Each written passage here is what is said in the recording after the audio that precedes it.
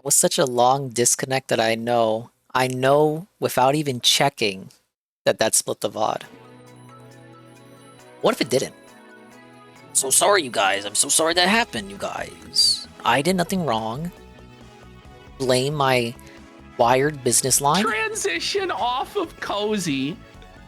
Listen, you don't give a shit about costing Nick money with bandwidth. You would suck his bandwidth all day like you'd suck his wiener, buddy. Come on. Yes. 33 seconds into a fresh dingus stream. That's why you want to transition. Let me refresh everything. All the sources. Transition. Like the story we're making with Vince earlier. It's over. There's nothing left over there. It's scorched earth. I would like to make it on my own because I am a vulnerable. That he can't make it on his own. I think I would be seething even more if that happened during the birthday. He would like to make it on his own, but he can't make it on his own. Can I go at least 2 or 3 streams without that going on? From Nick's table, and those crumbs are getting smaller and smaller and smaller. They used to be enough to pay for his bills, but it's not very long until there are no crumbs left. Thank you for hanging in there with me. Like a rat. Do you think that that Nick's just paid of course. like I also got $17 in bandwidth now? Thank you for the Ouija moment. I also have No one's on his side. He's probably like free now. Person. Bro, can I be honest with you guys? Go. I had a conversation with Nick. Uh-oh. Okay, it should all be back. When I got divorced, and Nick told me, like you get back to hell, and it's like, who do you have to turn to? It's like your family, your friends. What is up here? No, Nick Fuente. That's who you turn to in your hour of need. It's like the guy has no life experience at all. He's never been with a woman, let alone been married, let alone been fucking divorced. He's a homosexual to boot.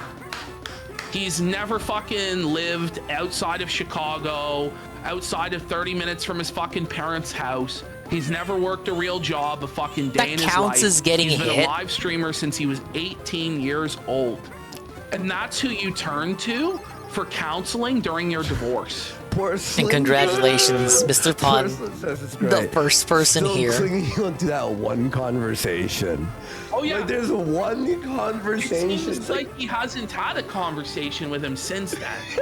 That was actually years ago now. Yeah, it's like Al Bundy with a football touchdown, the 3 touchdowns in one game. Like, all right, may as well go in from the left side rather than there. And Nick was even calling him a loser and an embarrassment, begging for donos because his wife took the car. And Harrison's gonna say the same thing here. He's gonna say Nick told him not to make his divorce public. Being so fat. Not to say anything. Yeah, the flower's up there. Which was the right advice. Instead, Beardson got drunk out of his mind and had a breakdown stream. Yeah, I remember the Bud Lights. Bud Lights. And then he's like, she took the car, and he like raised $2,000 for a Toyota Solara. The drop top with the bald tires and the bad alignment. The bald tires. When he drives, it's like a Mario Kart when you turn. Seriously, man. What is that? Level 6 next? I had a moment that sounds like, nah. Even his beard is looking sad. Yeah. Welcome back, Goki. The Bean Mobile. I feel like they should hear from me. They should hear that I'm divorced. Bro, Nick is such a real human being. Why? Nick is... Because he needs... That's a sad thing. He just relies on pity and charity. Because he's not entertaining enough to hold an audience and make money. So he's like, I have to tell everybody. Let's go gambling. Then they'll feel bad for me and give me money. Oh my god, the He only dingus. exists off the grace and charity of Nick Fuentes and the few people who feel bad for him when he cries his sob story from time to time. Yeah. That, like, oh, that was World 5. Ironically, the best fucking friend and the greatest. We may get to World 6. We're not beating it tonight because I still have to do. I'm not gonna beat World 6, and then I still got to do the secret levels on top of that. The GVA exclusive levels. He hasn't met many people in his life, so. Yeah, well, oh, dang it. That's not even true. Like, this guy used to be like a hipster. Dude, I love auto He would go to scrollers. concerts and, you know, like he did have friends. He did have friends and he did have a wife. The thing is, he just he was just a very uninteresting person, and he just became desperate over time to not have to work a real job. So he sold his soul to a Mexican cat boy because he couldn't do anything better. Anyway, that's his life. Yeah. And he sold out everything he believed in, all of his atheist convictions. This guy is a liberal. He's a degenerate. He still has all those same beliefs to this day. All the soy, like media consumption and Reddit bullshit, that's what he is. But he pretends to be something else in order to get crumbs from a cat boy's table. It is true. Darty says Jaden interviewed a couple of people that went to high school with him. Hey, Spanky Joe. Oh, yeah. I just got disconnected. We've been live for 5 hours watching the return of the Kino Casino. Accounts. Yeah, DSP was in the chat earlier. Snitch on him because they Before the night stream even started. Yes. And He may be returning in the next hour. Who knows? And he told me, he's like, oh, you shouldn't tell anybody about your divorce. And I was like, well, they're going to hear about it one way or the other. Yeah, but that's it. Listen, the amount of people who would find out about it is very small. Yeah. Like the amount of people that are actually going to go on Kiwi Farms and discover the truth and try and spread it on Twitter throwing to eggs at embarrass me? You honestly, if you just ignored it, you would probably be fine. Yeah. You know what I mean? Exactly. Big ups Aces when they're still loyal to the pig. Actually, but when earlier you they said he's yourself lying about his take WWE it Champions upon account. He should yourself just to, come clean with "Alright, it. They know well, he's if you're he's gonna do faking the it. drunken cry They stream said and tell they know you he didn't every sell the embarrassing account. detail That was pretty how funny. My wife left, how she took the He was not there to car, hear that segment, sadly. How it turned out I didn't have kids when I was lying about it for years. You know, how she apparently was a demon that wanted to practice They said he should come clean and admit the truth. The truth will set DSP free, and you know I can't disagree with that. And all this weird cope that you came up with, and all this cringe, and the They were supposed to review DSP stuff with Ralph, but I think they said it's gonna have to get pushed back because the show's already been like 5 hours long, 6 hours, I think. You were a Rizzler and a pimp. It was pathetic. Yeah. This is a typical Kino Casino itinerary. They say they're gonna do shit, and then like half of it gets pushed to the next over day. a year and a half, where this guy just completely humiliated himself and had a midlife crisis over his divorce and his wife getting blacked. By the way, the base department has gifted a sub. Let's get some subs! And the house always wins. DSP versus Ralph is regarded as boring as fuck. Months. Let's get If only because nothing happened with it, because Ralph dropped the ball. They didn't do the fuck DSP festival like he planned. Oh shit. Oh fuck. What happened to the Detractor Alliance? And You know what? Do you want to read a few? I'll take a piss. All right, I'll read them out because I feel bad. Like I you know, we were supposed to read them like 2 hours ago. Archduke for $25. Ralph will be having one of his dreams tonight where he pretends he's still with Matsu, only for this visage of Nobody say PvP anything. to interrupt and turn it into a nightmare to match Ralph's waking life. This version of me really is like a nightmare. Like when I looked in the camera and I saw this, I'm like, oh my God, holy fuck. Garbage Gamer 9000 for 5. Glad you boys are back. I watched the majority of the Gumroad when you were gone, and we need more Phil Hellmuth. Those videos are beyond Kino. Take my shekels. I The think we problem need with the less Phil Phil. Hellmuth is, like, I've now kind of forgotten the ones that we've done. There are still a lot more of them out there. I Oh just wait, have no, to he find means watching ones old that I Phil. know Okay, well, we watching haven't old done Phil it, is and we'll fine. bang them out. But yeah, I love those segments too. They're a lot of fun. 6820, bro. are we Don't doing know here? what he means by that. For 5, says Esso Shay. I haven't heard that name in a fuck? long time. Is on Twitter begging people to dox Casino Bros, offering to pay people, but Ralph can't afford. The thing is, when these doxings happen, right? First of all, they're doxing guys that have already been doxed before. Yeah, that's And how they even got if they doxed. That's how haven't they been were able to doxed dox them, because they were already nothing doxed by even people who fucking actually know what they're doing. And they think that it's gonna stop people from donating. In my experience, what happens is when you dox somebody who donates, they no longer really have anything to fucking lose. So they're just gonna keep donating. And they're gonna donate more to spite you. So it's just this weird, insane shit that people do where they think that they're actually DSP doing needs to use that something, logic against but his in own pay reality, pigs. They're not. So far as I know, none of these people have ever actually had an issue at their Who cares job about or doxing, been man? fucked with. It's kind of retarded. You're not gonna do anything anyway. Just donate even more. It is. Crealin for $5. Good to see you again. Been lacking content to watch. Do Clog and everyone else have to do the casino is shut down?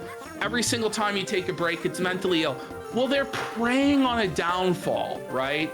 They need it to the credit that donator, they do actually do the casino was shut down every time they take so much as, what, more than 5 days off? 4 days off? And, you know, a particular group of jilted exes of mine that believe that, like, I'm miserable, I'm suffering doing this show, I hate doing this show, everything's fucked up in my life. The thing is, if that's actually true, then why wouldn't they just leave me to do the show?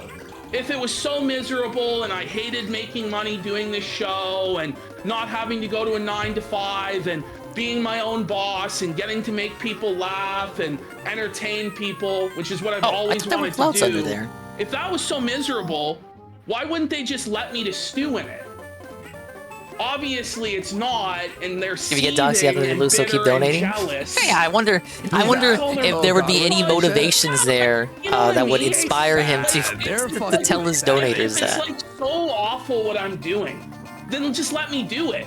But no, they have to try and put the casino out of business. And the thing is, the casino will never fail from without. Yeah. Ralph can't put us out of business. Godwinson can't put us out of business. What could happen is we fail ourselves. Yeah, exactly. Like, we don't take it seriously if we're not providing fresh material, if we're not entertaining our audience, then we will fail. Yeah. But as long as we are entertaining people and people want to support now, some would the say show, Kino Dents are so easily entertained that they can do literally anything and they will always make money, therefore always be successful. Talking points over it's so fucking gay. People are fucking bored, and I'll just be real with you guys. It goes out to the same audience of people who've heard it all before. Yeah, it's the same shit over and over and over. Different day. And then it's just making up fan fiction, making up shit that never happened. The fanfic farms. Yeah. Like that Andy's going to LOLCal Live. And it's no sweat off my ass. Go on, guys. Have fun. Yeah, do your thing. Stay obsessed with me for years. Another point DSP can steal. That's why he was here earlier before the night stream in their chat. Yeah. It's really not. He was looking for more lines to steal. For $10. Yo, Andy, longtime fan. Good to see you doing game. No, we were hearing them begging earlier, but we did make the observation that like it's the exact same shit that DSP does, but it wasn't half as frustrating. On YouTube. Deadman for $20. Send it on Twitter. We're biased because like we hate DSP. He says, I hope CRP's body also gets encased in glass and put on display in Red Square now. Bathrobe and all. We got Gamma Blocker for 10. Was that the porn star Hassan was belching, got thrown off a balcony by Dan. Do I have the casino chat open for when the guy inevitably shows up? I can pull it open. Then we've got Gabe Hoffman for $20. Gabe Hoffman. I have the secret intelligence from Mossad on the operation, giving Hezbollah terrorists the exploding pagers. Check DM Warski, welcome back and stay winning kosher casino bros. Oh, that's an old, wow, that must be like hours old, huh? Ralph is pretending to hire doxers. I think it's Twitter shit. Then we've got Medalvius I stopped using for Twitter. 10. The dong Twitter's collecting dust. You should have a look at Pirate Software and his dark furry past. I've been all the better for I've never heard of that not guy, using it. but we're looking for lots of new content. Yeah, so, I'm putting a ton in our folder in our. Nice. And then we got we read these ones. Anon for 14. What team are you in the bet between me and UNFW? Well, listening to the show so far tonight, I don't think the friendship is going to end really anytime soon. Again, it's going to be either they just stop interacting with him, or DSP decides they were haters all along and then like burns the bridge himself. I didn't have any chips left. This is the level of semantic cope that Ricada died. Yeah, it's crazy. Yeah, and then anonymous for listening to this, I feel like it's still on the team of quiet distancing. I don't know if because they kind of got what they wanted out of him. It might have been a family intervention, but he says he was expecting another meltdown. Also, I can't really think of outside the Medicare interview that they were trying to do, like what more you could really do for him with content. It's already happened. It's not like when, it's like... Now you're still gonna have him popping up in the chat from time to time. For another $5. Begging. He says, I don't understand or how addiction collabs and works. shit. I just drank every so day until, and I don't know, DSP gets bored or feels like they're ignoring him, my words right now, probably just gonna have to humor his existence there. He told me not to drink, I just stopped. It's that easy. All right, there we go. Those are our super chats. Can DSP burn the bridge after he's been sucking them off in an interview about how nice they are and they gave him a chance? But that's how he felt about Craig after the first interview from last year with the side scrollers. He said Craig was nice to him and they all loved him. And then it took a couple of people telling him, actually, DSP, they weren't nice to you. You're a fucking idiot. And then DSP was like, oh, I hate you now. Watching the show and supporting the show. No, I'm glad we can make people's like work easier and stuff. I said it too. Quiet Distancy would be the funniest, and just pretting like they pretending like they don't even know him. Amazing it's like an hour and a half of just gold, like just pure. Like DSP will wear out as a Vulcan. I feel like that's what's gonna be it. Every day he's doing it like. And I said this previously too, but the issue that it always comes down to is whether you're like fake glazing him or fake pretending to hate him like Cog and Ralph are. You inevitably come to the crossroads where you actually have to consume and like subjugate yourself to DSP content, and then it just kind of turns into, oh my god, I have to actually like listen to him talk on a pre-stream for like 2 hours, or I have to actually watch him play a game. And there's a reason why Ralph was kind of doing the DSP stuff and then kind of backed off and then canceled the Fuck DSP festival. Now it is because of Ralph's incompetence. But I think he realized at a certain point in time, like, unless your heart is really into it to like troll DSP and to like, unless you're into it to detract DSP, like you can't fake it until you make it with DSP, right? So Cog, I think, is gonna feel the same shit. Where like I can't take Cog or Ralph's stuff that they have against DSP. Like, it's not a genuine thing. It's literally just because the Kino Casino likes them. So despite the Kino Casino, they're gonna go after DSP. So it's not genuine. So because of that, again, you subjugate yourself to DSP content to like fake pretend to troll them and hate on them or something. Because we know Ralph doesn't really give a fuck about DSP. Like, come on. But again, it's gonna be like, you wear out the welcome. It's like, oh my god, this guy is like so fucking boring to listen to. Like, what am I doing? Let me move on to the next thing. For Ralph, it's just a matter of like, Ralph can look at anything and make content out of it, especially if it's just like a political thing. You have to be really into it to want to detract. And I know that might come across as kind of lame, but like, surely you get what I'm talking about. Like, you can't fake this shit, because he really is just dry like half the time. You gotta, is it really like blood from a stone? I guess it kind of is in some ways. In case you didn't learn that Phil is boring as fucking not worth watching, I think they left a long time ago. It is further supported by the man at the internet and Kino Casino viewer who said he was being impersonated by a third party, tipping in his name. And I feel like that's not the only case of that happening. DSP is boring as fuck. I bet Worski and PvP have never watched a stream. The only streams that I've seen PvP and Worski in are pre-streams. And anytime they look at any recent gameplay, it's like they pull up a clip from one of the detractor channels. So yeah, just like actual people who kind of drop in, or just like actual LARPers or trolls or what have you. It's like the ESP himself says, right? Everyone always drops off. They stop watching after the pre-stream. He starts the gameplay and there's like 200 people there on a day stream for like a big AAA release. I'm sorry, but that applies to your boyfriends too. Well, no, and he goes weird about it too, by the way. None of that's even so yes, real, I agree with Sarah. He's gonna wear out his welcome. They're gonna have to tolerate him in the chat because he's gonna still think that they're his friends. Let's fucking go. Big, but there's gonna be a growing contempt, and if not contempt, just kind of like oh man, I don't know, just like not the quiet distancing. The lies of a high schooler or elementary school. Oh, I got a girlfriend in another school. It's like, shut the fuck up, please.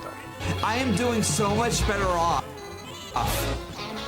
I'm gonna marry this girl, by the way. Oh, I'm yeah. getting so much better off. Do you really have to say you're doing so much better off? Yeah.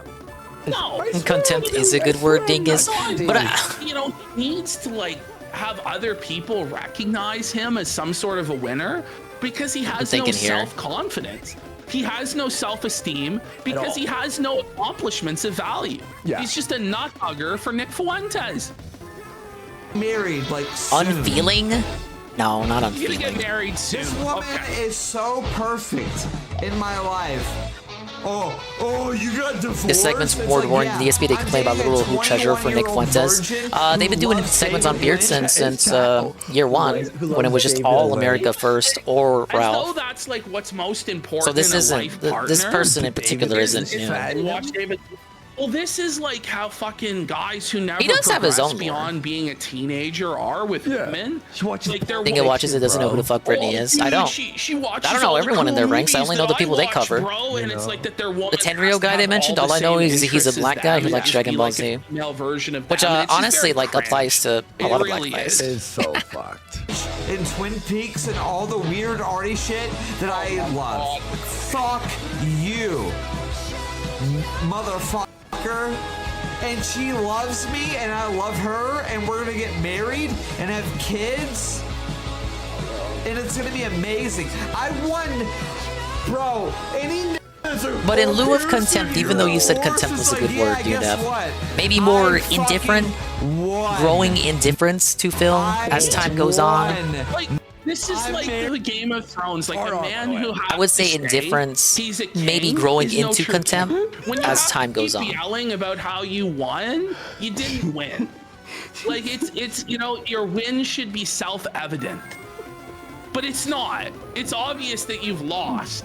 So you just have to cope and scream and cry about it. Yeah, like, whoa. And then he talks about, like, when he talks about how, like, David Lynch is a pretty mainstream Yeah, director. Worski's Charlie Brown. Do you know what I mean? Like, everybody, like, not everybody, but most people who have a knowledge I think he messed with the camera. You can't see the black stripe anymore, but his shirt had a black stripe on it. And PvP is a great pumpkin. Deep, obscure They say they got different costumes every day. It's like, come on.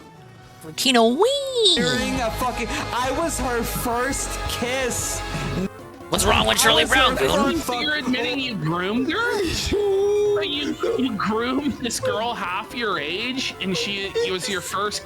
Like, come on. The hard R too. Like, I'm sure she would love that too. You know. Oh, Beardson, you're 36. Yeah, I'm dating a The beard ruins it, kinda. And I was her first. Oh yeah, he's Charlie Brown, not Charlie Beard. We've been Does he dating know for how a year. cringe he's hot? Oh wait, fuck. I kissed the girl. Whoa, this is like elementary It's a weird school. flex. Like, It's I not kissed flex. the girl. But with the How did groypers, you do that? because they're all How did either I- incels how did I or do gay, that? like it is a flex. Yeah. But then what happens is his own audience starts turning on him and calling him a fake cell. And it's like, oh my god. Like, this is insane. Well, I still kind of fucked that up a Year little and a bit. half, by the way. But guess what? You can't stalk this bitch because she's not on the internet. So we have to believe They're he threatening to has stalk her. a 21-year-old girlfriend who's not on the internet. There's nobody of that age who's not on the internet.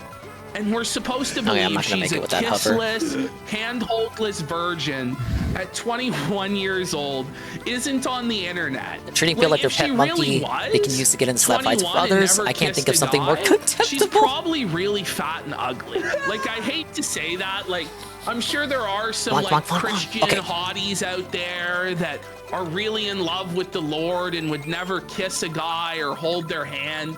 But come on, let's be real. Like, if you I think actually at took least this public at face facing, value, it won't what be he's saying is anything insane. But of course, it's all fake. worse Like, than just nonsense. bitterness until maybe a couple years out from now. Every cozy streamer is a fake cell. Bro, I'm 36. And like, do you really expect me to just die a virgin? My wife didn't leave me. It's like she was a fucking pagan bitch. They muffled an N-word there. I don't love her anymore, dude. I was trying to come to Christ, and she was buying witch books. You stupid motherfucker! I stopped fucking my wife because she started buying shit like this. Hey, pause. That's why we got supposed to pretend that it was Beardson's decision to stop having sex with his wife. Like, come on, Beardson. Come on, bro. Yeah, no, it was definitely his decision. It wasn't at all that his wife found out that he was living a double life as a Nazi, which is hilarious that she found that out after years and years of it because she just didn't give a shit about his life or his interests at all. Yeah. So they just lived completely separate lives as roommates for basically a decade, where they were just roommates and there was no romantic relationship. But Beardson wants us to believe, oh yeah, totally, guys. I made the Chad decision to stop having sex with my wife because she bought a Dungeons and Dragons book. Fuck it. He's losing his mind. Divorce. Everybody. Bro, my girlfriend is 21, Catholic, and a virgin. And she's awesome as fuck. Fuck you. And guys, I don't know, but for some reason I feel like I don't believe him. I saw Brittany from Politically Provoked's butthole. Oh, that Brittany. Okay, Goon, you said I don't know that. You said I don't know Brittany. I do know Politically Provoked. I had forgotten, if you will, the host lady's name. By Brittany from Politically Provoked. But for some reason, my mind jumps to Brittany Venti first.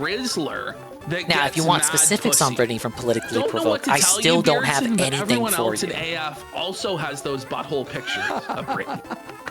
And they're the specifics are lost on me. They don't mean anything. She's a common whore. But she is another America First person. I was talking to like 3 bitches at once. Okay, were you fucking any of them? No, he wasn't. He got their nudes. Like, buddy, like, getting nudes. It's like, what are you, fucking 15 years old? Like, come on. Like, you can see naked girls on the internet anytime you want with one search.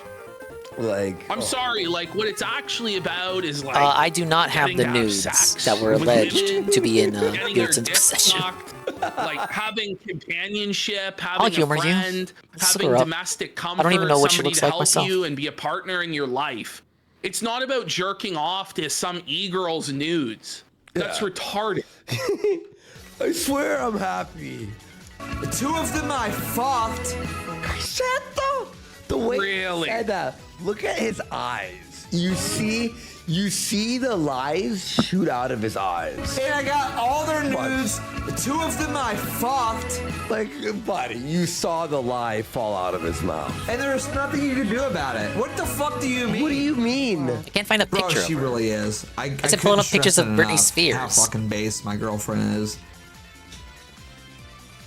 Someone in this chat goes, you saw Britney. Yeah, the Ravens are here suggesting the upcoming boss fight. If anybody else said that, you won't believe how based my girlfriend is. Beardson would call them a cringe simp loser. And this isn't even a real girl he's talking about. It's someone in his imagination. Okay, everyone seems to be using this PNG in the pictures of her that are out there. Like, this is the only one that comes up. It's kind of... This sounds like a teenager fighting bad. with his mom. It's not a good picture.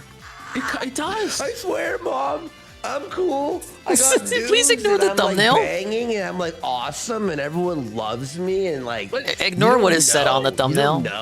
This is Brittany from Politically Provoked on the left. This is the Brittany that Beardson says he has nudes of. I mean, not the ugliest woman around. I don't know how I feel about white hate debate. The person on the right is Xander Hall, the person that Momenko was obsessed with. Trash. What happened? I won't expect you to know who any of these people are. You were yelling the hard R like 20 times in a row. Yeah, I'm not saying I wouldn't. I'm winning. Did I get banned? And then his whole mood shifts. Yeah. Look at how Oh yes, my based and red-pilled waifu. Fuck, I didn't even say anything, man. Oh, you did! I had to censor the whole thing. Xander? Hateful. Not that Xander. I've had way more hateful streams on Kick than that. Is that helping your case, bro? I got banned for hate? Well, yeah, I broke the TOS way harder before. They're like, wait, what? You did? What? Thank you, Goki. Praise that soon was right about this level. Saying N-word? I didn't even say the N-word. Buddy, there's video evidence of you saying it. About $3, I'm Mexican Coke. women. Yes. Well, there it is. I thought you There it is. I thought you said you had a that's perfect what I thought. girlfriend. You had this incredible girlfriend. You know. Suddenly he gets in his depressive spiral again and he's yelling at women again. Oh. Well, he meant to qualify that by saying hashtag not all women. Not all. Asterisk. He's just screaming the hard R about a half dozen times in a row here. Let's bring it back. Like, oh, I love watching Pearson suffer. Suffer. Hey, said it. No. I've been very. No, but you did. But you did, Pearson. I didn't even say no. I've been very aware of saying no. I didn't say it. Well, Some logic Pearson has I there. didn't say anything that deserved a temp ban tonight. I didn't say said it. Shit that As he has totally literally says so. warranted a temp ban other nights. Okay, so like what? Oh, which one now? Oh, man. I'm not doing the D-Live thing again, man. I'm not. buddy, D-Live. I forgot that existed for a sec. It still I'm does not for some doing the reason. D-Live thing again. When you have to say, I'm not doing the D-Live thing again, that's hell. Let me see D-Live. When you're contemplating going back to D-Live, that's about as low as it did. He kept it with him. Sorry, this is Oh, D-Live. That's imagine D-Live worse. playing automatically. D-Live? Trovo. Yeah. Hey, Trovo. Yeah, okay, D-Live, top video on, or stream on D-Live, 473 views, PSB News. Next one is PSB? 128 views. PSB Gaming? A guy playing games on NES. Then it's 39, 25, also celebrating 19, the fact that 18. And Oh, it's all, damn it. Here, just Where am I exit? Hear the audio of the top show. You ready? Israel took out one of the world's worst terrorists, Tony. Speaking to that, earlier today, the Prime Minister of Israel, Benjamin Netanyahu, spoke to the Iranian. It's a guy. Sounds exactly like I thought it would. It's a guy who's not even commenting. It's just someone restreaming the news. So basically, Ralph's stream. Okay. I don't know. I Genuinely. guess. In my stream, if I D-Live watch is a the step news up from instead of drama. Robot. Yeah, it's Robots. robot. It's robots. Then D-Live. Then Odyssey. Well, Odyssey's better than Trovo. Yeah, well, Trovo, Trovo's not. honestly. Well, what do you think about that, probably Goon? robots at Odyssey the bottom. better than Trovo? Then Question mark. Trovo, D-Live, Let's see Trovo. Let's see. Odyssey. What about Entropy? Trovo been up to? Let's see. Trovo is not live. Oh my, folks! If you have a chance, just click, just for Trovo.live. Look at this main page, bro. It's 100 viewers. Someone's just replaying, And they're all Aladdin there for with 6 GPM. viewers. Someone's just streaming Aladdin the movie for 6 viewers. That's funny. You got The animated one, the good 12 one? viewers of a guy who's streaming another streamer. Hey, just like me. Someone's. What the fuck? This is Trovo now? Dear God. Maybe it's at the very bottom. It might even be below Robot, because at least Robot's like. You know. No, I don't even know. What was Robot again? Robot streamer? The one with Robot the gay streamers like porn. where Ralph was streaming No, but the I mean NFL. like the site, is it just .com? Listen to. I don't know. I don't know, man. Yeah. Well, none of them are profitable, Drum. Like, I don't think any streaming site is actually Yeah, we're good. profitable. Maybe Big Twitch ups, we got it. is. Guess. I don't how know. many Twitch is not viewers- profitable. Viewers They take Robot the L streamer every has year right on now. Twitch. Guess. You'll never guess. 7. 1. Wow. There's one stream live with 1 viewer. So it's Robot, Trovo, D-Live, Odyssey, Rumble, Yeah.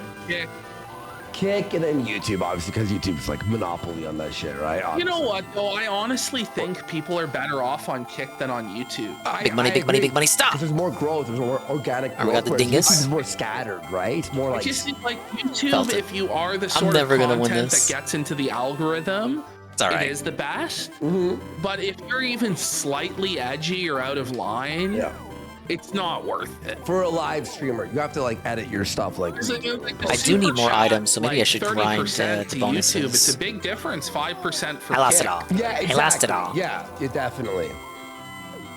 I don't know what I did, or I don't know what I said to get banned on Kick.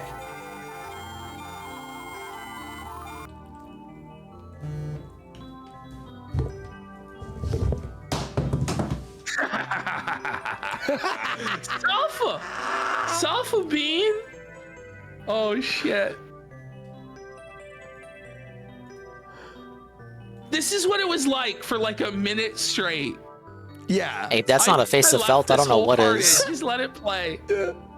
This is the content. Oh wait, this is maybe I apparently gotta the spam best the match streamer game. in the world. Drunk Beardson. Remember his boast? I'm the best drunk streamer in the world. It's Just dead air. Whoa, buddy. On his phone and it's just dead air.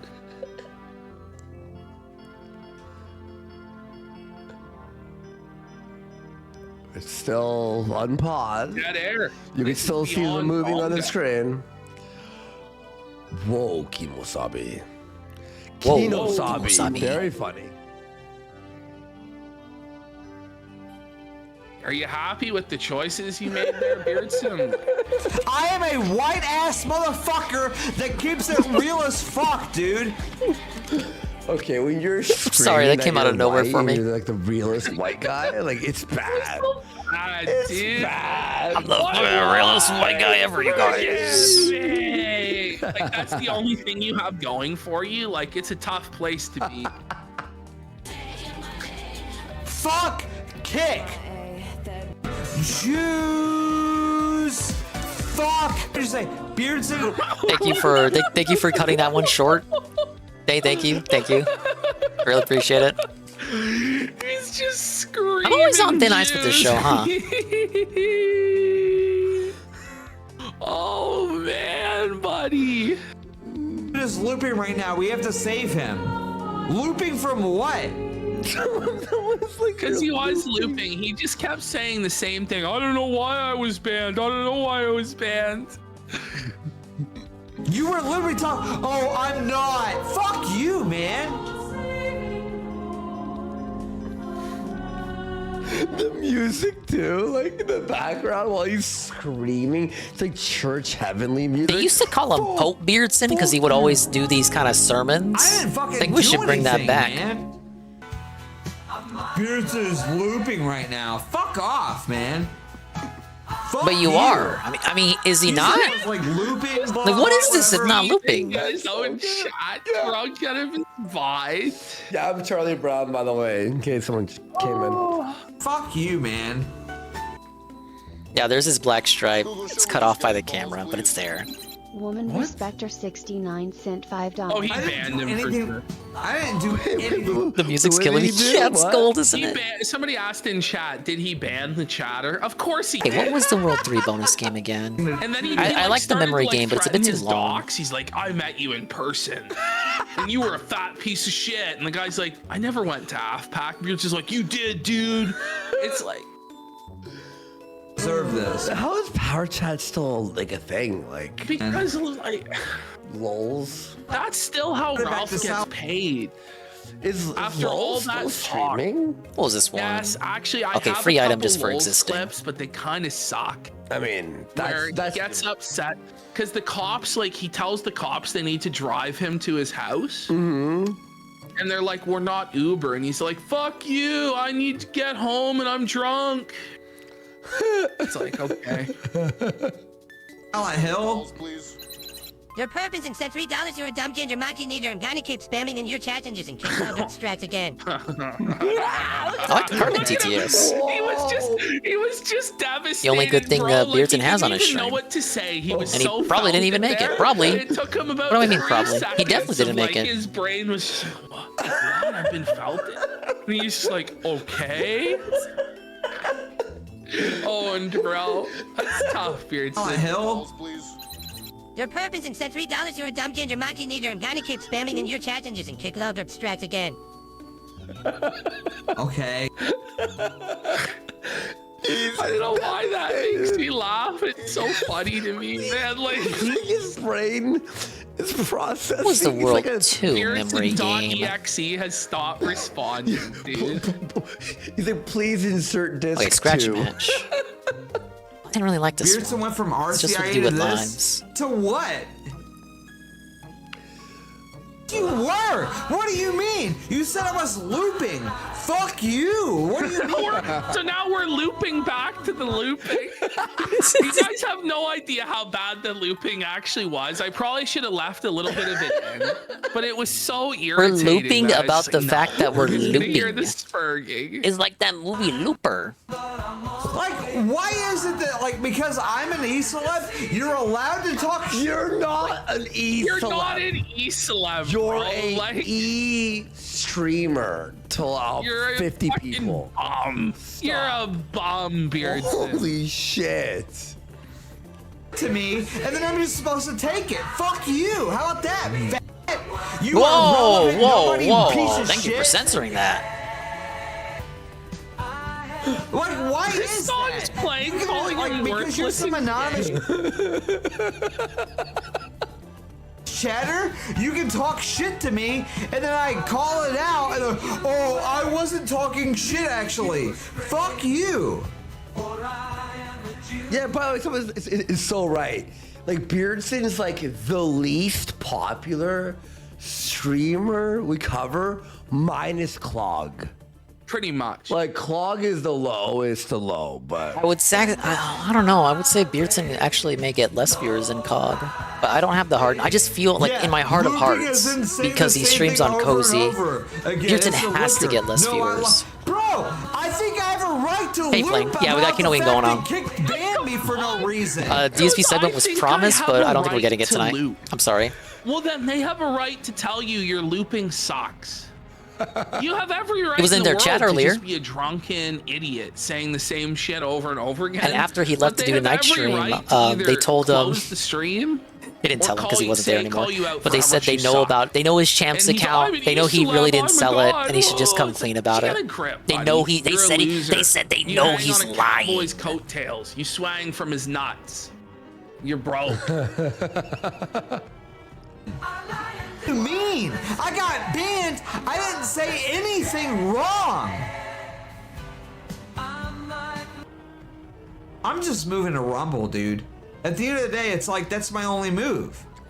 like, Go on the platform Rumble's full of the- bots? It's like the You last know it's bastion when you've like you got to do Rumble. That's it. That's it. Let's do a Ghost Doctor quick. We'll do a quick one and then we'll come back tomorrow. There Very it bottom. is. Go to investigations. Actually, you know what? Bring it back. Yeah. We could do the ghost shaking his bed. Okay. A nice quick. We want one. to. Yeah. Do we want to do this quick one, or do we want to do it like an investigation? Let's do a quick one. Let's do a quick one. I All think we did also Gum Road today, hour and a half of that and all this. So like tomorrow we have guys the next 3 or 4 days are lined up. Okay, so get ready. Oh yeah. Well, I gotta We're gonna keep be watching here. until We're they gonna do be this fucking streaming a Phil lot, segment. guys. Hell yeah. Let's have Dude, a if look they're here. done after this, then like DSP might not actually make it to the chat. Irate Gamer telling us about the ghost shaking his bed. All right. Hey guys. We're actually not gonna get to see Phil in the chat Let me again. just do one thing. I'm gonna lower At least he your was there, volume on Discord, period, at all. and then boost up all the main Yeah, his audio. is 'cause it's really his low. is low. So I'm gonna put you down to probably 70%. All right, I gotta bring actually it up pay to attention to 30 these on memory this. matches. And hopefully it's better for you guys because that was below. This video today because I've had a lot of posts Still viral it's okay. lately to the point where they're going outside of the circle of fans that I have or people that are interested in ghost hunting. So I wanted to address some of the people. Like I've been getting a lot of comments of people going, "Ghosts aren't real," blah blah blah. And it's so funny because if you do the work that I have and come at the spirit world in the way that I do, this stuff. Big ups, Mr. Smith. We are restreaming Kino Casino. And This is so schizophrenic. So you gotta become a ghost doctor to get ghosts. They're going all in on Kinoween, Charlie Brown, and the great Pumpkin. Pray for spirits. We have nightly DSP in their chat earlier before the night stream. He says every day. Trying to be a little What does he yuckster. say? He says he has nightly visitors. So if that's the case, why don't you set up cameras in your house? I set the paranormal activity style. Yeah. Like just fucking like have like a fucking. They talk about how they know he didn't sell the Champs account. They know he's lying. And like they said he should just come temperature readings and clean. go like, The truth will set you haunted free. hotel apparently. Stop. Because it happened last night. Something tells me he's not going to take their advice. Sleep, and all of a sudden I felt Anything of note besides DSP bootlicking? They didn't really talk about him. Like, hey, I'm here for. I think it's for the best. Something happens because. I advocate for a quiet distancing. Come to me, the head of the afterlife. I have to pray for them. But it's gonna take a while because he's gonna keep going into their chat. I want to be the center of attention. Just non-stop like a line. It's like Beetlejuice, the fucking line of, take a number, like sit down. Yeah. Beetlejuice. But they were just kind of doing their own thing tonight. Anything negative or evil coming in. So Oh yeah. But I leave a signal. Oh, God damn it. In those prayers so that if somebody is. How long do you think it'll take for Dave to burn the bridge? And, What does that mean? Open for a lot of these types. No, I didn't pay attention when they showed the cards. Hey, I'm here looking I don't feel confident giving an ETA, but either he's gonna burn the bridge and like disavow, Okay, like it would have so to be a here's side the scrollers thing that I thing, don't understand. where they tell him actually So these he guys says aren't your he's friends. Like praying his for viewers them. would have to tell him that, If you pray for a or spirit, a LARPer would have to tell and him you that. have true faith, If it's not for that, and you're with Christ, wouldn't God it'll be, grant your prayer? It will be when they feel internally that they have gotten what they can out of him, which I do think they're kind of getting there. Because if not, they would have gotten a little bit more with Phil. I feel they actually did an entire show without really addressing what Phil has been doing in the past month, which kind of tells me that they got stuff lined up. Like they don't need Phil anymore, and they gotten the content that they can get out of him, and it's kind of just like business as usual. Move on to the next thing. I would be saying something different if they had done. If not only they had done the promised DSP segment, if they had made more mentions of Phil, but it was pretty much nothing besides telling their audience that they know he's lying about the account. So this tells me, it suggests to me that they don't need him for the bulk of the content on their shows anymore.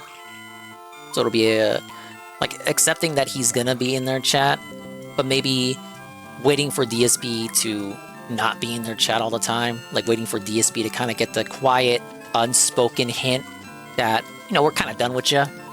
The same way how he distanced from Tilapia, Tapatio, because it wasn't really, that was more like the same thing, where it was like, was there really a burning of the bridge or a parting of ways? They're not really, they just kind of didn't talk anymore. So I kind of see it like that, the quiet distancing. The unspoken, yeah, you're good. You can kind of go do your thing. And that's true, if they really didn't need him, the show even before DSP, like me saying it the way I said it earlier kind of suggests like, oh, DSP did shows with them and now they have more viewers. Actually, no. They always had more viewers than Phil. They did not need Phil. And arguably, you could say DSP made their content worse because it started getting inorganic and whatnot. But also true, they were using him as a cudgel against people that they don't like RTU. In fact, I was the person who said that originally. But now they don't need to do that because RTU has really been not doing anything as of late. They say they have a segment for him that they're going to push to tomorrow. But you know how these things come in droves, right? Like they come in waves. The RTU saga is kind of worn out its welcome. Like, we're not booting up and doing whole shows dedicated to Rich anymore. Like, aha, Rich, review tag, you suck. It's kind of like, okay, what's the next big thing? So do we really need to keep DSP around to make RTU mad?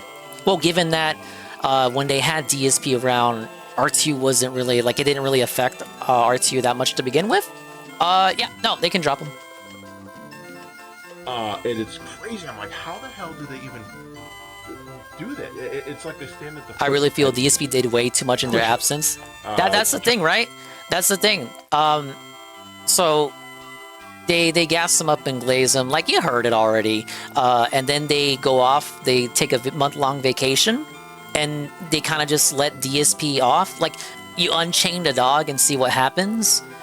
They don't really need to do anything further with them. And I said that too while they were still on vacation. I was like, well, they could come back and just not do anything with them further, because it's kind of like they don't have to do anything more, because DSP is now, he's like mega evolved into whatever the fuck he is now.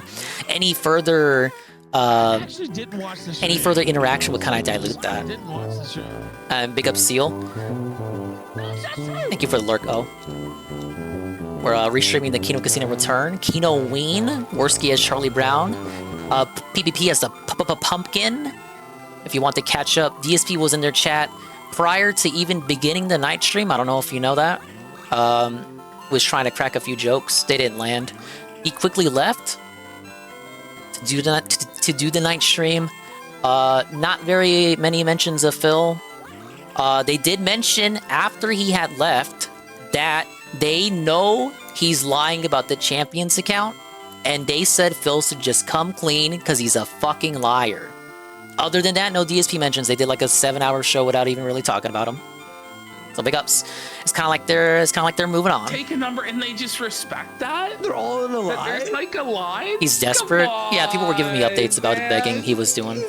I didn't want to watch Street Fighter. It's the airport. Like, please understand. He has to have like those fucking things for lines, like the. And in the morning, just like, hey, we're here for prayers. It's insane. Beetlejuice is like. Nah, I'm doing Yoshi's Island. I'm also done with World 5. I'm just grinding for items. I'm grinding for items in a Yoshi game. Sure that for all of you who are like, those aren't real, blah blah blah, I can attest. Like, so now it's proven. He goes for all. I think what they really wanted was the Medicare collab. Like, I think everyone wanted that, and you know, it's just not gonna happen because of the state of his health, which is like you can't force that shit. And Medicare wanted to do it too, but like again, it just wasn't meant to be. Like that was like the if I had to like guess what the end game was gonna be for what they probably had drafted, funny things to do with DSP. Like you would assume that would be like the grand finale, right? But that didn't happen. So they had to settle for. They had to settle for null. Oh my god! Come on. I mean, you guys see that tweet where Jim said he was gonna donate 2 inches of his spine to Ralph? It was very nice of him to do that. Touch my arm. That's crazy. Let's see the next all right, guys. final well, level. That's gonna do it for us tonight. Wow, we're back tomorrow. Vice presidential debate. Yes. Lots of other stuff as well. I forgot about the debate. Hell yeah, guys. We love you all. Thank you for the big support. It was fucking awesome. We'll see you all tomorrow. Peace. I think at this point they have their own issues they keep associating with Phil. Just puts a microscope on them more. I don't think it's going to be to the level where they're... I could be wrong, but if you had seen the whole show, I got the impression, having seen all that they're kind of just done with it. As far as doing the long-term shit. I really feel like, even as I speak about it now, that they wanted the Medicare thing to be the finale. Because they could have went all in and they could have talked about how DSP was a king, DSP was raking it in and winning all this month, the dent tractors, not the detractors, the dent tractors were seething and coping. No mention at all. They did a whole show without talking about it. There's way more effort than any of Phil's Halloween outfits. I wish I could rewind to the beginning when they showed the whole setup. It was quite impressive, quite impressive. Well, maybe I can do it this way.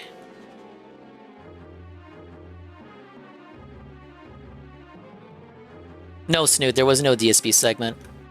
I know that the title said DSP versus Ralph. They were gonna go over that, then it just didn't happen. And you know what? They did not even talk about. They didn't even talk about pushing that to tomorrow either. Yeah, trolled and rolled. The most mention he got was when they said they know he's lying about the Champions account. And he should just come clean. Can I? Okay, yeah, 5-hour show. 5-hour show, no DSP. But the word on the street is Aaron has.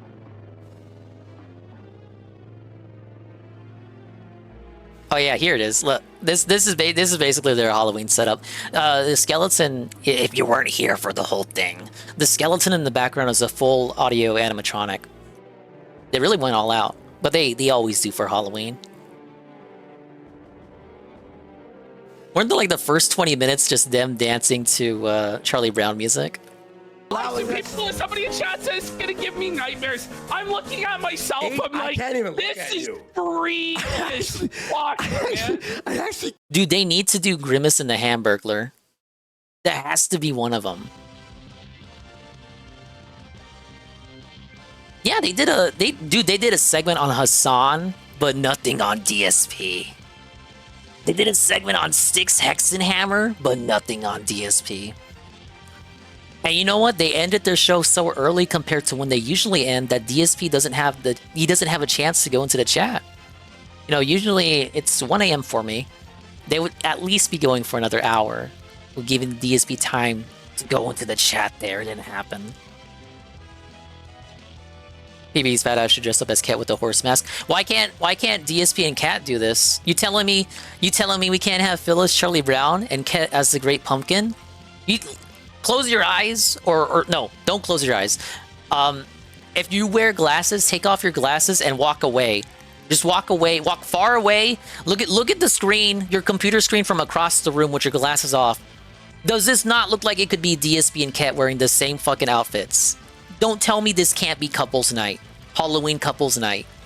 Can't tell scary stories. Scary stories to tell in the dark. And we got like a fake DSP buys like a fake campfire, and they tell their own. They get scary stories from the chat. Like they take turns telling scary stories. Yeah, blur your eyes and see Ken and Dave. You keep telling me we can't have a fun Halloween stream.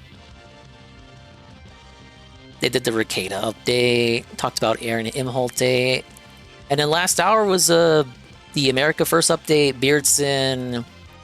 Vincent James? Yeah, Vincent James. And the Ghost Doctor. No DSP. They don't need him. What is this? What the fuck is this Worski? Now, wait a minute.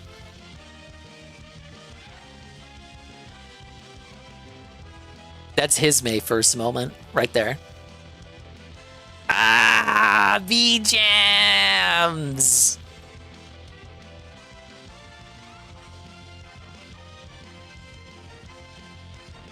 No Ralph, no Dave. Well, they do shows where they don't bring up Ralph. Because one of the earliest criticisms they got during the first year of the show was that it was too reliant on it was basically the Ralph and Fuentes show. So that's why they kind of expand to doing other locales, which again eventually brought them to the point where they were looking at DSP and seeing what content they could do with them. But for the longest time, it was just like Ralph and Nick Fuentes every night. And look, this was their little sector. It was a little show. It was a little show in their sector. So at the time, it made sense to just do nothing but Ralph and Nick Fuentes.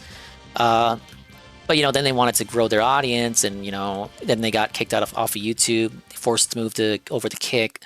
Then you got the Kick people who aren't people from the sector who are familiar with them. So you got to change it up, And that's true. Goki's right. For a few months, he's right. They just weren't doing anything with Ralph because Ralph wasn't doing anything. That is why DSP was salty as fuck right off the bat on the night stream.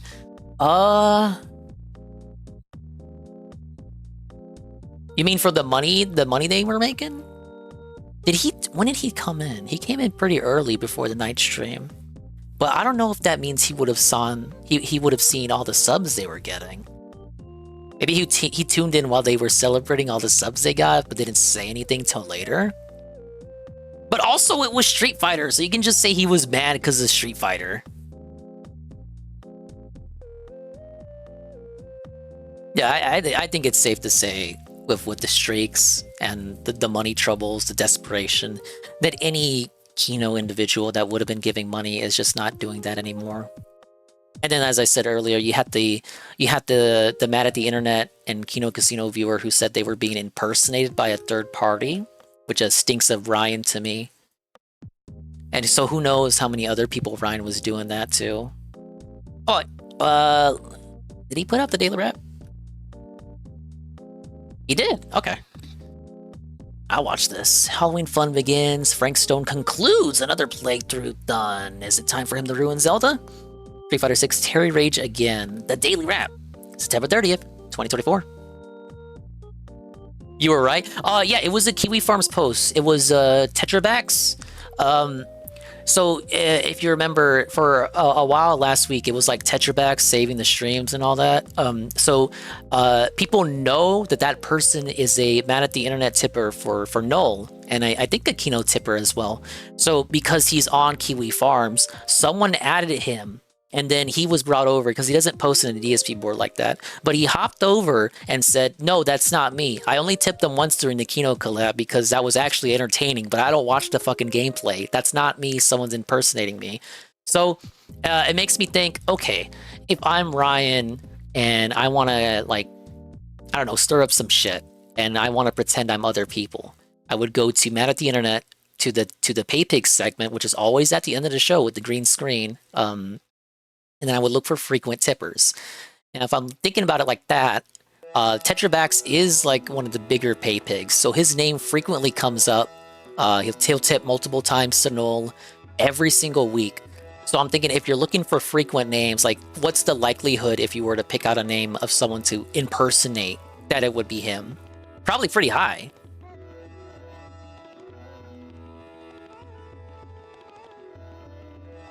Good evening, everyone. All right. Phil here, and welcome to the Daily Wrap. See what he's got to say. For what was Monday, the 30th of September, 2024, also known as Halloween Come Early. And the reason I say that shut the fuck is, up. as you can see behind me, I actually set up my... Can we... Okay, I skipped the pre-stream, I skipped the gameplays, both day stream and night stream. This is his Halloween setup. Man, compared to what Kino did, it's literally nightmare and day. Halloween decorations a day early and got them rolling. Try harder than this, I also got all of my Halloween. This is the king setup for Halloween. Stream. Pathetic. And we even played a horror game today, so it kind of all went hand in hand with everything that we've been doing, which is great. So let's recap how the day went. First off, great day of support. Let's compare the effort. We hit the goals. Therefore, the streak is back again. He wasn't even in costume today. The streak goes for a while, animatronics, and then it just kind of ends all this shit out of nowhere. But then it comes back for a while, and that's cool. And I'm very happy for that. Thank you to those who supported both of the streams today. Got the streak. We can't even have like a pumpkin on the stupid thingy bot on the first stream and continued that streak on the late stream. That is so nice of you. Thank you for that. Okay, so today's Level 1 podcast covered many topics, including a segment showing off my new Halloween decorations and innovations. There was also a segment regarding some guy named Cog who decided to try to publicly okay, I lied. I saw a little bit of Tevin watching the Cog, so now you guys know how I feel about Cog. Look, that guy is no hero. Me and got called out for it and basically embarrassed for it, and so maybe he should start begging like Phil. You don't know what I'm talking about. That's what success looks like. Both of those clips. I'm told. Watch the podcast in its entirety as well.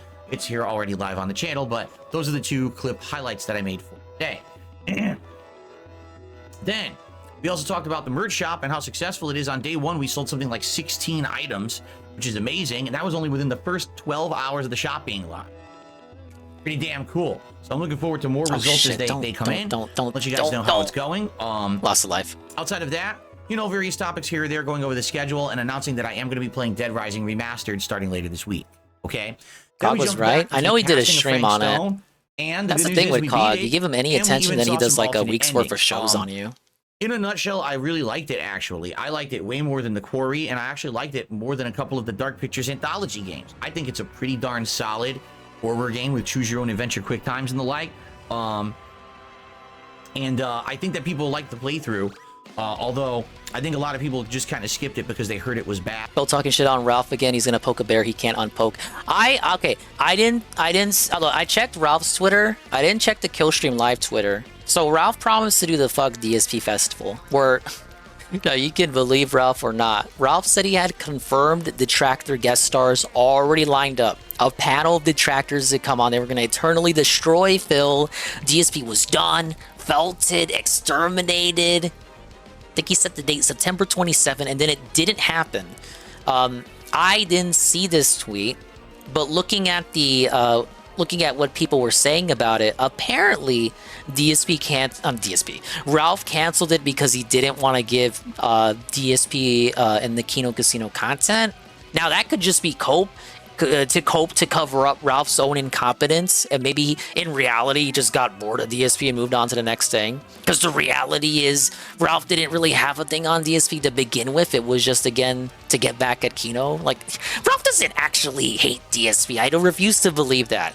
It's just another bit. You know, like when he pretended to hate Lolcow Live. Remember Lolcow Live versus Ralph? What happened to that? What happened to Ralph exposing Wings and Boogie? What happened? No. In reality, all of it was all kayfabe. Everyone's a mark, and Ralph just moves on to the next thing. Because he is a bear, but he's a very fickle bear. Hey, Archon. I just want to see Ralph streaming outside of his house. Unfortunately, Ralph is...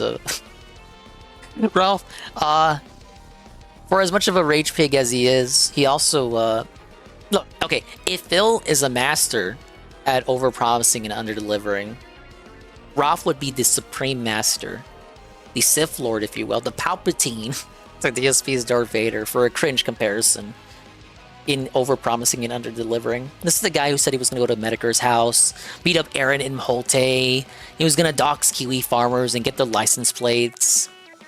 Literally in Minnesota, for multiple days, doesn't do any of that shit. The law would get Ralph, so I get why he ain't just showing up. The law don't matter, bitch. Nigga Ricada said I could piss on that grave. But it's really to mine. It's just people are being picky about it, you know, because it was bucks or something. I agree though. Ultimately, all of these people should fight. It was only like 10 hours. Cog and Ralph should pretend hate DSP even more. Long. I mean, you can go back and replay the game and do alternate choices to try to get hidden collectibles and see other characters live or die, because there are different scenarios where I get certain characters will survive at the end and others will die. My first playthrough, like almost everyone died. I only had a sole survivor scenario, and then I went back after I beat it. I replayed about a half an hour, and I was able to get 3 characters to survive. So there are definitely different ways to go about it, and it was kind of interesting to see what you can do when you choose different things. Is that your final review? Interesting out of 10? But I liked it overall, and I'll talk a little bit more about it on tomorrow's show. What's he playing next? Did he say? But, Zelda, Dead Rising? Enjoyed, and you can watch the remainder of that playthrough on the channel right now. I would like to see Zelda to see him get stumped by the puzzles, but we know how he feels about Zelda anything. Oh. It's right back to square one, to the days when, before I was playing at master level and I was grinding away. Dead Rising? Okay. Endless armies of people who are not good at the game, literally don't understand how to play any fight. But also not fine because motherfucker told us he was done playing any Dead Rising games on his channel. I played Dead Rising so much over the past few years. Demon Wingo are going to be the next ones clowning him, especially after watching his, especially after his work trying to monetize in the hospital for content. I didn't see that segment. I did see a thumbnail of them attempting to react to DSV stuff on their campground and then just, like, giving up on it, which again is par for the course when it comes to people pretending to hate DSP to get content out of it for their own shows. So Ralph, Cog, Keeman Wingo, even the Kino Casino, because it results in you having to subjugate yourself to DSP to actually make fun of them. And most people that aren't us, like who are really autistic and really into that shit, they just kind of give up at the first sign of resistance. Game whatsoever, but they've memorized a pattern that they saw some top player use. They studied some tutorial video, and they just do it ad nauseum online. The problem is with Terry. Most people ain't just gonna sit there to see like a full pre-stream. But none of the tools are particularly dominant or useful. They're just kind of there, and if you get lucky or if the opponent makes a mistake, you can hit them. But in reality, it's actually quite hard to do that because his priorities are low. He's a slower character. He doesn't have high combo ability. If what people are telling me, right? A lot of people are saying that the top tier has. What I'm hearing is correct. It seems like that's the next thing. Honestly, DSP talks to Keem and Wingo and Boogie or they just whatever. Decided to nerf a lot of I'm using because he told us months ago that that would never happen. And that's disappointing. because I wanted him to be good. He's a guest character and everything. He is one of the 4 DLC characters of Season 2. You want them all to be good. He doesn't hold a candle to characters like Akuma, Bison, Cammy, and even Ryu dominates him. I was fighting a Ryu tonight. The Ryu literally was walking forward, mashing jab. It stuffed all of my moves. Like, everything. The only thing I could do was like reversal, OD, rising tackle. Everything else was getting stuffed. I'm like, are you shitting me? Every fucking move gets stuffed. Really by are a autistic standing for being jab. able to sit through it This and is get insane. So, through it all and even get some the sort of thing is, enjoyment. overall, I I mean, did level like, up. you're I right. started in, like, the middle You of have to be 3-star autistic, diamond. at By the least end a of the little night, I bit, was to into care about 4-star this diamond, shit. but it wasn't fun. I'm not trying It to was be a mean, but slog. like, It was you a big agree, grind. It was a Rue. frustrating time. Like, I'm not saying I would never use it You again. show normal but people man, this, like, he's just not- we heard it from Tapatio, Tilapia the other day. Like, bro, that's how normal people think. That is really how normal people will take it. They'll look at you like you're fucking nuts. They just won't get it. We have something special here, guys. Fun to play with. And Yeah, to give it you is some what it perspective, is. I was raging all night at how bad it was. It was dropped input after missing move after why Hey, someone maybe just if mashing, Kino getting away drops with it, some, I can't do we anything. can get This is Locale stupid. swooping in. And it's just ultra frustration when I have other characters at now master that I know I Locale, can be much better with. now But DSP can be playing my this new pet character and regard. he just kind of sucks ass. All right, so will I play him again? Maybe, but for now, after literally 3 straight streams of Street Fighter 6 Terry for fighting games, I don't want to play this game again right now. I want to break. Thank I was God. so incensed and angry tonight playing this fucking game. I wasn't even talking to anyone in chat. There were contributions coming in. I was like, no, I'm not reading them now. I'm too upset. So at the end of the night, I kind of did like a big, throw out thank you to everyone and read all the contributions. But it was already, the night was over. You did the bare and it minimum for sucked the because contributions you I get? was just too angry. And the game Implying really that you just pissed me normally off. When don't I read out played the Marvel, contributions I like that? didn't get Interesting. angry. The Marvel collection, this game pisses me off because of the way that they made it. It's fucking I sucks forgot he's ass still playing online, that man. collection. So, I was like, I'm okay, playing with a character that's good, no not more very fighting good, games. Fuck. While I'm playing online with the netcode that's frustrating the shit out of me. I feel like I guess I'm less autistic lately. I cannot watch his pre-streams or day streams any longer. Ditto. Sometimes I'll catch it when Tevin's doing the restream or the pre-stream while I'm working. But day stream gameplay, not really. No, he'd have to play like all Nintendo games for me to tune in. It would have to be a Nintendo game that I'm also playing at the same time. And night streams, I mean, pretty sure I did a night stream restream recently. Again, dependent on the game. But yeah, you're right. Congratulations, you're getting slightly less autistic. This is rehab. Yeah, this is rehab for all of us. Terry would be better offline. I actually feel that way because his combos. And you're right too. When it's stagnant, when it's like stagnation, and there's really not much going on, you can just miss like a week, and come back the next week, and you will have missed nothing. Bossman Jack is a lot, very much the same way. When DSP is in full force, when it's like Mach 10 speeds with the arc and things are just progressing day by day by day, there's a new drama every day, then you will miss shit if you take a week off, 2 weeks off. But with like something like Bossman, you can take a whole week off and come back, and it really is just, it's the same show, it's the same script. And that's a good thing and a bad thing. That's like if you want new stuff to happen, it's bad. But if you want consistency, it's a good thing. I guess it'd be more of a good thing if he's like your secondary locale than if he's your primary locale. But also it's like something like old reliable, old faithful, someone you can always come home to. Oh, I had a bad day. Oh my god, work was awful, I didn't make sales quota. But you know what? I can just tune in Bossman.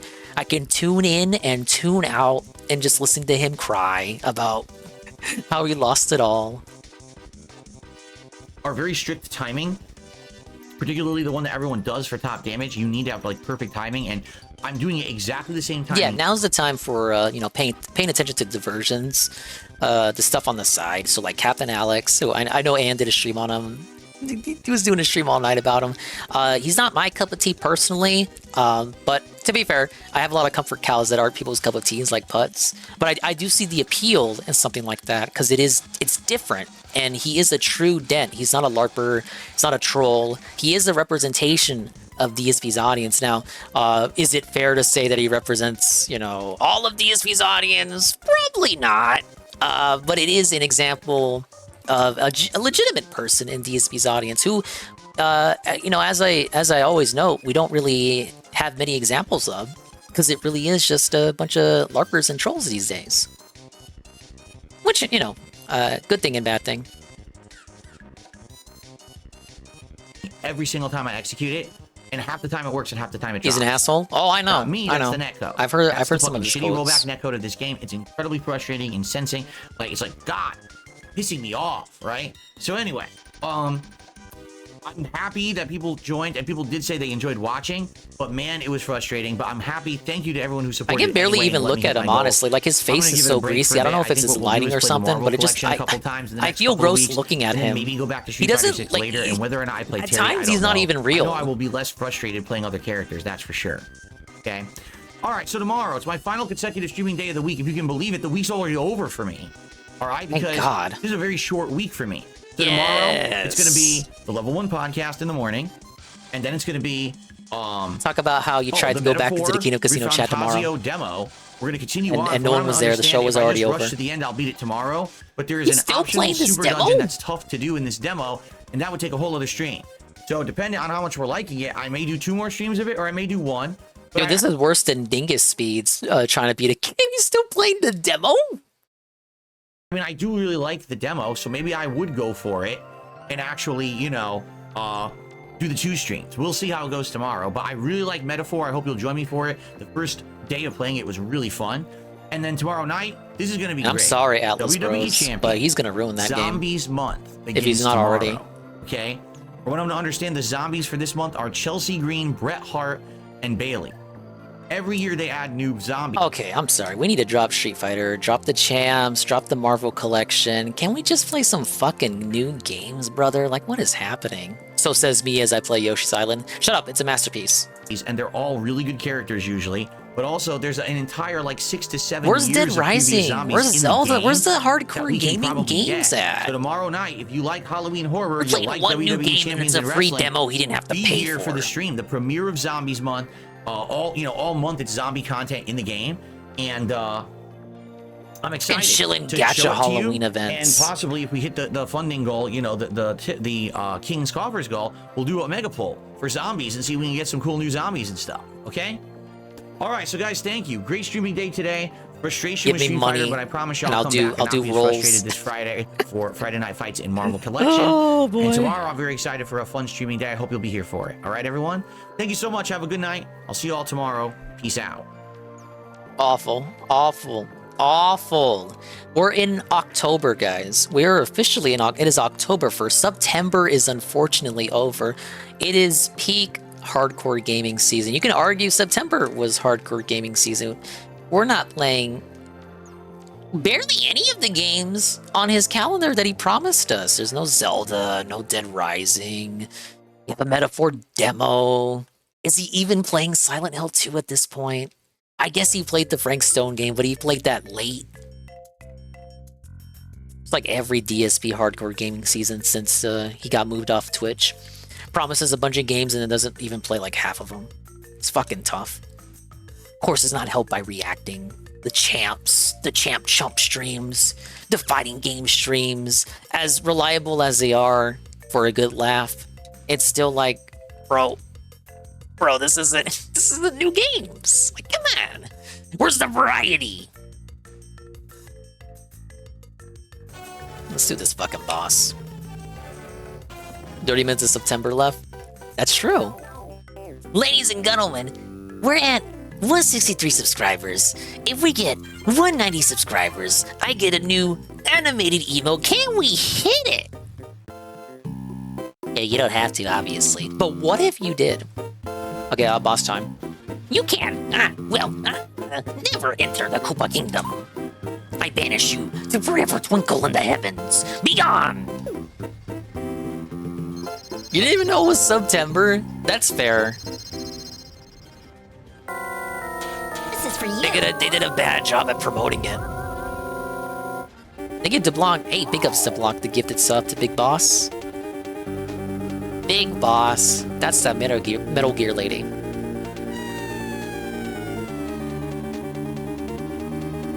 I think this is Seru's favorite boss. This is a lot of people's favorite boss. Now, I completely fucked up the level, so I'm gonna have to run it back.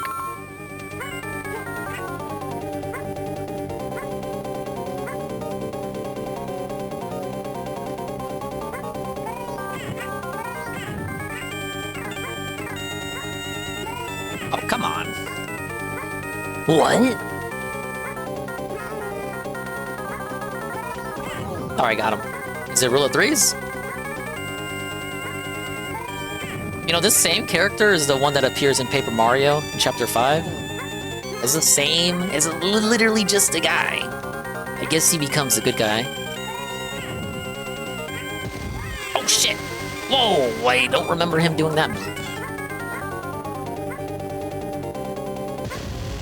This was Miyamoto showing off what that stupid SNES FX chip could do, the Super FX. He was stunting on Donkey Kong Country. Okay, there you go.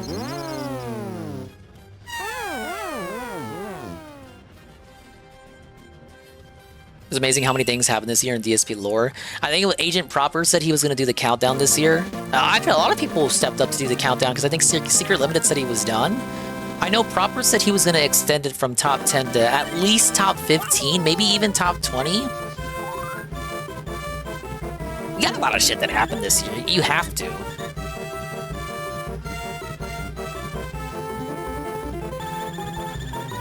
Give me my gift. What? Almighty Tevin! The 5 gift subs during the congratulatory Yoshi theme song.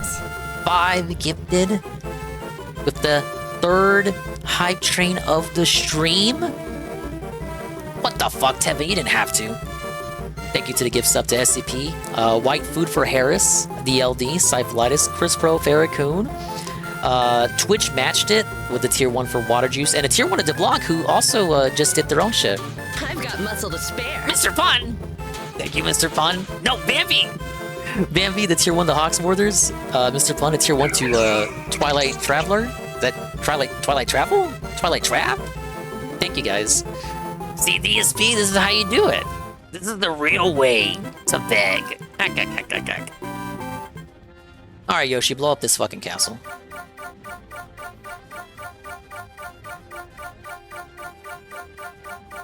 Oh, is he climbing the whole mountain? Look at him go!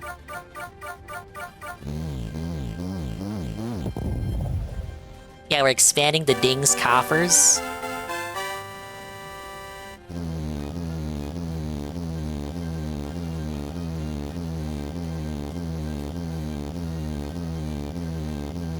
I would be remiss if I didn't pitch in. Who the fuck doesn't have a sub here? Seal? Seal, get the fuck over here. Where the fuck you at? Oh, sorry, I'm hearing myself. That should not be a thing that I should ever do.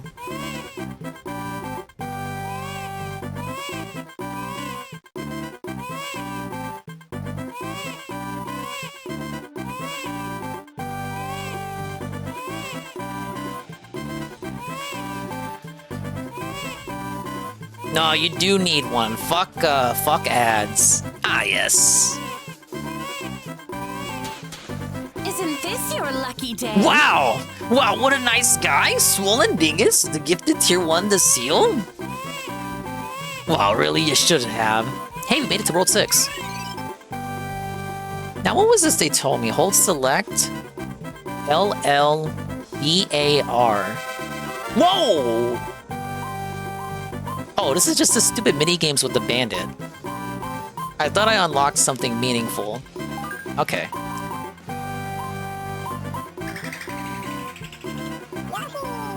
Thank you guys. Level 3 hype train.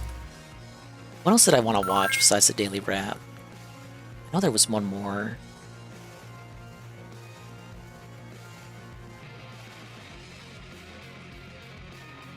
Oh, this guy.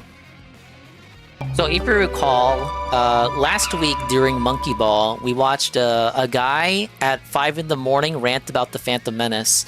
And I think people may not have liked that video, both here and in his own audience, because he came out with a new 20-minute rant entitled, "Most Movie Hate is Justified." Now, I have not seen this video, but I have seen the title, so I think it'll be funny for us to watch. Welcome back, everyone, to another Downward Day. And a few weeks ago on the channel, I talked about my opinions on the Phantom Menace. Yep. But before I finally move on to another topic, there is one little loose end that I still have to address. And it doesn't necessarily pertain to anything about the Phantom Menace specifically, but it more so pertains to a greater conversation about how we look at movies as a culture. So while I was doing research for the Jar Jar video on the main channel, I came across this podcast called The Redemption of Jar Jar Binks. And this is one of those whole podcast about Jar Jar Binks? NPR-style podcasts where they have a bunch of sound bites and interviews and a narrator. There are 6 episodes in total, and overall the complete runtime comes out to around 3 hours. And I listened all the way through the whole thing, trying to come out of it with some insightful That guy we were watching has an Acolyte video, script. 3 hours I will long. Say that there were a few valuable parts. Don't think that's something we can watch on stream all the way through. In the interview segments with Ahmed Best. Maybe overall, in parts. As a total product, I can't say I recommend it. And that's because there's something about it that I found to be quite irritating. Where when it came to telling the complete story of Jar Jar, I couldn't shake the feeling that the author was intentionally leaving stuff out. The whole thing seemed to leave a lot to be desired in terms of why exactly Jar Jar was hated in the first place. The author tries to attribute the negative audience reception towards Jar Jar on media influence and random online hate groups. And it really feels like only the whole Nazis time hate they're Jar just Jar? tiptoeing around the meat and potatoes of why exactly Thank you for the level 3 hype train, guys. 3 hype trains. Can I be honest, guys? 3 hype trains in one train. What the fuck is the matter with you guys? Thank you, for real. What emote did I get? Danger Dance. Oh, it's a little 8-bit guy. Oh yeah. Oh, that's pretty cool. Dude, I like these new hype train emotes. Yeah, I set the hype train requirements as low as they can go, so that's why we keep getting them. This is the easiest way to farm these emotes. Yeah, I can see Tevin putting this on a pin message. Check him out. Look at him go. Response was elicited. Big ups, thank you guys. This podcast almost tries to spin the Jar Jar hate as some kind of spontaneous spur-of-the-moment thing where a bunch of people I guess they took feedback on the old emotes sucking. Fun. And maybe for a few people that might have been the case, but the overwhelming majority of fan backlash towards Jar Jar came from being deeply offended at the product on screen. There's really not much else to the story other than that. And to try to pin the whole thing on some kind of spur-of-the-moment internet fad, it really comes off to me as historical revisionism, where for some reason you're unwilling to admit that Jar Jar and the Phantom Menace were hated products because they were so disappointing to fans. I understand that there's an argument to be made that Jar Jar was perhaps made out to be a scapegoat for far more underlying problems within the film. But to try to paint the picture that somehow hating Jar Jar in 1999 was this super unreasonable and mean-spirited thing, it just doesn't reflect the reality of the situation. And this is something that in my portrayal of the Jar Jar story, I worked really hard to try to convey. I really just the fact that they're animated is already a step Jar up. Jar got on people's nerves. And like shit, you're paying money to get access to those emails. They better be fucking animated. In the Star Wars franchise, I wanted my viewers to understand that the hatred for Jar Jar was not some arbitrary bandwagon. It stemmed from people being deeply bothered with the presentation of Episode 1. And I bring all this up because lately I feel like there's been this weird alteration of history. After the new Star Wars trilogy came out, I've come to think that Jar Jar is a great character. That was actually the thesis of the previous video he did. So the previous video was him talking about the Phantom Menace because of, as you say, after the sequel trilogy, everyone coming out and saying, well, actually, you know, in hindsight, the prequel trilogy wasn't that bad. So the point of the video was him talking about the prequel trilogy and reasserting that it really was that bad, and just because the sequel trilogy was worse doesn't retroactively make the prequels not bad. Like, they are bad, but for their own different reasons. I would say, if anything, at least they have soul. Like, I mean, Lucas clearly made them with passion. Whereas, you know, the sequel trilogy is more corporate, mandated by the House of Mouse. Where people have convinced themselves that not only was The Phantom Menace somehow a good movie, but that it was never even hated in the first place, or that what little hate did exist for this movie was negligible, coming down to just some fringe group of internet trolls. And it's just so unusual, because this way of thinking is purely the opposite of what actually happened. The negative fan response for Jar Jar, the Phantom Menace, and the Yeah, prequels no, I in know. general People were agree Revenge of the Sith unequivocally is pretty real good. and widespread. It's the first It didn't two just that they come got out of problems some with. small contingent of trolls and contrarians. No matter how you slice it, a large number of people were not a fan of what was going on in the prequels. Far too many to simply hand-wave away and ignore. However, these days, it feels like it's almost not enough to simply ignore these people, but to actively go out and shame and discredit them for believing Clone Wars what is they where do. And it's again, at. to Big ups. clarify, I'm personally not Jendi someone who hates the Tartakovsky, prequels to an Dexter's extreme Lab, degree, but was, I can behind certainly that one. Samurai Jack understand too. why someone would hate these movies. But the more and more I see about this kind of discourse in the modern day, it's almost as if our culture has adopted this hesitancy to allow movies to be hated. So this whole way of thinking is certainly foreign to me. In fact, I remember a time on the internet not too long ago where people were almost encouraged to express their displeasure with various movies and games and other pieces of media. It was common to act irreverent towards mediocrity. And people sort of... Well, this is just kind of, this goes back to like the era of the angry reviewer, right? Where people felt confident, like, okay, yeah, okay, see how he puts a Spoonie, nostalgia critic, fucking Louis Lovehog, the guy who wants to fuck the green Eminem.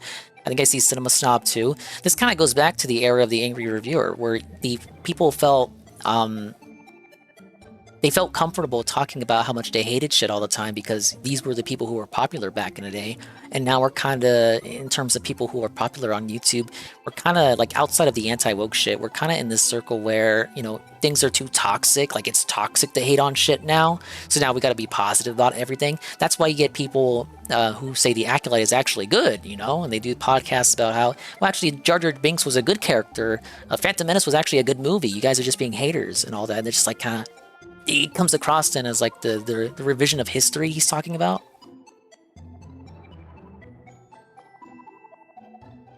It was common to act irreverent towards mediocrity.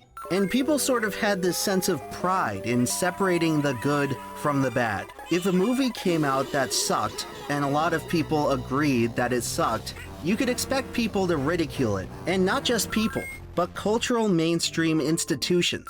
In the 2000s, it was common to see shows like The Simpsons and Family Guy and South Park openly mock movies that had flopped. And God knows how many times South Park has ripped on a movie. This was a common aspect I of would say culture South Park throughout my still youth, makes and fun of even shit. leading into the early years of YouTube, where you had guys Simpsons like kinda the has, like, angry its video own game problems. nerd and the nostalgia critic who built their entire careers off of being irreverent towards poor and mediocre pieces of media. Hell, even when I was coming up the ranks on YouTube, there was a popular channel called I Hate Everything. So this idea of hating movies has Does he always not been make stuff around since anymore? the I remember beginning of watching his show videos. business. But I feel like in the last few years specifically, Arcadius. something has changed in the cultural way that we view movies. Where all of a sudden, there's this growing number of people who feel that the act of hating a movie is somehow inappropriate and that it reflects poorly on you.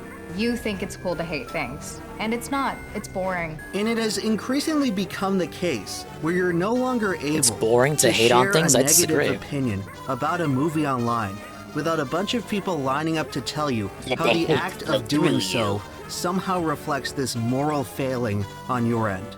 And while I can't say for sure what exactly caused this sudden change in attitude, I can say with confidence that this behavior of actively stifling film criticism is going to cause damaging effects for art and culture. Yeah, hating DSP down gives the me road. life. What are you talking Because about? what it's doing is contributing to a dishonest relationship between the film industry and consumers. For instance, let's take a look at this Jar Jar podcast that I've been discussing. Basically, the whole purpose that the author's trying to convey is to turn around and say, Yeah, I like hey, this look power, what a but it never gets tragedy used it in the was game. It's how a Jar least Jar used transformation. and Ahmed Best were treated after the Phantom Menace.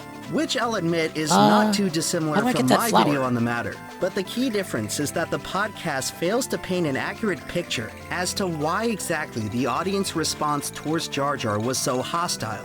The author leaves out key information pertaining to the actual context of the media behind the whole controversy.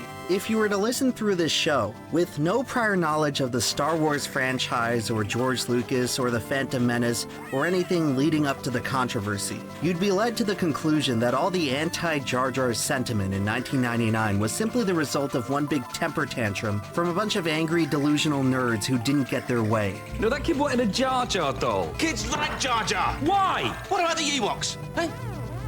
They were rubbish. And maybe for a few people that was the case, but to brush aside the entire outrage behind the Phantom Menace as petty and... That's true. I do say it all the time with Synthetic Man.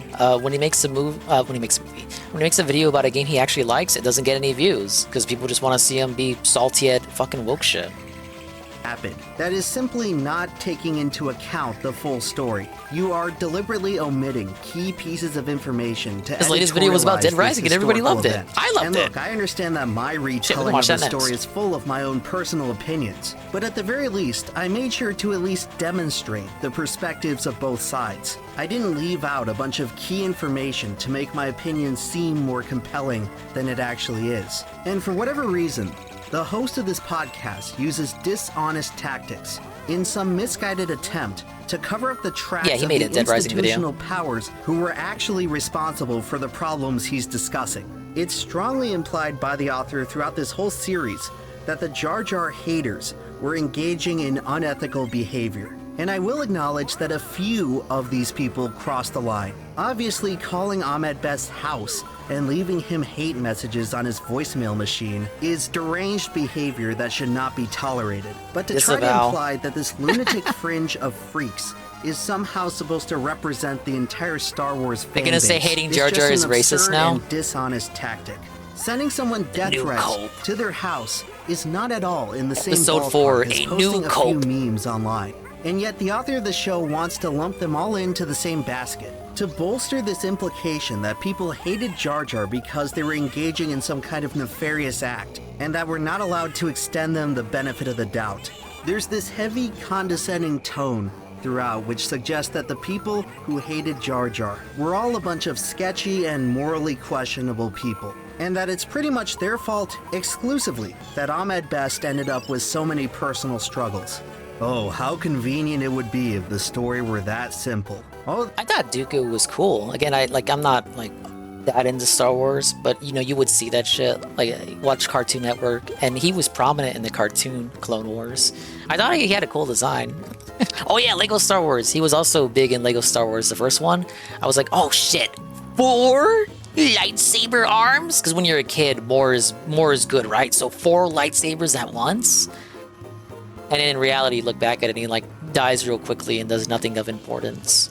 These bad things happen just because there's a bunch of bad people out there. And as long as we just chastise them for the bad people they are, that should make everything okay, right? And I don't know which of you out there needs to hear this.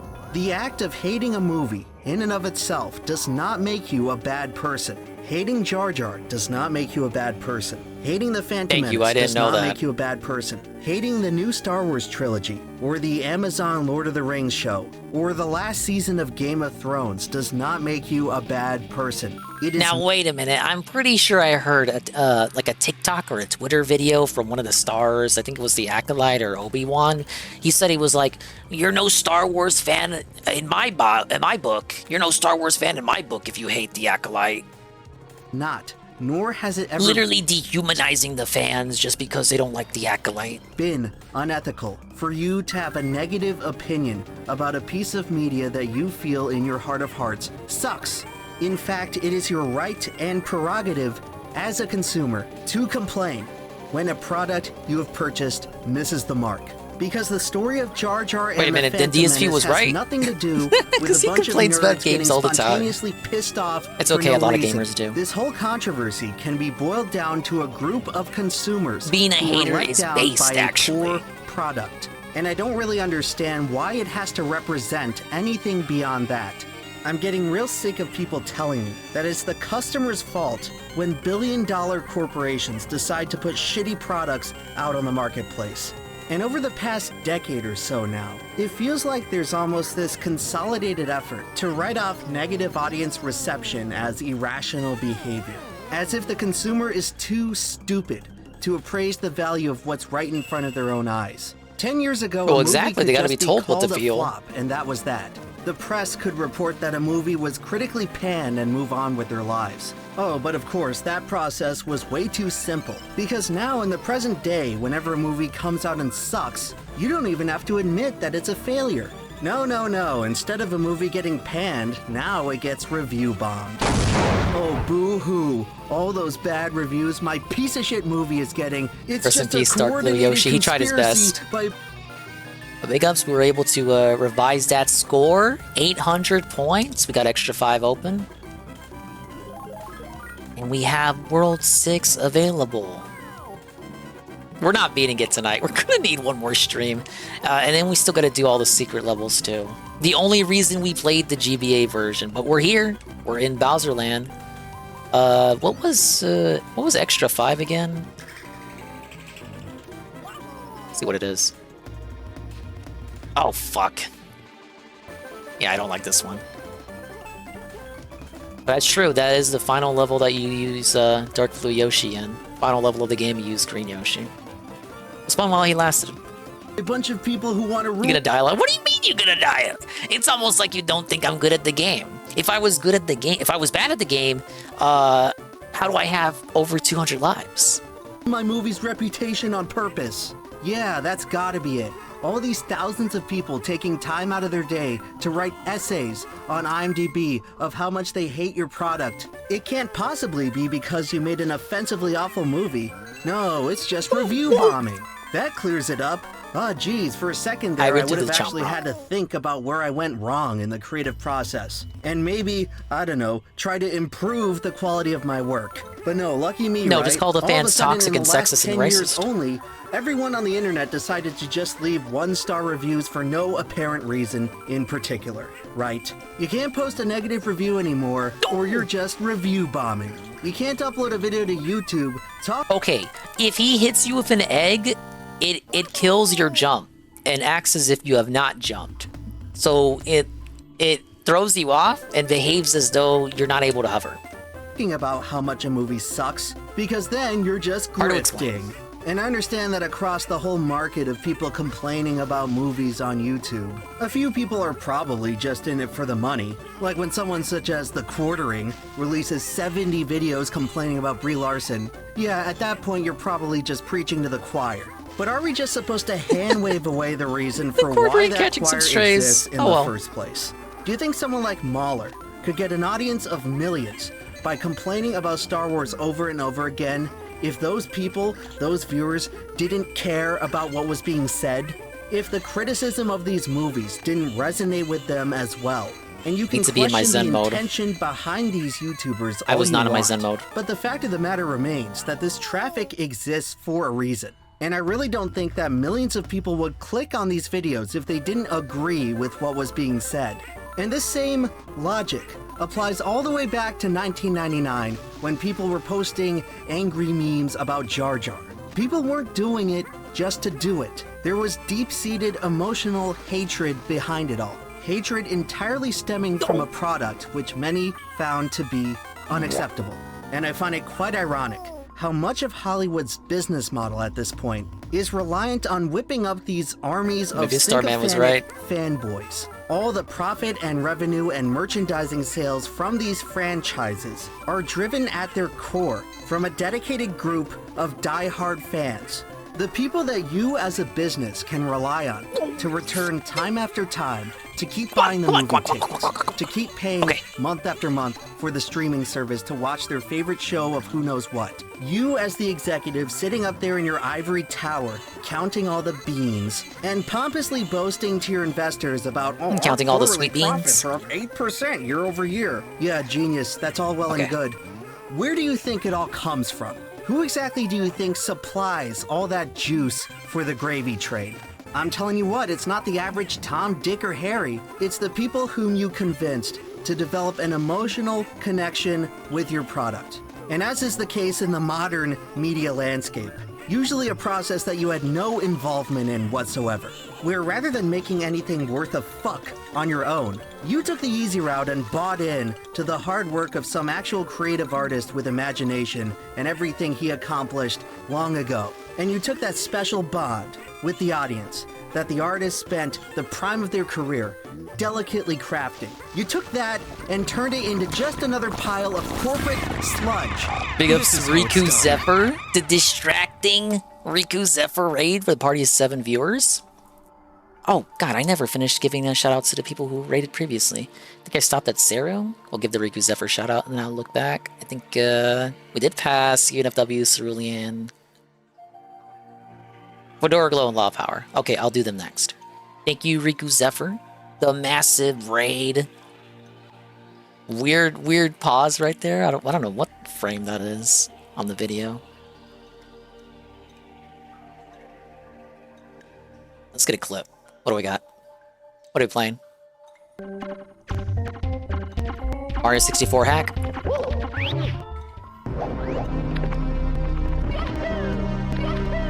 We're doing the Yoshi's Island GBA 100%. We're gonna need one more stream, but we're on World 5 secret level.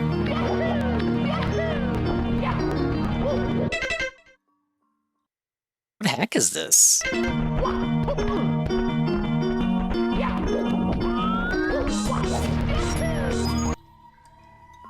Thank you, Riku. I hope your stream was positive, chill, not to mention meaningful. Okay, we're watching a video on the Phantom Menace. And then you turn around and wonder why people get so darn upset over it. And no, we're well past the point of being able to admit that we screwed up and actually try to come out with a product even halfway decent. No, we've learned that it's simply far easier now to just blame the consumer.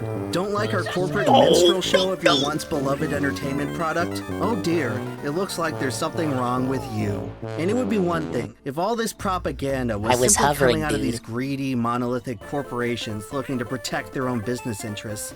But what's especially disturbing about this whole thing is that this mindset, I think the most dented thing about Rise of Skywalker is within the first couple of minutes, somehow Palpatine has returned. Seems to have seeped into the consumer base itself. All the mental gymnastics and gaslighting damn well ended up working on some people. Where whenever you have another one of these spectacular corporate failures coming out on the market, you now have people lining up to tell you that you're not a true fan for complaining about it. Where if you have reservations about this new direction that your favorite...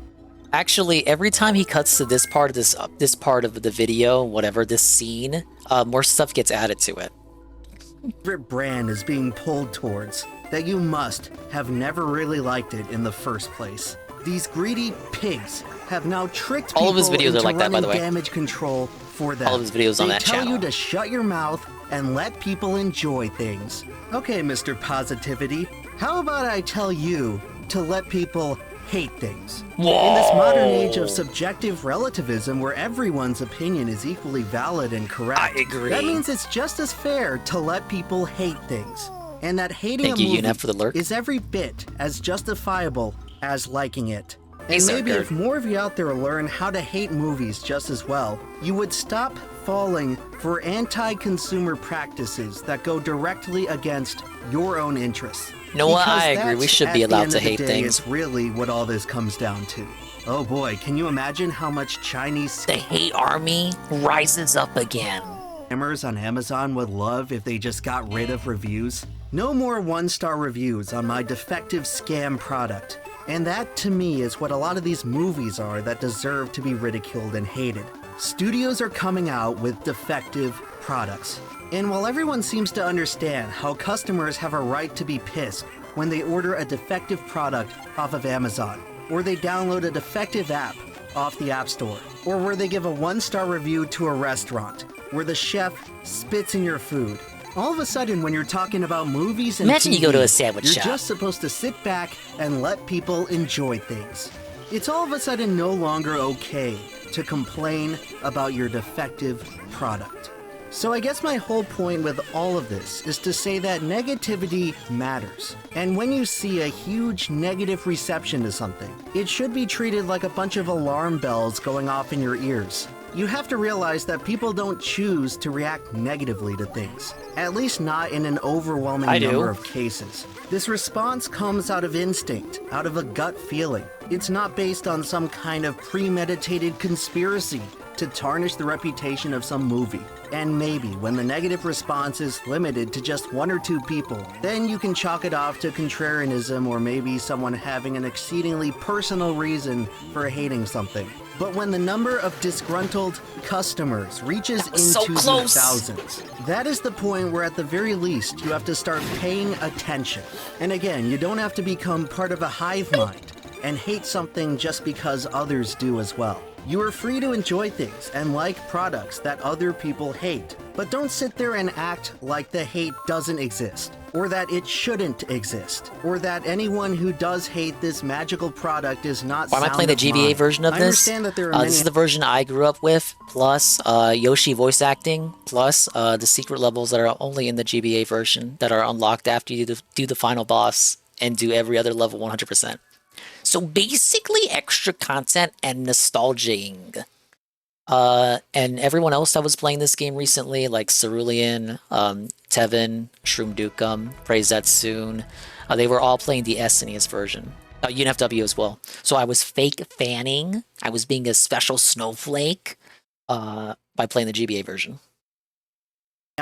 We're free to enjoy things and like products that other people hate. But don't sit there and act like the hate doesn't exist, or that it shouldn't exist, or that anyone who does hate this magical product is not sound of mind.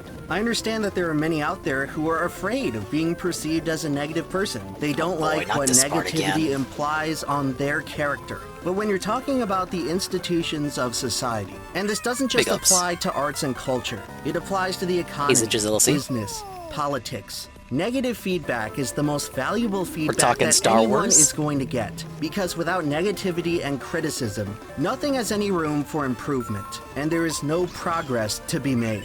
So just keep that in mind the next time someone tries to shame you for having a negative opinion about a movie. Negative opinions are natural, and they're oftentimes a hell of a lot more useful than the alternative. Wait, how was I supposed to... Huh? How was I supposed to get that flower? Interesting. Also, the key earlier wasn't optional, so if I had missed that key, would I have just been fucked here? I wouldn't be able to proceed? Okay, well, that's the video. I agree with his entire thesis. You should be allowed to hate on movies without people calling you a negative Nancy, pissy, whiny, racist, sexist baby, or whatever the hell. I was surprised why we need to... Well, not surprised, really. Sad that it has gotten to that point where we need a reminder like that. It's okay to hate things, you guys. It's like I was saying earlier, like that stuff was more common back in the day because that was the era of the angry reviewer, and everyone wanted to copy the angry reviewer because those people were the people that were successful. And nowadays, you know, it's more common for the people that are popular to call that behavior out, unless you're on that you're on that anti-woke shit. That's why you get people defending the Acolyte that have all these subscribers. Saying that, you know, you're a toxic, you're not a real fan. We get that a lot when it comes to like these fandoms. You're not a real fan if you hate it. You're racist. You're sexist. You're just coping. Just say you hate, you know, minorities or whatever. Now, I did promise the new Dead Rising video from Synthetic Man, so that will be next. Capcom killed Dead Rising again. What was the first time with Dead Rising 4? What the f? Did the glass just despawn immediately? What? Hey, who'd they outsource this to again? It was a Chinese... There's a Chinese studio, I think this is outsourced. Look at how bad that is. Can we, Pablo, can we get the rewind? Source this to again? It was a Chinese... Look at this. There's a Chinese studio, I think. Is this $60? I think this is outsourced to. Holy sh... That looks awful. Oh my god. Another year, another Capcom demake. Though I guess technically this time it's a demaster. Much like the Resident Evil 2 and 4 remakes, there actually are quite a few improvements but there are equally as many, if not more, downgrades from the original release of the game, which is now 18 years old, and some of these screw-ups are absolutely massive. If Capcom had even taken one look at the game, they would have found out something is seriously wrong, or at the very least unpolished. And well, you saw the intro clip in the video. I mean, seriously, that glass shattering animation, how the hell did that make it through any QA? Well, actually, the RE answer engine to that can't is handle simple. glass? This game was outsourced to a Chinese company called Neobards. So no matter what any shills tell you, this is obviously a cheap cash grab. Now, does that mean this remaster is completely terrible? No. I still think Dead Rising is a very fun game, and although this remaster does remove some of the soul, at the end of the day, I still had fun playing this, so I do feel a little bit conflicted about shitting all over it. But realistically, there is no reason that you should play this over the original game if you've never played the OG. If you have, well, I still don't really think you should buy this, especially not at full price anyway, because the improvements don't make this a unique experience. It just kind of removes some of the tedium and some of the heavily unbalanced gameplay of the original game, namely how overpowered the small chainsaw was. So look, I'm no Crobcat. I'm too lazy to give you a compilation of back-to-back comparisons so that you can just see for yourself how they messed up some of the visuals or the audio design or whatever. No, I'm just gonna point out the biggest changes, and of course I'm going to assume that you've already played the original game. I know they race swapped one of the characters. If you haven't, just played the in a weird mix. This was like I know which character it is. It's coming up. He brings it up, but they race swapped the character, and they didn't make him black. They actually made him white, and he was originally Asian. And that's supposed to be the progressive thing in 2024. Original instead of this. It actually has a great PC port. And so this is going to be a slightly different style of review. Instead of going through a gameplay section and then level design, story, etc. This is just going to be a breakdown of the good, the bad, and the ugly. And I figure I might as well start off with the good because it's not exactly a long list. So without further ado, here is the Dead Rising Deluxe Remaster. So like I said, let's just go through the good changes first so people can't say, oh, I'm always negative in my videos. No, there are a few things I think are legitimate improvements. And easily the biggest one is the addition of the fast forward feature. Now you can actually skip time at any save point, which is incredibly useful for multiple reasons. The first reason being there's actually a decent amount of downtime in the original game, even if you're going for 100%. It's been a while since I've seen episode 7, but don't they even say, like, within the movie itself, it's like, bro, we already did this before, you guys. Of the survivors, there's still 3 points in the game where you have nothing better to do than fuck around the mall. And so, if you're trying to get all of the achievements, that's true, Stargard, but that didn't stop them from redoing the is going to save you at least 30 minutes of unnecessary gameplay, closer to an hour. And given that the 3-day timer is 6 hours, that's a lot of game time to shave down. Especially if you're just starting a new playthrough to try and go back for just one trophy or achievement. The skip time is incredibly helpful. So I'm so glad they added this. This seems like such a no-brainer because it doesn't make the game any easier or more brain dead. It just makes it so you don't have to waste time unnecessarily. Now, another improvement, shockingly enough, is the boss fights. Infamously in the original game, once you defeat Adam, you get access to the small chainsaw. And the small chainsaw, with the 3 magazines that you can very easily find in stores to extend its durability, the magazine multipliers stack on top of each other, so it could have 27 times the durability of a singular chainsaw. And the small chainsaw was just good at everything. It was good at clearing zombies. It did an insane amount of damage to bosses, killing them in just a matter of seconds. It was just a general all-purpose best weapon in the game by far. And so quite a few changes to this game were done specifically so that you actually had to engage with the boss battles. The first thing you'll definitely notice is that the bosses have a lot more health, and they have the damage buffer mechanic from Dead Rising 2. Again, seems like another no-brainer improvement. It's obvious to anybody who's mastered the original game that most of the bosses are a joke, and now you're actually forced to fight them properly, learn their movesets, and they feel like a real threat now. So that's great. And the other major change is that the small chainsaw has been nerfed considerably. The durability remains unchanged, so it's still the best general purpose zombie clear weapon by far, but it seems like the damage has been cut in half. Sometimes it doesn't even kill a basic zombie in one hit. There are definitely better weapons for killing bosses now, which is actually a good thing. Dead Rising is supposed to be a game about picking up anything off the floor and beating zombies to death with it. Well, if one weapon is by far the best, why would you actually use anything else? Now some of the other powerful weapons actually get a chance to shine. The katana and the battle axe definitely seem to do more damage against bosses, and so do some of the other boss weapons like the machete or the claymore. And the M250 cal machine gun, even with the damage buffer, does an insane amount of damage. It's probably the best weapon in the game, with of course the restriction being that you gotta kill the convicts to get it. This is a pretty, it's not the longest game ever. I could see DSP having some dumb fun with this. He better.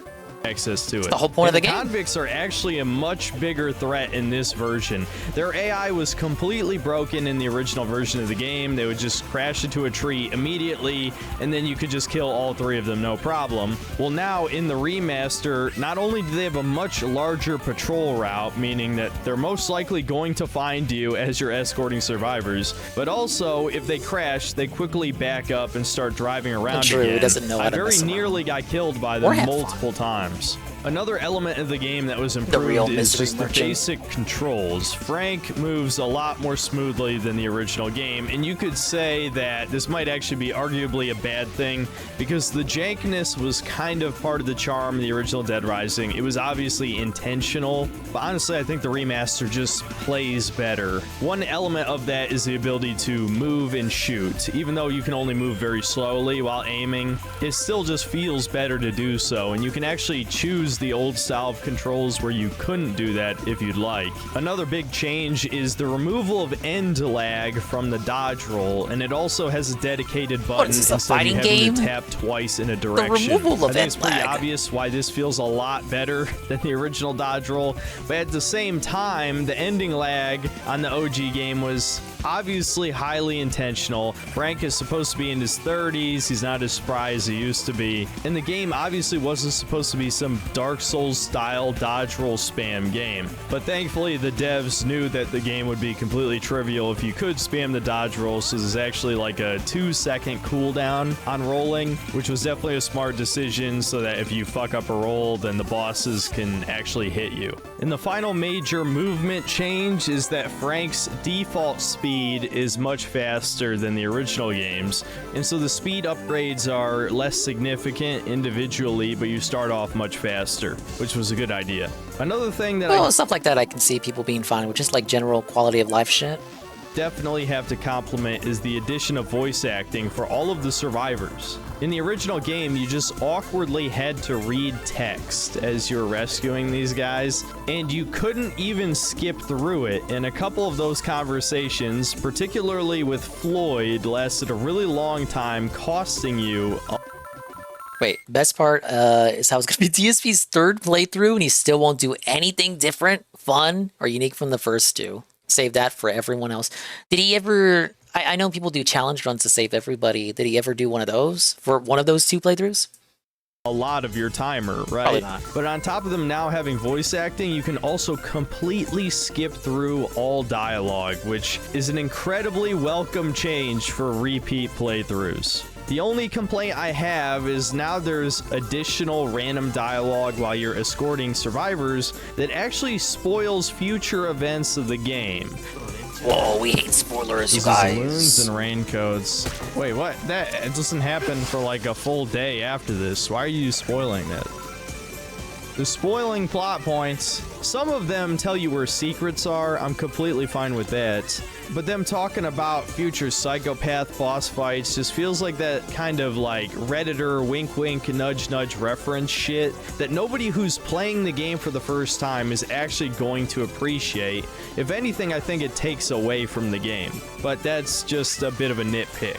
Another cool addition is some of the special forces enemies will have rocket launchers, and you can actually pick them up and use them. So that's kind of cool. That's cool. It removes a little bit of the tedium. Oh look, yeah, with the Nemesis skin, yeah, it's like you're really playing RE3. Is a lot of the character models. Sorta. Neobards did a pretty good job making a lot of the characters look just as goofy as they did in the original. And shockingly enough, the women were not butchered for the most part. The mother who gets attacked by zombies in the original is fucked up. She absolutely has a man face. But shockingly, Jessie is mostly unscathed. Yeah, I see the mansion and Isabella actually looks pretty hot. These ladies so look fine. I have to compliment them for not going full sweet baby on this game. And as for the last positive change, this one comes with a major caveat we'll get to in a second.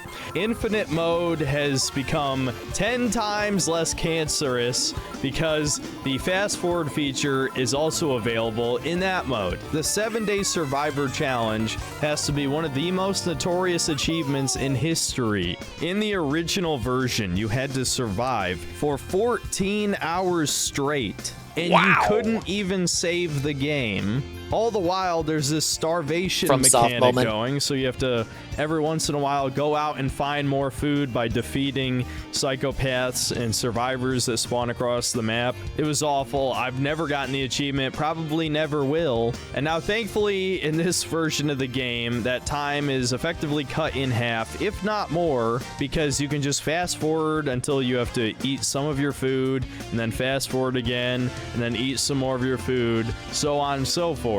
All of the downtime has been cut out. And arguably equally as important, there is now an exit save feature, so you don't even have to do it all in one go. These are both really awesome changes. There's only one problem. This game is not fucking stable. I was on day 4 and the game fucking crashed and I lost my save. So it doesn't matter how many improvements they make, when all it takes is a shitty, unoptimized, Chinese-made game to crash for you to lose all your progress. Maybe if they patch this game enough that there's a very low risk of crashing, then I could totally recommend going for this achievement, but you're just gonna fucking waste your time and get incredibly angry or sad. So I wouldn't recommend going for 7-Day Survivor if for some reason you decide to buy this game.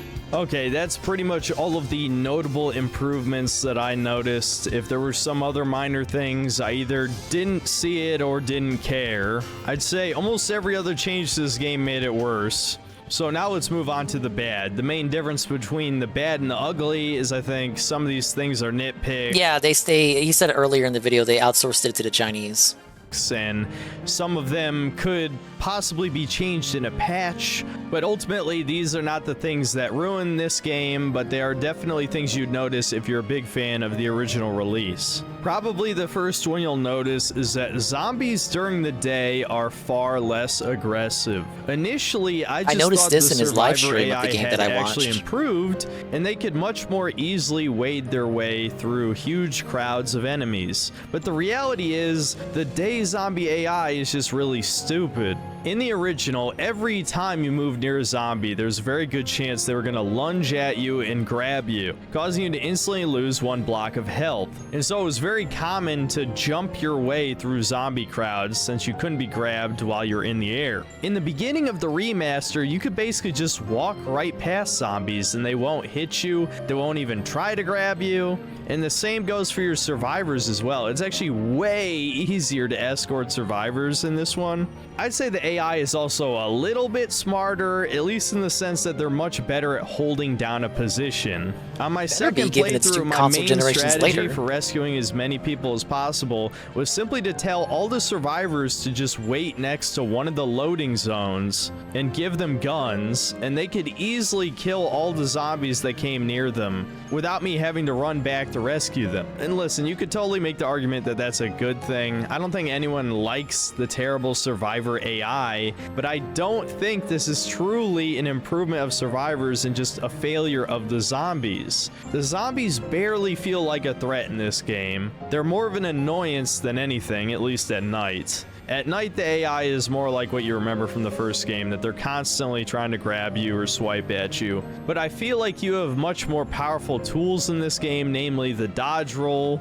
and the skateboard, which we'll get to in a second. That the zombies barely feel like a true hazard. The original game was almost like the floor is lava, right? You're trying to navigate your way through this, losing as little health as possible so that you don't have to waste more time grabbing healing items, or like, you know, if you're just completely unprepared. I like the look he chose try for not his to character lose too much health here. before you have to fight the next psychopath. But in this version, I barely even give a shit about the zombies. I just jump, dodge roll, and most of the time that works just fine. And now let's talk about the skateboard. Some of you may remember the skateboard being Nurgle the complained about most this. effective early game option of moving faster. Well, for one reason or another, Neobars decided the skateboard just wasn't fast enough. And so now you move the same speed as a fucking motorcycle on the skateboard. That's and cool, that would though. be bad enough, but just look at this fucking thing. It's huge. Have the Chinese never seen a skateboard before? It's not 6 No, feet it's long and verboten. 2 feet wide. Skateboards And the are banned funny in thing is, China. when you start riding the skateboard, it Yeah, Evan. shrinks. You can't make this shit up. Pure Chinese quality, am I right? Time management just isn't as much of a factor in this remaster, and that was arguably one of the main appeals of the original game. Almost everything takes less time to do in the remaster, except fighting bosses, which maybe that's intentional, because now you can even take the motorcycle through doors, which you couldn't do before. And there's probably other things I'm forgetting to bring up. But the point is, if you can get around the map 50% faster than before, then you're reducing the overall difficulty of the game. And Dead Rising, believe it or not, is not that hard. It came out at a time when games were steadily getting easier, being made for normies, right? Oh my god, okay. God damn it, Synthetic Man. Dead Rising released in 2006, which arguably is before video games became quote-unquote mainstream. I guess it was before 2007, so fair enough. No, 2007 was the year, you know, when everything went to shit. It's possible that its reputation as a difficult game came from the fact that information online wasn't as easily accessible as it is now. Fair. It's obviously a massive difference between reading a guide on GameFAQs and watching a video on YouTube. Fair. Point is, compared to the modern idea of hard games, Elden Ring, Celeste, ROM hacks, etc., Dead Rising is actually pretty easy once you get used to the jank. I don't disagree with that. And so, compared to everything else, it seemed like a fairly difficult game, at least until you figured out how overpowered the small chainsaw was. But Well, now, the I guess argument- modern the audiences the are argument so is, bad at video you know, games relative that we need to to, make everything easier, right? Except ease of Elden information Ring, at the which is like the hardest shit ever, unless you're doing one of the numerous amount of exploits. But we're not going to talk about that again. Let's talk about the boss fights again. I know I said they increased a lot of the boss's health, but they also actually made a few easier. Notably, Cletus is far less aggressive with his shotgun. He used to spam that shit over and over and over again until he had to reload. Now he just takes one shot every once in a while, so you can easily just dodge roll and then shoot him in the face with your shotgun or get into melee or whatever. He's clearly far less deadly than he was in the original game, which on the one hand I kind of understand, because he was an incredibly frustrating boss when you didn't understand the trick to just stand right outside his store and shoot him with the Uzi, but now they made him a little bit too easy. And another thing that they changed about a bunch of the bosses is they added a way to stun them for several seconds. For example, against Adam, if you explode one of his balloons near him, he would flinch, letting you get a free hit on him, but in the remaster, he just lets you chunk out like half of his fucking health, if not more, just by doing that one time. And they added these weaknesses to the other bosses, which almost completely invalidates increasing their health and adding the damage buffer in the first place. I imagine once you figure out how to stun every boss, then it's probably almost as easy to kill them as the original release. Now let's circle back around to survivors again. I know I mentioned that they're better at wading through crowds of zombies, but unfortunately, if Mike they is used to ever Resident do Evil get music hit, or, note I the say background here. hit, like a claw swipe, not getting grabbed, there's a very Is good it the chance they're Capcom gonna game? lose half, if not all of their health in just a matter of seconds, because zombies can still stun lock them. And the difference in the remaster is that survivors actually have less health than the original game. Believe it or not, survivors actually had a lot of health in the first Dead Rising. It's just that due to a combination of a lot of factors, it was still very easy to get them killed because they were so incredibly stupid. And if you were escorting a bunch of survivors at the same time, then multiple could get grabbed, and you get the idea. It was absolutely infuriating. Well, now in the remaster, it only takes them remake is that it affects your social credit score potentially in a good way, of course. Thankfully, If you want to it boost doesn't your really credit happen score, that you buy this often, game. But RNG could just say fuck you, and then you'll have to reload a save. Another downgrade to the difficulty is that it is much easier to level up in the early game. I can't say for certain if it takes a reduced amount of PP to level up in the early levels. I can look into the future, Seal. You're gonna be very disappointed. Definitely seems like it is, but something I do know for certain is that the remaster actually gives you quintuple, yes, 5 times EXP for taking pictures of PP stickers. In the OG it was 1,000, now it's 5,000. That adds up really quickly. Not to mention, it's actually easier to see the PP stickers now. The actual sticker itself is much larger. And yes, it's very funny how I keep saying PP, haha, funny. Look, I know some people are probably going to argue this is a good thing, but I think it completely removes the possibility of you getting soft locked outside of if you're incredibly negligent with the timer. Because if you feel like you're under leveled, you could just spend 5 minutes taking pictures of all the various little spots across the map, which are, again, not even really that hidden anymore. And then you should be ready to take on anything. Now for the final non-game breaking downgrade, I gotta say the voice acting is just worse across the board. Basically, I've heard this every complaint. single replacement VA is worse than the original. The most obvious one being Frank, where TJ Rotolo's voice is iconic and memorable in the weird way that Frank would say stuff, was basically meme-worthy. I mean, several lines from the original game were memes. But not only does this new guy sound nothing like Frank, he just seems way too normal. He's not very over the top, especially given how goofy Dead Rising is supposed to be. All right, listen. Don't forget to come back for me. As long as you're not dead, Fred. It's Frank. Frank West. Remember that name, because the whole world's gonna know it in 3 days when I get the scoop. It's Frank. Frank West. Remember that name, because the whole world's gonna know it in 3 days when I get the scoop. He said his name wasn't Fred, fine. JC. Give me your gun. Come on. I'm the reason you just got hurt. Let me help. No, I can't let a civilian do that. That's against regulations. Yeah, well, I don't think they had zombie-infested malls in mind when they wrote those regulations, kid. You know how to use this? Kinda. I've covered wars, you know. Yeah, well, I don't think they had zombie-infested malls in mind when they wrote those regulations, God, kid. I can hear it. No, that's worse. You know how to use this? Kinda. I've covered wars, you know. No, Another particularly come on. bad VA is the new one for Brad. Nah, look. You can hear it. Like when he says I covered wars, Yeah, you know. well, I don't think they had zombie-infested malls in mind when they wrote those regulations, kid.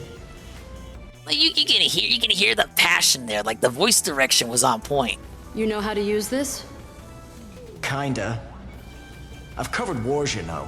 But yeah, like right there. You can hear the insistence behind that line right there, the well, delivery. I don't think they had zombie-infested malls in mind when they wrote those regulations, kid. You know how to use this? Kinda. I've covered wars, you know. That was such a weak delivery compared to what we just heard. Another particularly bad VA is the new one for Brad. Not only is it weird that Brad looks like Steve Harvey now, but it sounds like they hired his voice actor from Fiverr, dude. He does not give a shit about anything that's happening. Well, Isabella, this is an emergency. So we'll skip the formalities and cut to the chase. Consider this an official interrogation. Yeah, that's Tell me bad. everything that you know. So, the terrorism is a retaliation for a cruel government cover-up? Your homeboy reading the script. Sounds plausible. Or it could be some serious bullshit. In either case, we have to get out of here alive if we want to find out for sure. And you can say the same about some of these psychopath VAs as well. Stevens was infamous, dude. That character is so over the top. The ultimate wagey. VA player But the new VA. guy they got I don't think just he's that doesn't bad, have but the like, same no, he's obviously passion. It reading the almost sounds script. like he was afraid to scream in the recording booth or something. Well, that's me when I was Manager Dingus. You. This is me right here. Vandalize Manager Dingus. my store. That's me. It's literally me. I used to act like that. Even with the streaming. Oh, dude, they fucked up this guy too. You He even came like, to vandalize he even looks different. my store, huh? Not on my watch! I don't take kindly to vandalism. I won't allow it. Listen to me, and listen good, partner. I don't allow vandalism in my store! I don't take kindly to vandalism. I won't allow it! Yeah, it sounds like he's holding himself Listen back. to me. Why? And listen You're a psychopath. good, partner. I don't allow vandalism in my store! And of course there's Cliff as well, which we'll go over in the next section. But let's just say in the original, it was a legitimately sad moment after you beat him, and I was definitely not feeling it in this one. So yeah, I won't go over every example, and I won't say they're all bad, but yeah, this is just following a current modern trend of video game voice acting just being very by the numbers. I feel like there were so many iconic voices from video games 15 to 20 years ago, and now they're just the same boring union voices you've heard a million times, like Troy Baker or Nolan North, or in the case of Capcom's games, they're hiring literal who's who have no talent. I guess you can add that to the list of reasons. Usually the same voice actors you see in all those anime game dubs. I'm familiar with all of them. Some of them have been making the jump to like non-anime games. So it wouldn't surprise me if this is one of them. Why gaming is dying. Bad voice acting. There you go. And I think that just about covers Chris all of Pratt the for a fucking bad. game. Now we're gonna get to the true reasons why you shouldn't buy this game. Ideally, they should have just kept all the old voice acting and just, made it fit the updated models. Just do the lip sync. But hey, I'm open to do voice acting. The ugly. Speaking of ugly, I have to address the elephant in the room, Frank West. They fucked up his face, dude. He looks less like Frank West and more like Frank Westberg or West Stein. Westman, Westchild, West Soros, West Schwab. This is not Frank West, dude. It is truly demoralizing to have to stare at his face in every cutscene. There's a reason why I blew $4 just to be able to turn him into Nemesis or Liquor, which don't worry, we'll talk about that in a second too. But I hate what Frank looks like now. I get he was supposed to be in like his mid to late 30s, but now he looks 50. It's fucking weird. He's ugly. I hate it. Moving on. Now we get to the censorship. I know every single one of you who clicked on this video wanted to hear me talk about this. I'm sure you've already heard of all these things, but I might as well cover them. The first and most obvious one is the removal of the erotica category for photographs. This is yet again erasure of the male gaze or just straight sexuality in general. This is such a joke. It's unreal, man. Taking pictures of attractive women is now problematic.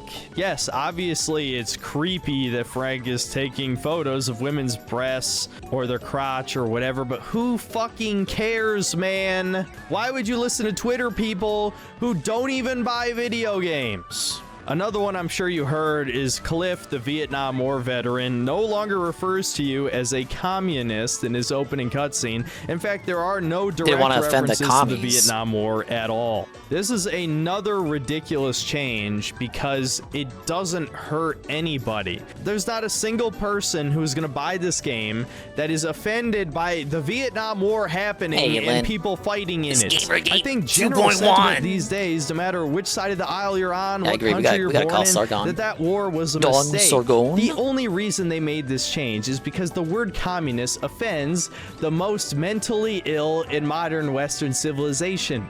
Why? Because it's true.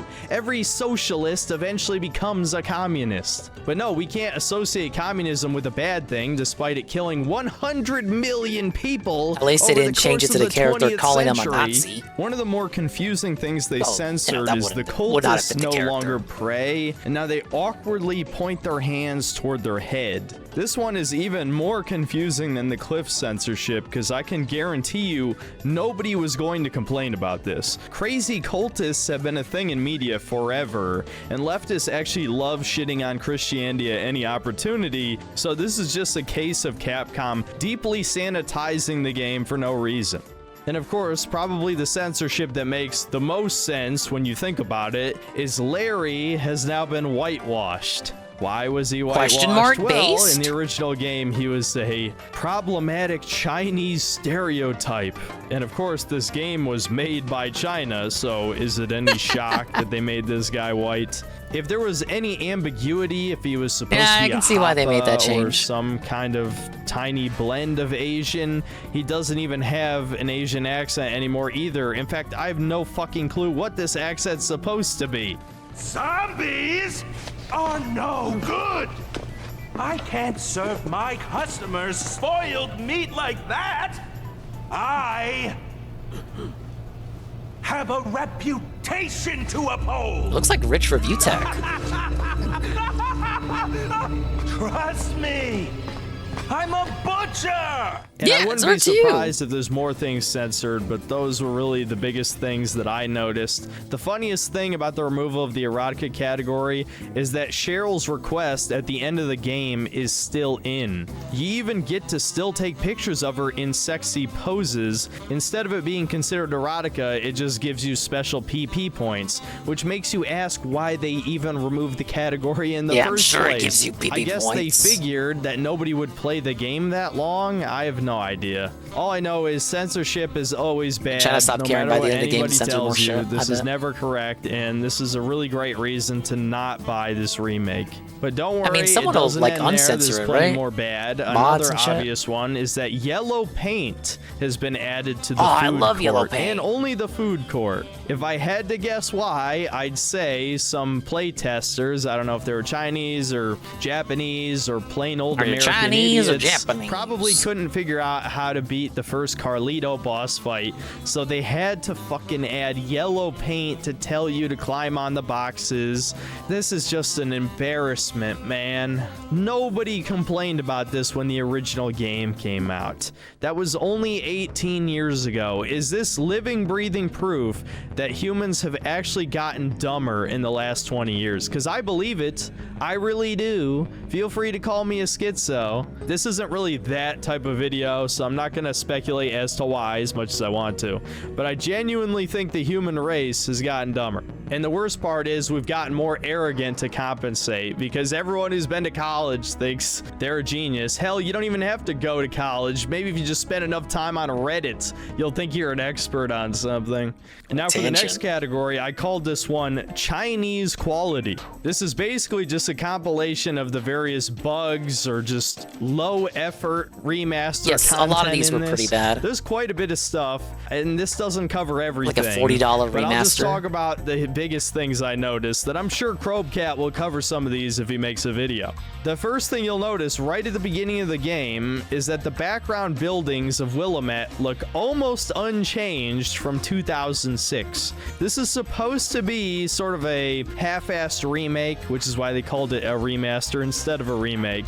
But the whole point of this is that the graphics were supposed to be updated for modern standards, and yet the background still looks like miniatures from a movie from the 70s 70s or 80s. It just doesn't fit the high quality character models. Another thing that's right near the beginning, the water fountains. Why does the water effect look so fucking terrible in this game? I mean, seriously, that is embarrassing. But it gets worse. Just try shattering glass at any point in this game. Worst part about it right here. Fuck. Need I say more? There Wild is how no that way passed that Capcom quality did control. any quality control on this shit after it was complete. No, they just shoved it out the door. This is the type of thing you would see in the GTA remasters. Another big thing that I wasn't completely sure of until I completed the game is that this game actually has fewer zombies on screen than the original release. Don't believe me?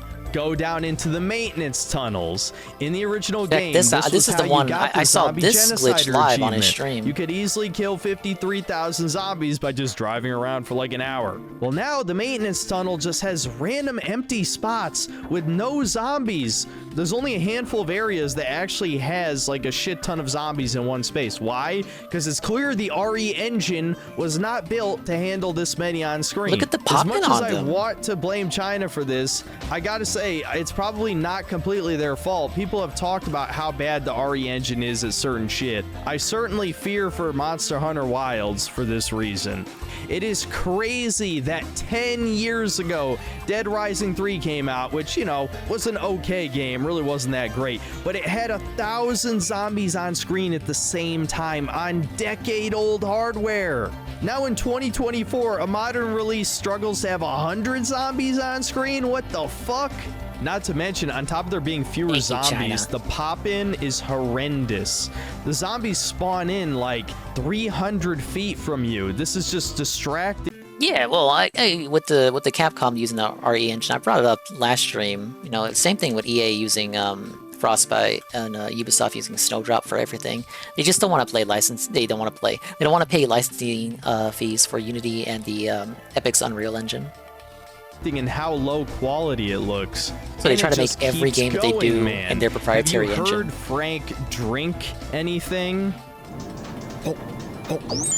And look, there's other things in here that I'm sure you guys will just say are nitpicks. Like the physics are way floatier. This is very easy to tell if you just jump. Compare the jumping to the original game, and it's like Earth is in half gravity in the remaster. Also, the knee drop.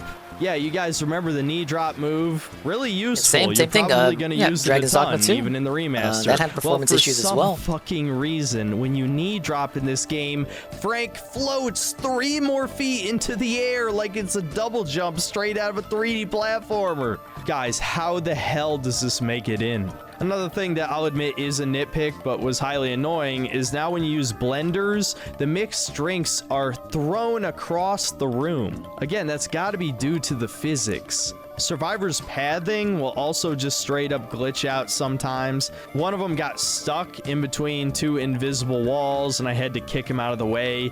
The Japanese tourists ran outside for no reason in the middle of the zombies and wouldn't progress their scoop until I forced them back together. It's shit like that that just adds up, dude. I think you can see why I describe this as Chinese quality now. It might be pretty at a glance, but the more you play this game, the more you realize it is actually more jank than the original in certain ways. It is clearly unpolished. Why? Because this is a cheap cash grab, as I keep saying. Speaking of cheap cash grab, this game has microtransactions, and yes, that's every Capcom game, as I pointed out in my Dragon's Dogma 2 review, but I do find it very funny that a re-release of a game from 18 years... Now, if I recall, I'm pretty sure he capped for Capcom with the Dragon's Dogma microtransactions. I might have to go rewatch that later. Years ago, instead of adding real new content, new unlockables, new game modes, we get basically mods that you have to pay for, which just replace Frank's model with Nemesis or a Liquor, or you could play as Just like Ken Bethesda from Creation Street Lab. Fighter. Disturbingly, you can even play as Ashley Graham, which, yes, I know Dead Rising is kind of famous for letting you cross-dress. I even did it at one point during the streams, but some of these just look fucking weird, dude. A lot of this stuff just isn't funny anymore, knowing that we live in clown world and some people actually expect you to take them seriously when they look like this. So yeah, that aspect really hasn't aged well. Not asking for them to censor it, just saying. Now, I'm not gonna lie to you, the Nemesis skin actually made me laugh my ass off at one point, but this is pretty much the same exact experience you could get by just modding the game. And you have to pay $4 or $5 each for these packs. It's over $20 worth of DLC for an 18-year-old game that adds almost nothing of value. And I think that pretty much covers it. I'm sure there's some stuff I missed.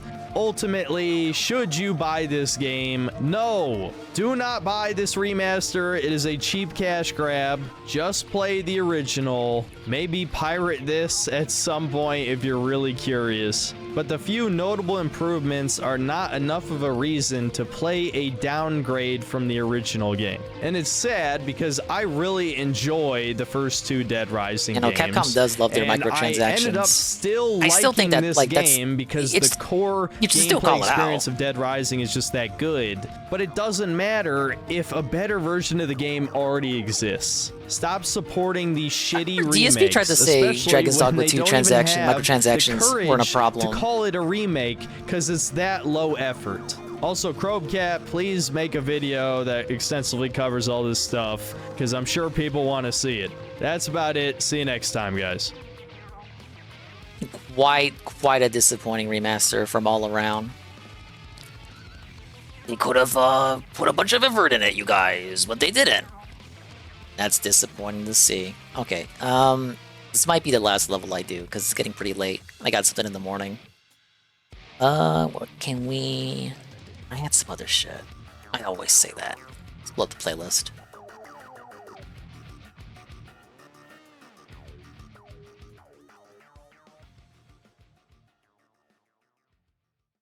Ah yes, the Watch Later playlist.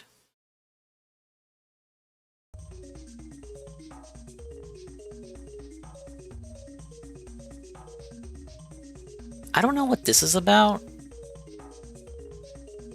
Let's go ahead and watch it. This is from Harmful Opinions. He came back from his vacation. Been watching Ram for years. I don't really watch his videos on stream. The video is entitled, "Why Don't I Respond to Criticism?" That's not his words. He's reacting to a video positing that argument. It's a fresh alt-right playbook video. We all need to update our strategies. As leader of the alt-right, I need to make sure I'm on top of this. Okay. I will say, I feel that I am primed to be supportive of this video. Why don't you respond to criticism? When people in comments say that, if it's just gonna be, you don't have to do shit. Not responding to a specific criticism doesn't necessarily mean anything further than you've decided not to, or you might not even be aware, who knows, whatever. You don't have to do what people tell you to. If it's just some shit like that, okay. If he's oblivious to elements such as accountability being championed often by leftoid content creators, accountability, should be accountable, blah, blah, blah. If he's oblivious to that being an element in people asking, why don't you respond to criticism? Why aren't you addressing this? Blah, blah, blah, blah, blah. If he's oblivious to people encouraging that through their claims of wanting accountability and responsibility and so on and so forth, that will be annoying. But generally, when people demand this and say like, why don't you respond, blah, blah, blah, blah, it's just annoying. So I should be on his side. That me in the thumbnail? Too much hair. Say, for the sake of argument, you're the kind of progressive lefty with a platform who gets a share of harassment, seasonal or perennial, from reactionaries. In this situation... The reactionary Redditors. Not nowadays, I don't think. At a 4chan, Reddit, and 8chan? An 8chan logo? Not nowadays, I don't think. Now... Where's the quarter pounder at? Reactionaries? No, who is this He's guy? chief of reactionary. Whatever this guy's name is. Dan Olsen's folding ideas. This is someone else. I don't remember. This is the guy who had the cuckold interview on Huffington Post that they took down for him when he got bullied too much. Right? This is that guy. This man is aware of the meaning of reactionary. What percentage of his audience do you think reactionary means reacts to things? What percentage of his audience do you think hear that and is Zero. thinking, yeah, those damn reflexive idiots? They You think, will they think inevitably Chud. hear They think one who alt-right. positions themselves as a reasonable moderate ask, why don't you respond to criticism? There's a lot going on in that question. I'm gonna get annoyed at this. Uh-oh. We've got 6.5 minutes. Okay, but there are times where that's not just like a way to frame themselves as, you know, a moderate who's simply curious about why you're ignoring certain things. Sometimes people do ignore things that are important, and it's like, what's going on? More than is immediately obvious, and it's worth understanding. First, is that the question is not only directed at you, it exists as a marker showing up in your Q&As, your comment sections, your Twitter threads, to imply to anyone paying attention to you that there is some wealth of legitimate criticism that you have long ignored. There may well be Feel like a I already specific know where this point video is person gonna go. referring to, but it's often left unspecified or generalized, so that the content and the Right. I feel like this is schizophrenia. He's gonna have to do a lot of work to characterize this as being strategic versus just some dipshit online. Because like I was saying, I could imagine myself siding if he's like, damn, it's annoying when people say that. But this is, of course, the All-Right Playbook series, so... quantity of the criticism is left to audience imagination. Okay. It is meant to publicly undermine your legitimacy. Dragon's Dogma 2 is a Second, bad game because Sure. DSP never finished it. Same as if idiot. someone goes, you're a DSP only finishes dipshit good retard. games. Okay. It's meant to make you question whether there is some legitimate criticism out there in the din of people God, I screaming hate at this you. level. If you Starman get was 100% gaslighted right by about it. like a Twitter response and YouTube comments, you deserve to be mentally destroyed. Sorry. Watch out, progressive leftists. If someone says, why don't you respond to criticism, maybe they're tricking you into thinking there is some legitimate criticism of you somewhere, which there cannot be. Don't worry, What the we'll get f- it. is this? You're not perfect, and a knock-on effect of being harassed is you get numbed out, unable to discern good faith from bad, often removing yourself. Unable to discern good faith from bad.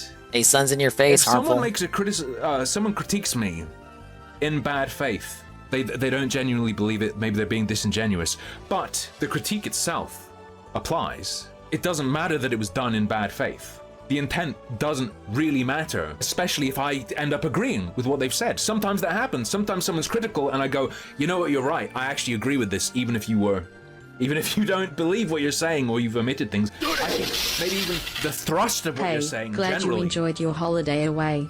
I did, now Kebab. Thank you for the sub. Oh, what a nice guy. Sometimes a bad faith critique that is wrong might also nudge me to think something else that's valuable. It's not necessarily valueless just because it's said without honesty in their heart, without true good faith. Both sounded pretty happy in their about Silent soul. Hill 2 remake. I will give this guy props.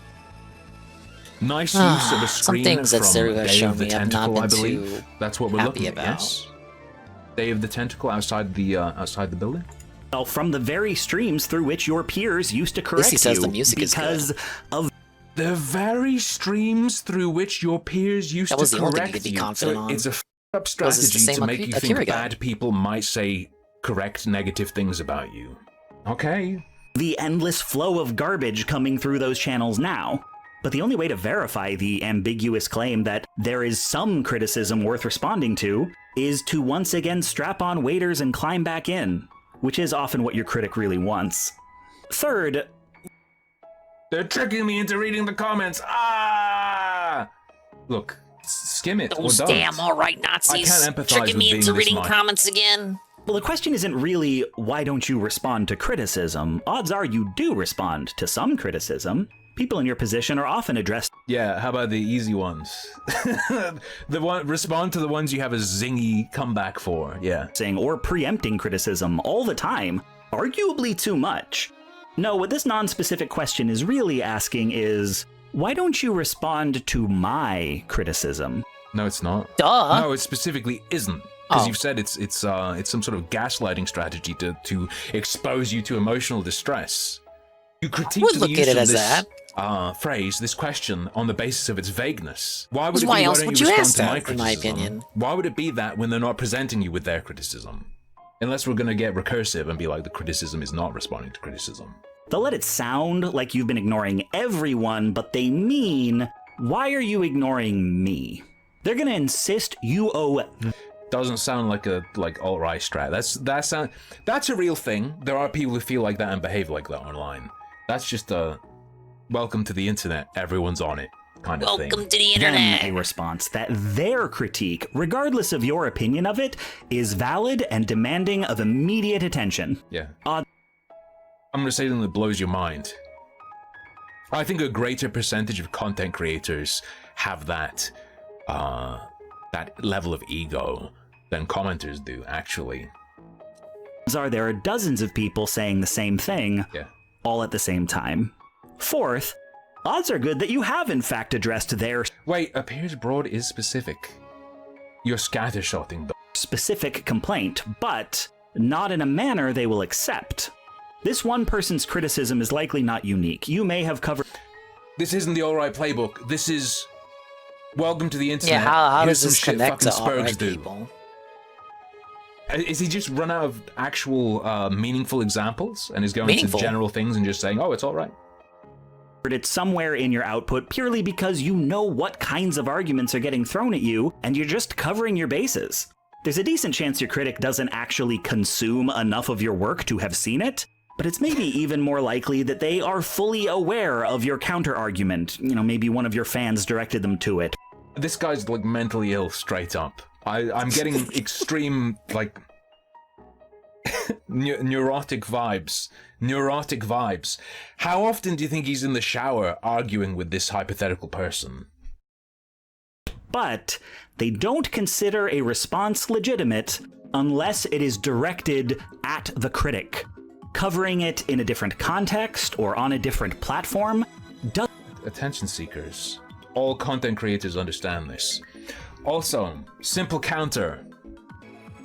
Ignore it until they give you the, like, make sure you stream, ignore it, wait until they give you money to have it play on stream. So the worst helicopter segment in the game. So that they donate again and again and again and again. You can make infinite money from these people. This isn't a bad thing. Doesn't count.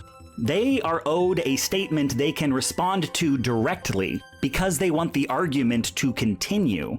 So really the question is, why don't you respond to my criticism on my terms? Finally, even if you did respond to them by name, it's likely your response would still be disqualified.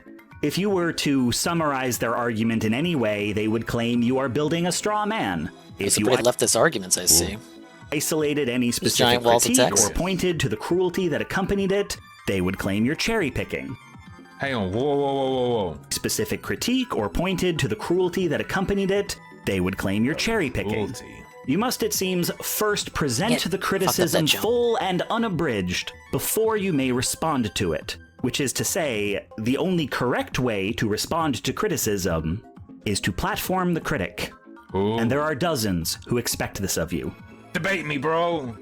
Who will I agree with that tear point of into view, you for Sarkar. not addressing. Where it's like Dragon's Dogma 2, you know, it's not bad, but it's not fantastic, and it's a bad sign when you play like a sequel to a game, and it just makes you want to play the previous game in the series, or if you play a remake, you know, same thing for a remake, like we were just talking about Dead Rising, you play a remake for a game, and it just makes you want to play the original that much more. So who's he talking about?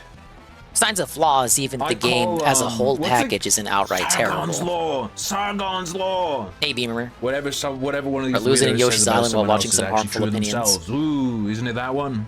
This guy has a It's been a person long in night. mind. I'm telling you, making this video, this Innuendo Studios guy has a particular person in mind. I can smell it.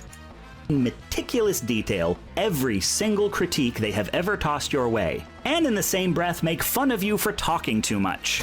Because bro's yapping. Smile more. Just stream and you'll get over this in literally 2 hours. they don't want to move on from why don't you respond to criticism. As a rhetorical tactic, it's pretty What is that? Good _ faith _ chatter Thank you, donated good £1. faith chatter. Why don't you respond to criticism? Because it's more lucrative not to. There you go. Good response. Thank you, good faith chatter. I'll address you directly. Ace. To announce before the argument is even stated that it is thus far undefeated? Ah! Mwah!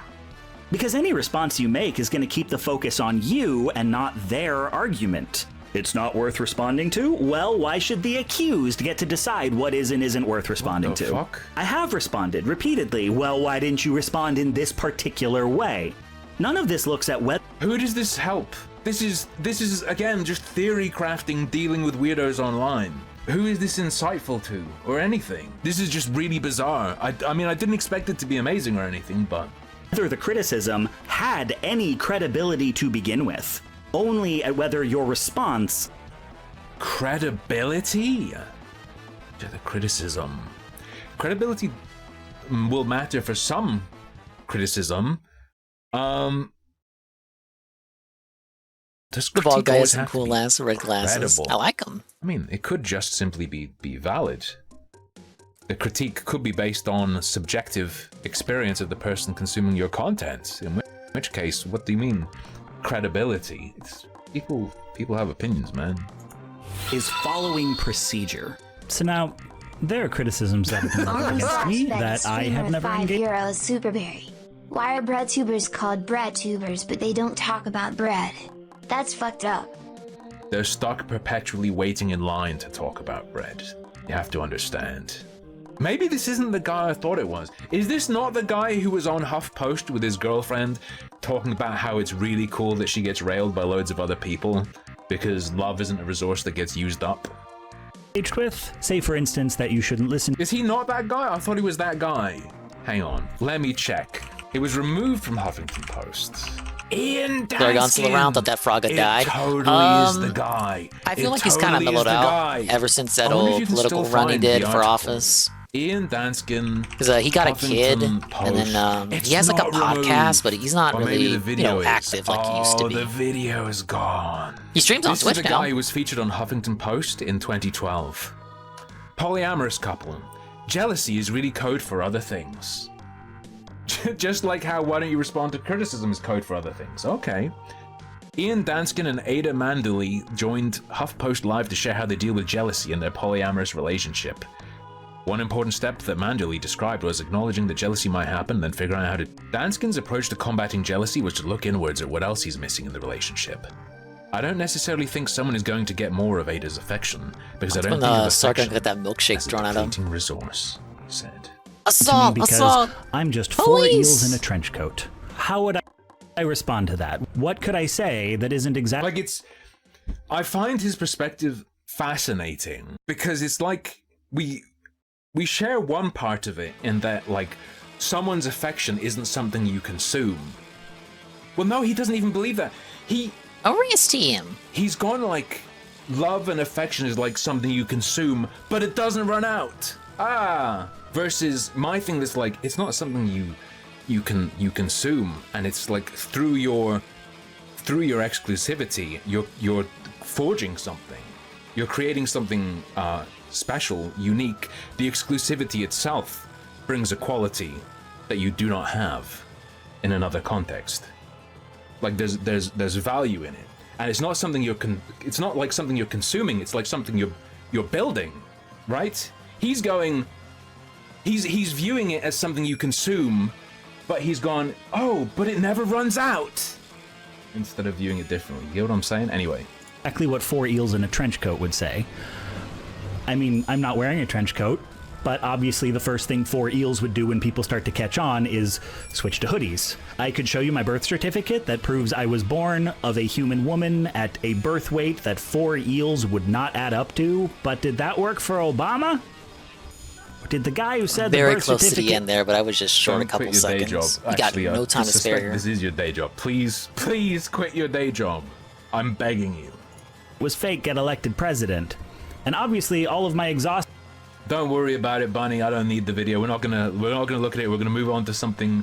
We're gonna move on to rape. I know you all hunger for rape. We'll get to it. Should I? Okay, that's a pretty good thumbnail pick. Let me just save that bad boy. I don't want to sneeze. He reacts to a bunch of Kukli stuff on his streams. I don't want to sneeze.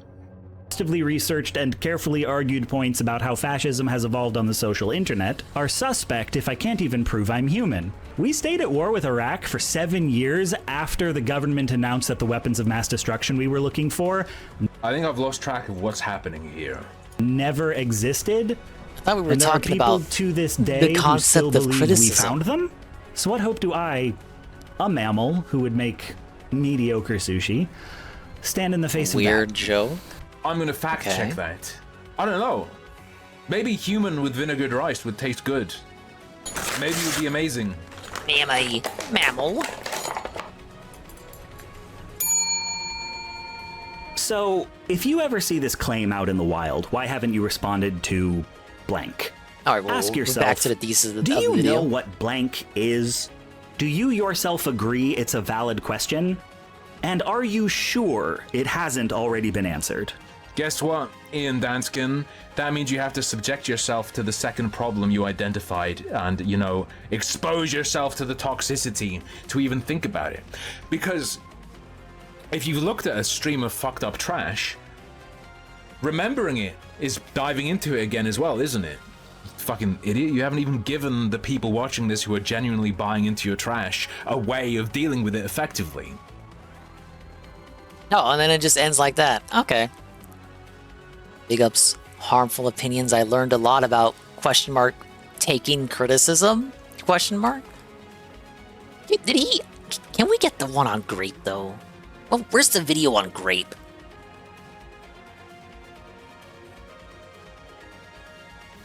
Oh, is it about this Moon guy? Josh talked about him the other day, but I don't really know a lot about this individual. Apparently TwitchCon has been happening. I don't know if it's still happening. Oh, what did the cartoon girl do? Sorry, I wasn't looking. Everyone hate. You mean the fruit? I had heard about that too. There was some sort of document. This one? The boyfriend, her boyfriend was being negative or something. I don't really pay attention to it except for the rest. I don't know anything about it. Else happens. Oh, TwitchCon was a long time ago. It was on the 20th to the 22nd. Long time ago. But there are multiple dramas from TwitchCon. We're gonna look at the Moon stuff. Look at this face. Drink this face in. Drink this man in like a pumpkin spice latte. Because it is autumn. Let his countenance sit at the bottom of your stomach and warm you. Now imagine that your wife was cheating on you with him. How would that feel? One man got to have that experience. And of course, as one would expect from a cuckold, he went directly to Reddit to talk about it. Pretty perfect. King Caffeine. Good transition there. And we'll get all the context necessary, I think, from this post. At least mostly. He explains everything that happened. King Caffeine posted. Now, this is Moon. This is the streamer Moon. I believe he used to be an Overwatchoid and became a variety streamer. Oh, we this love is Moon Overwatch over here. subreddit. Big up Zarya. This guy went to the Moon fan subreddit to say Moon my wife. My wife? Natural born cuckold. Cuckold genes. Guaranteed. Send your DNA where off else to was he gonna 23andMe. say it? You'll The just get cuckold 100% subreddit? cuckold back. They won't be able to place a nationality. It'll be overwhelming. Hey everyone. There's not really an easy way to say this. But my favorite streamer gigacummed in my wife. But Jillian, Diva Jilly, my wife of 15 years and the role player of Shaban on No Pixel GTA RP and the love of my life has apparently been cheating on me for months with the Twitch streamer Moon. So she's a GTA role player, and Moon did GTA roleplay too. Attached, you will find their messages from TwitchCon that I found when I was trying to see if she was okay after not responding to my check-in messages Saturday night. From this bit, I don't understand how he got the messages. Did she have her stuff with him unlocked? Did he have like her phone or like go on her computer and it was all just open, knew her login? I feel like that's Oh, you don't check your girl's ballsy. phone like that? To cheat on someone who has your login details or something, or would have access to your messages? But I guess we'll see. Maybe he'll explain what's up. Really saddens me that it came to this after months of assuring me it was all Yeah, I don't RP. get the whole GTA role So to playing be stuff clear, either. Moon and his wife That Viper guy were role who we playing a reacted to a few relationship. months ago. on the GTA he was also RP caught up server. in that shit. They had a roleplay relationship. All right? I was told the lie that it was just about sex positivity. Holy shit. And girl bossing. When in reality, yeah, it's just sex positivity. Yeah, what, cheating on you? Yeah, that's normally what they say. How did you not know you were being cheated on? And girl bossing, when in reality, they were just living out their secret fantasies while both being married. I'm sure their It just rabid seems like fan the bases notion won't care. of role playing But I'm also would be playing the game how, I don't know, playing it like how you're supposed to be playing it. And like Rockstar probably wants you to be like a chaotic agent causing trouble and shit. Well, the rabid like fan you do in the bases who will single-player care. campaign. Normal people won't really care except to laugh at you, right? If you're not an over-engaged fan, I don't think you care too much that they cheat. But I'm also sure there are plenty of people who will feel vindicated by this, especially those who warn about the dangers of ERP. Thanks, Trav, whoever that is. What does Watch the out. E stand for? If you come in Grand Theft Auto, you come in real life. What do you mean? Yeah, they're basically having dates. They're flirting. Oh, we just pretend flirt for hours every day. It's not real flirting. ERP. Come on, man. People say the Come dents on, do dude. that. Erotic roleplay? I got curious after finding Now, these wait a messages minute, and man. checked other DMs. There were multiple guys she was sending and receiving sexual videos with. Ooh, it's just sex positive girl bossing. What do you think that means? What do you think that means? All of them in the no pixel Department of Justice? I don't DOJ, whatever DOJ is. All of them in the no pixel DOJ. No point in attaching these. Why not? Could be funny. She would call them her daddy or favorite and whatever or whatever pet names, obviously curating emotional relationships behind my back. Look, emotional relationship is like when she comes to them, well, you know what I mean, messages them. Emotional cheating to me is like just having a close connection without it being sexual. What else would like it stand coming to for? them to have their emotional needs fulfilled, not being able to talk to their partner, so they talk to another person instead. That's like emotional cheating. If she's doing like, oh, spank me, daddy, here are my tits, that's just cheating. That's just cheating. That's not emotional cheating. Both are bad, but this is full-on cheating. He's trying to soften the blow or something. Behind my back, and then had the audacity to act completely normal at home.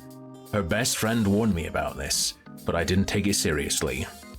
This level of compulsive lying and sociopathy is honestly something I should have seen coming. I was, after all, married to a woman. No, this is the same person who would be the first to grandstand and virtue signal about any other streamer drama. Do you mean Moon Moon? Or do you mean your wife? I'm confused for a second here, because I believe Moon Moon has that reputation. I guess his wife does too, maybe. Since I was oh no! I didn't pre-read this, and I'm glad. Since I was unemployed, she told me my job was to prep the bull, to check other streams, to give her intel on what people were doing at certain times, to make sure she had the best outcome for her character. Literally to prep the bull. Your job was boyfriend research. You were doing boyfriend research for your wife. This was not fair to anyone involved and is admittedly very scummy.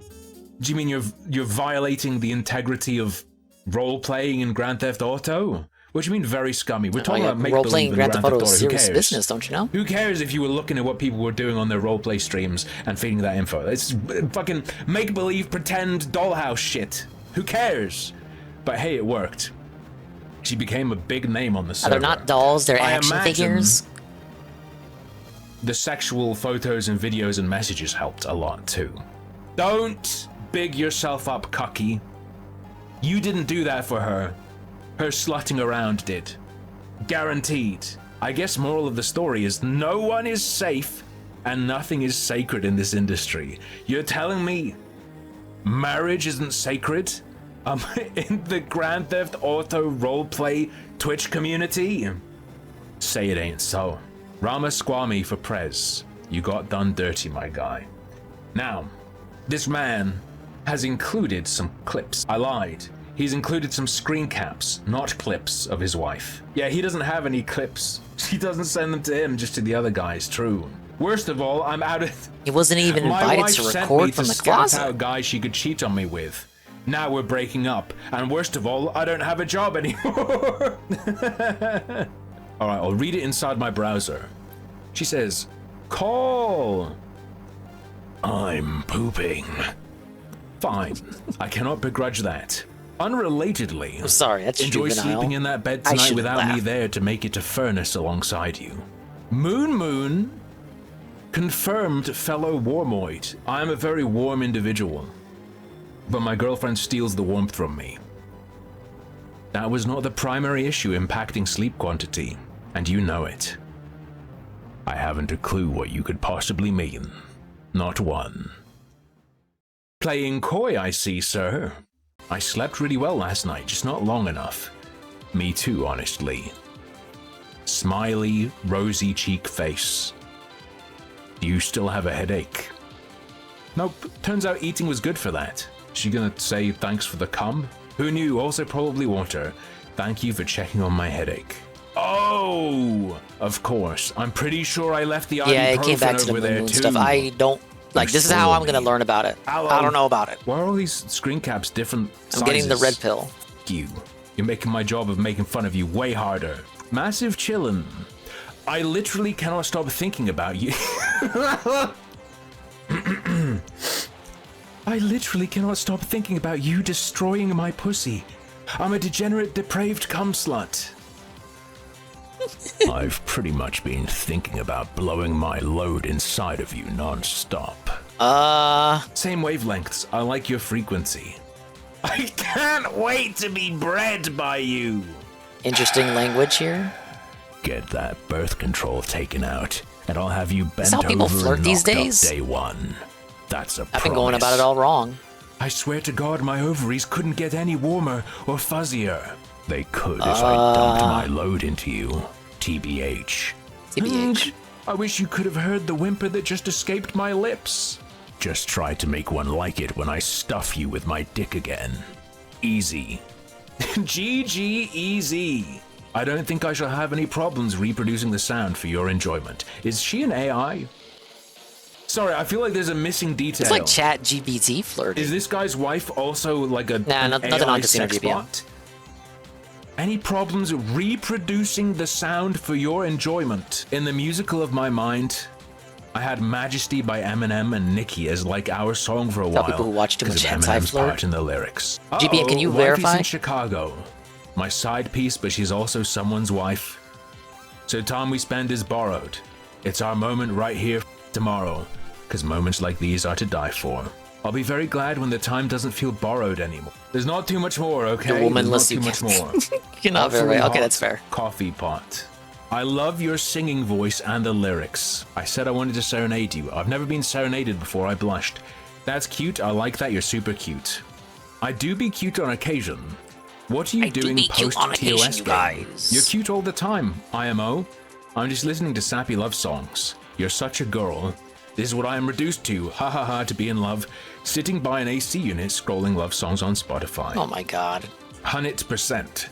I don't let anyone else tell me what to do, but I listen to you. It has taken all This of is my like willpower to not just start packing my shit. high school level tee It'll be flirting. worth it. Move over here and then I'll be the one packing your shit in. Anyway, it'll be worth it 100%. I have no doubt of that. What are you doing?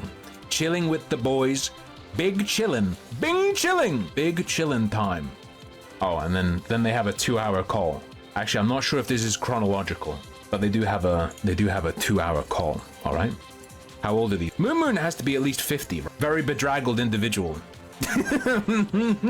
You're not a real man without pork bun in your hand. Mid-30s. They're both 34. Now this is important. Are they both freshly 34, or is there an age power imbalance? Is one of them rottenly 34? Ostensibly, Moon has addressed this. I have not verified myself, okay?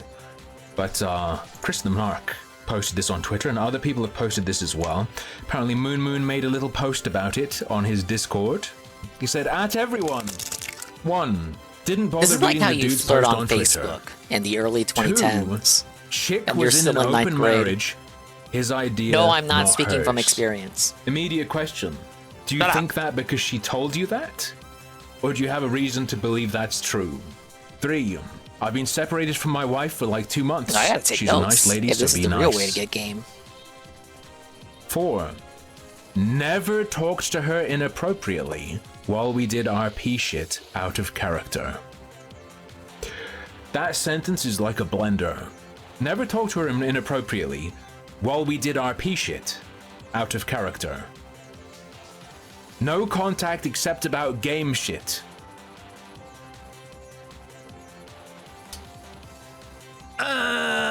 Uh, 5. TwitchCon was pretty sweet. Ooh, these images. The depraved cum slot message was viewed 1,264,000 times, by the way. Just so you know. Hey, your opinion? No, this is all out of character. No, they were just pretending to be their GTA characters. This wasn't like for real. Fur. The one about the fruit lady is an hour long. So I can't say we're watching that one. Well, this one on Sonic. It's over a classic Sonic video from back in the day. I believe if you're going to criticize the creative content of others, bring a creative solution to the table with you. Okay. While this video analyzes certain aspects of Sonic's gameplay, I do not claim to be an authority It's on a game modern design. classic here, the video he's going to react to. This is already golden. I only mean to present No, creative Goki, ideas to because a I just need to problem see short recognize videos as a until I struggling beat the level. franchise. Dear Sega, my name... Oh. Lucky Bee says it like that too. It's so gross. That's how Australians say it. They say Sega. Top 10 hottest female Sonic characters. We're not going into your weird porn stuff. We're gonna watch this man's lovely redesign. I'm also a game design graduate. Gotta ask and Josie if develop that's small-time accurate. games on the side. In this video, Like I'll what? be presenting my case for redesign for one of your most enigmatic franchises, Sonic the Hedgehog.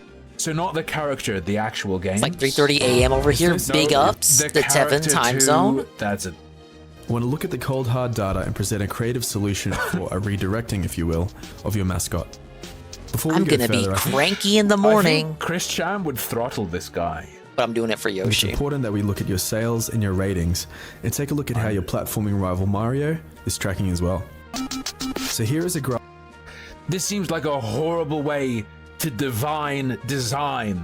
Unless your conclusion is going to be, oh, just make it like Mario, or how do you get game design out of that comparison? People like Mario, so just make Sonic move like Mario. What is But then he he's gonna not pull going to be from moving this? as Of your fast. sales.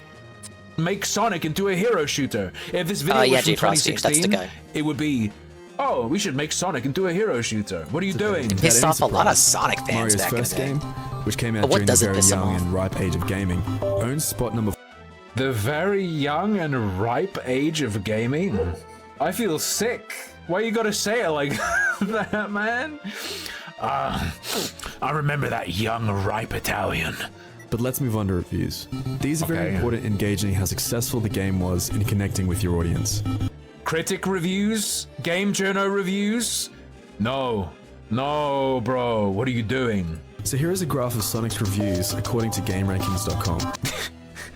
We need the we need the Polygon 10 out of 10. The next Sonic game I don't think that must website feature is miles too per hour accurate, is it? catching Game AIDS. Rankings? He'll slowly Or is it VG deteriorate Charts, the one I heard that throughout was the game if you don't inaccurate? beat it fast enough. Now the reason I've been adding in Mario is to show you that as a competitive platform game, he's Look at the Mario line. Mario has the ability to triple jump. What do you see here? Bing, bing, wahoo! Sonic famously rolls into a ball and shoots off ledges, curves downward. Look what happens to his line. It curves downward. We need to give Sonic directly the power of flight. Sonic and Tails have to have a child. This information is telling us that there is a disconnect happening between your games and your Bing, audience. bing. This music is way too busy as well, by the way. And I think I know what it is. So here I will present my ideas while at the same Here we go. What's it gonna be? I genuinely have never seen this or heard anyone talk about this. time explaining what I believe are the problems we're fixing. So let's bring in Sonic. Oh, Jesus Christ! Yep, there he is. Claymation.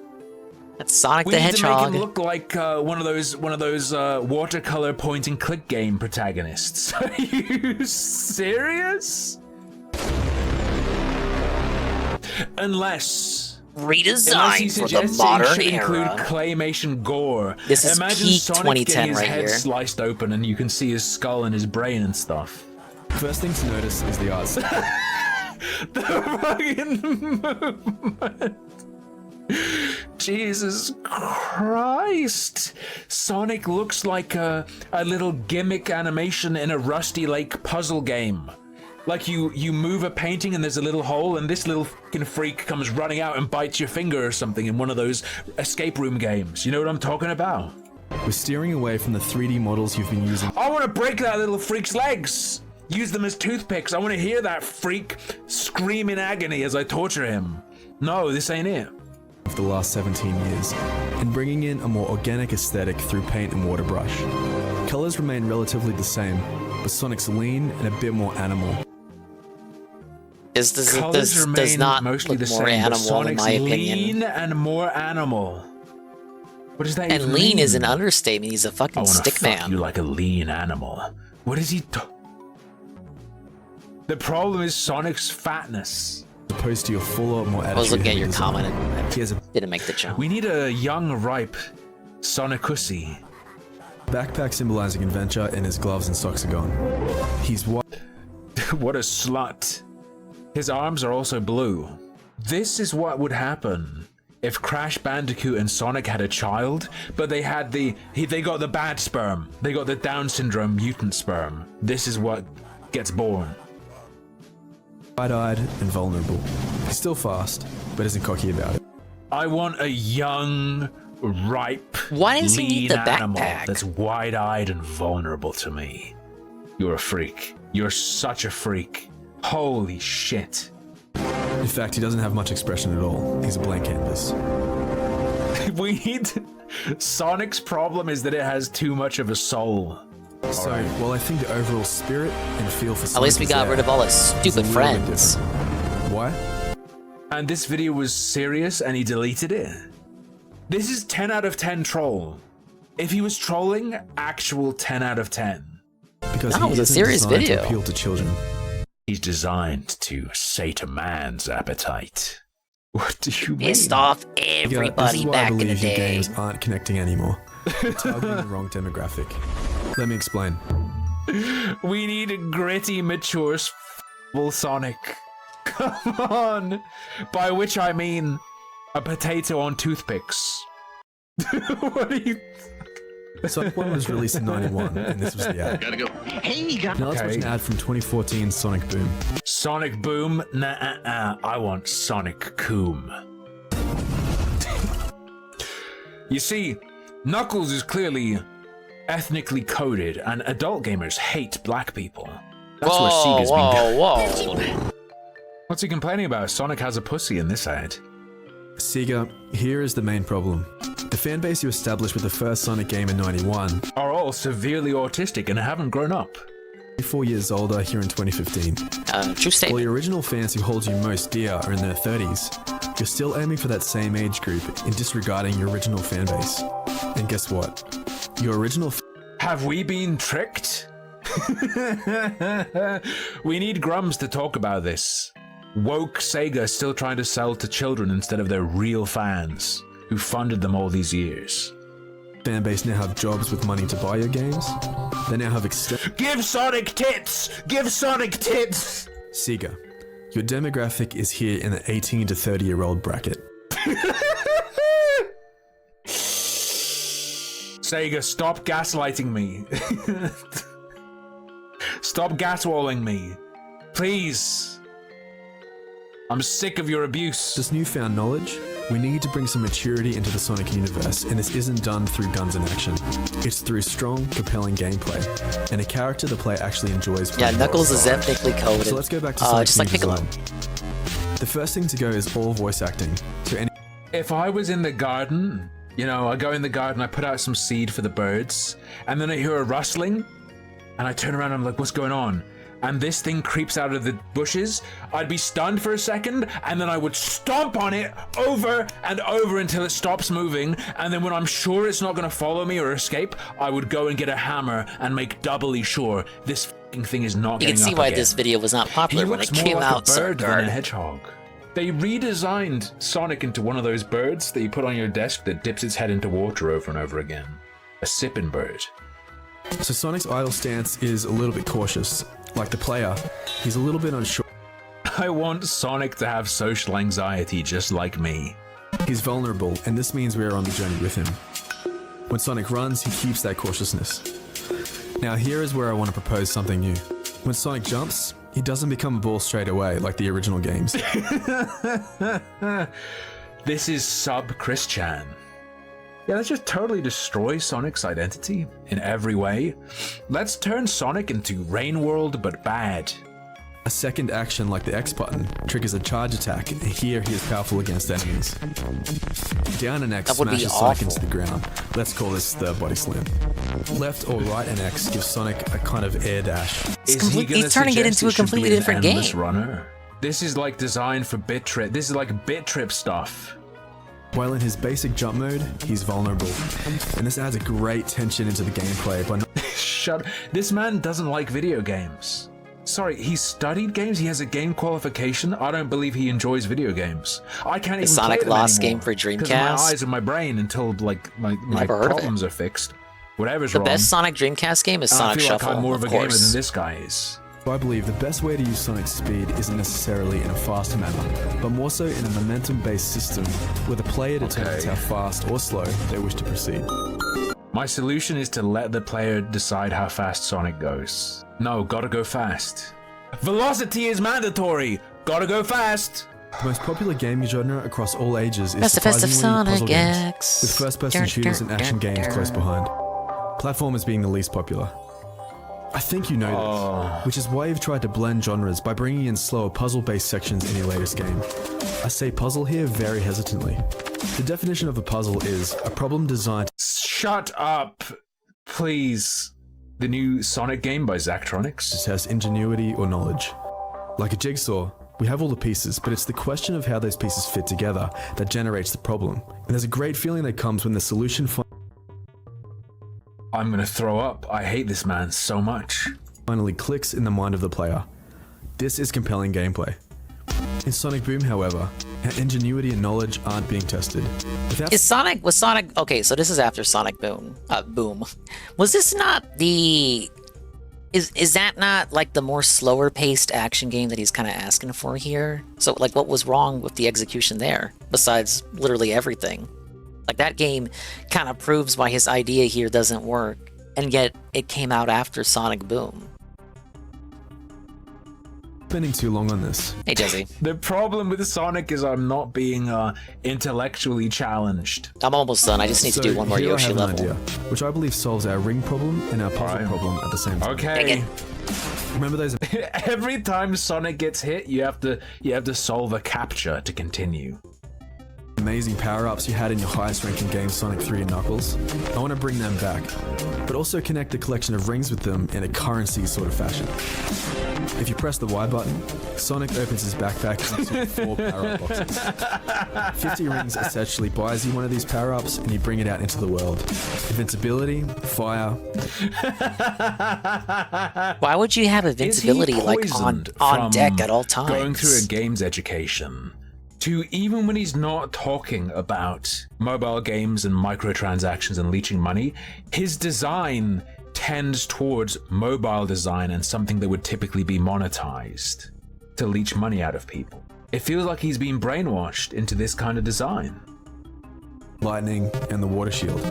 Not only do they give their respective protection, but we can bring in creative ways to use them in simple puzzle scenarios. And the important thing here is... And if you need it for a puzzle but you're out of coins or out of rings, you can spend real money. We have all the jigsaw pieces. Does he understand that he's created that scenario here? You can get the rings for free, but you're going to need certain upgrades for certain puzzles. And hey, you spent all your rings. Does he know that he's done this here? Did he know? You could find a secret area with a row of spikes. The only way over them is you bring out an invincibility box, and this leads to a hidden collectible. You could have puzzles where you... Damn, really intellectually stimulating. You could finish a boss by forcing him to open a lightning box, but the shield brings out a bunch of spikes that destroys the ship. This completely expands options for level design, the way Sonic interacts with his environment, and also adds huge replayable value. Let's make Sonic boss fights a matter of clicking the right thing, while at the same time giving the collection and protection of rings some weight. Sega, this... You mean 100% weight, because if you spend it all and fuck up, you're screwed. Or you have to have some kind of mechanism of making up for that. What are you talking about? This is just one creative solution, but the bottom line is this. Respect the intellect of the player. Respect my intellect. Give me hard puzzles like put something that really can hurt my character and the give me the here. option to press a button that makes those things not hurt me, and then I can get suggesting past. Things that could be microtransactions. Now that's what I call a puzzle. But that said, we do need a reason to press the forward button. So let's look at the opening cutscene for your most... Not if the game's sick. No, you don't. Not true. False. Okay, with that said, let's look at a brief overview of the new design. There we go. We've established that your target audience is now adults and no longer children. We bring... Sega, your target audience is now me, and you need to make your game into the thing that I've always fantasized about it being. You'll make $1 million. Sonic back into 2 dimensions. We remove all voice acting, and we shift Sonic's appearance to feel more vulnerable. A new moveset is introduced, which adds great momentum-based gameplay. And we've introduced a new game...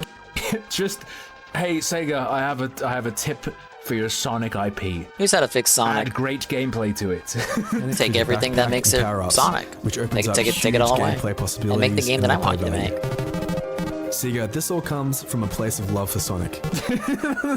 I'm coming right They didn't hire this guy. This was like Sonic 1 on the This was a very negatively received idea guy video. He does not work for Sega. System, and I fell in love with gaming instantly. Your mascot made me love games and art, and it's been hard to see your franchise get crushed into the dirt. Even if you don't take any of this on board, I hope you are very intelligent with how you approach your next Sonic game. I hope you're very intelligent. Thank you for taking the time to watch this. Love, Java. Oh my god. Alright, one more. I promise one more. Eventually I'm gonna beat this. In response to almost gaming diversity's strongest soldier. Everything that's been said about diversity in games, I've responded... You guys know I love diversity. Why is it important? It's they just keep saying it's so important to be seen. It's so important to feel comfortable. It's so important that you feel like the game is for you. What do I ask? Why? We have a whole video about exactly why.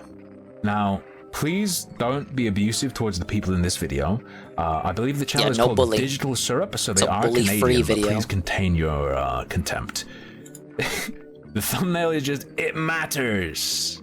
My man here on the left.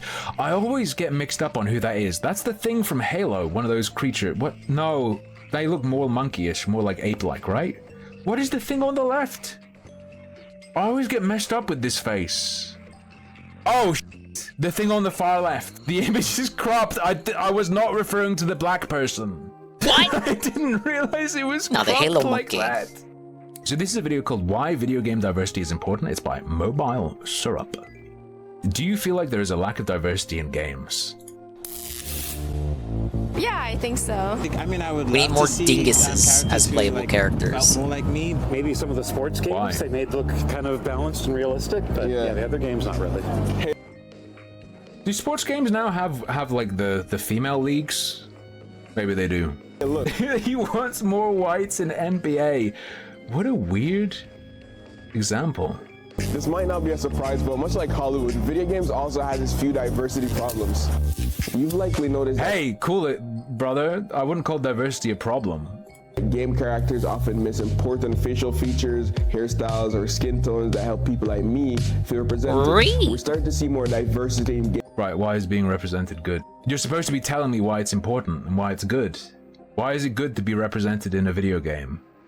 Games and people of color have seen a bit of spotlight lately, but industry-wide representation is moving at a glacial pace. I don't need to stay how important representation. Did he say no, you're insane if you're saying If representation is having black characters, it's not at a glacial pace. You're out of your mind. Is, but understanding how it affects. Wait, I don't need to state how important representation is. Yes, you do. Why is it? Is, but understanding how it affects people is a great way to help it move forward. Isn't how it affects people why it's important, though? What are you talking about? A character's depiction in games can be more harmful than good. What? People want to be represented, but it's a disservice when these depictions are harmful. So it really is racial propaganda. I want my race good propaganda. How about the suggestion that viewing a character in this way as propaganda for its relevant demographics? Not good, actually. Further, it could cause people to develop stereotypes. You've implied that that is guaranteed, though, essentially. If the character represents your race, you want the stereotype to develop, but you want it to be a positive stereotype. Otherwise, you'd be arguing against this perspective on creative work altogether. You'd be arguing against this viewpoint. You want the whole point is it develops stereotypes. Just the one you want. Steven Spohn. For example, when you see a bad guy, normally you will see either a disfigurement or a disability. Normally, bad guys are disfigured or disabled. The guy has a Are you talking about him or me when you say holy fucking terrible? Big forehead, too. Hey, I feel attacked. I feel attacked.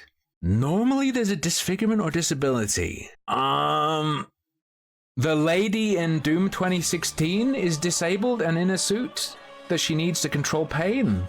The pedo claw, but Todd Nickerson, the claw pedo, is real. I'm having real trouble thinking of. I can think of like disabled good guys, like Joker from Mass Effect comes to mind. They're like is your guy in the Surge disabled and needs the suit? There's some gimmick in the Surge where your guy or a character needs the suit to walk at all. The powered exoskeleton. Are we counting like Arkham Joker as disfigured? Maybe. He said did he say typically? Normally they're disfigured. You will see either a disfigurement or a disability. Yeah, empathizing with the character, I could agree with that, is more important than the superficial details about the character. They can look like me, but if they got shit personality, I won't care about them. Or no personality, rather. There are definitely a bunch of movies I can think of that are like that. And, you know, the core of the gameplay in the video game is that, you know, if the world had been kinder to them and their disabilities and understood them, then they wouldn't have had to go and, you know, nuke the planet or whatever. So, you know, that's something that I feel like... I mean, it's pretty noob level and pretty basic approach to writing someone who's, you know, someone who can be real evil but still elicit some kind of empathy. Writing still has a way to go. What people don't realize is that disabled people are all evil, and we don't need a reason to hate the world. Hey, water juice. We just hate the world by default. Agree. It's a coincidence that we're disabled. Like, video games still have a ways to go. Captain Alex would make great disabled villain representation. This is better, and this is done in a more respectful way. What is done? Having a disfigured villain? For example, Overwatch does really good with bringing in characters who are disabled and like who? Making them part of the lore, part of the universe. All of them, mentally. I played Overwatch for years. Who's disabled? Overwatch characters have robot arms and robot legs? No, is that being disabled in Overwatch though? The point at which you have that level of technology, I don't think missing an arm is a disability. At the point at which you could conceivably voluntarily have your arms replaced, I don't think it's a disability to lose an arm. That's fair. Like you're literally more able than someone who doesn't. It's someone with like legacy meat tech is less able than you. Symmetra is autistic. No, she's just Indian. Junkrat is not right in the head, and Roadhog has deep depression. Roadhog is an alcoholic. Am I gatekeeping disability? Can you imagine a cyber ninja parks his motorcycle across robot two arms are disabled cool. spots That's not a and disability. fucking teleports onto the wall of You're the more supermarket, and able you're than like, actual hey, human hey, styles. disabled people need that. And he's like, That's my why cyborgs arms are are cool. prosthetic, and then does like a quadruple backflip into the supermarket. You're not disabled. Shut the up. Other games that still continue to associate wheelchairs with being insane. I associate wheelchairs with Continue dents. to work on to be respectful in a number of different ways. For years, people have been. I don't think games are impressing on people the idea that wheelchairs are connected to insanity. This is Bloodborne, yes? Am I crazy? This is Bloodborne. Everyone in Bloodborne is crazy. For years, people have been seeing people that look like him in video games, and it's time for people to see themselves. There's Why? AAA video game, $70. You can get a webcam cheaper than that. Look at yourself all day. Look at yourself all day. no words to describe how disappointing it is to go into a character creator screen only to be unable to make someone with your skin tone or hair. People just want to see themselves in games.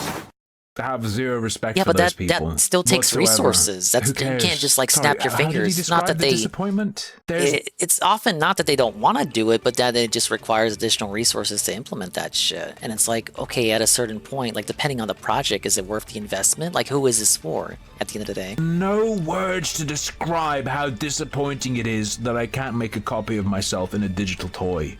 How old are you? Like, what the So I played video games since I was 8 years old, and there's been very rare times I've ever seen myself in a video game or like someone who was like me in a video game. I think my very first experience with that was when I played the Dragon Age series for the first time, and so I was able to like, you know, create a character who looked like me. I got It was to my be, like, closest an elf. attempt. I was off by just You know, itty bitty You're bit. not an elf, brother. You didn't make a character like you. Magic and all that kind of stuff. Actually, it was also the first game that, you know, you could change your sexuality and do all that kind of stuff. So that was like my first experience with that. And it made me feel like I can actually create a story that I wanted to, even if it is its own game.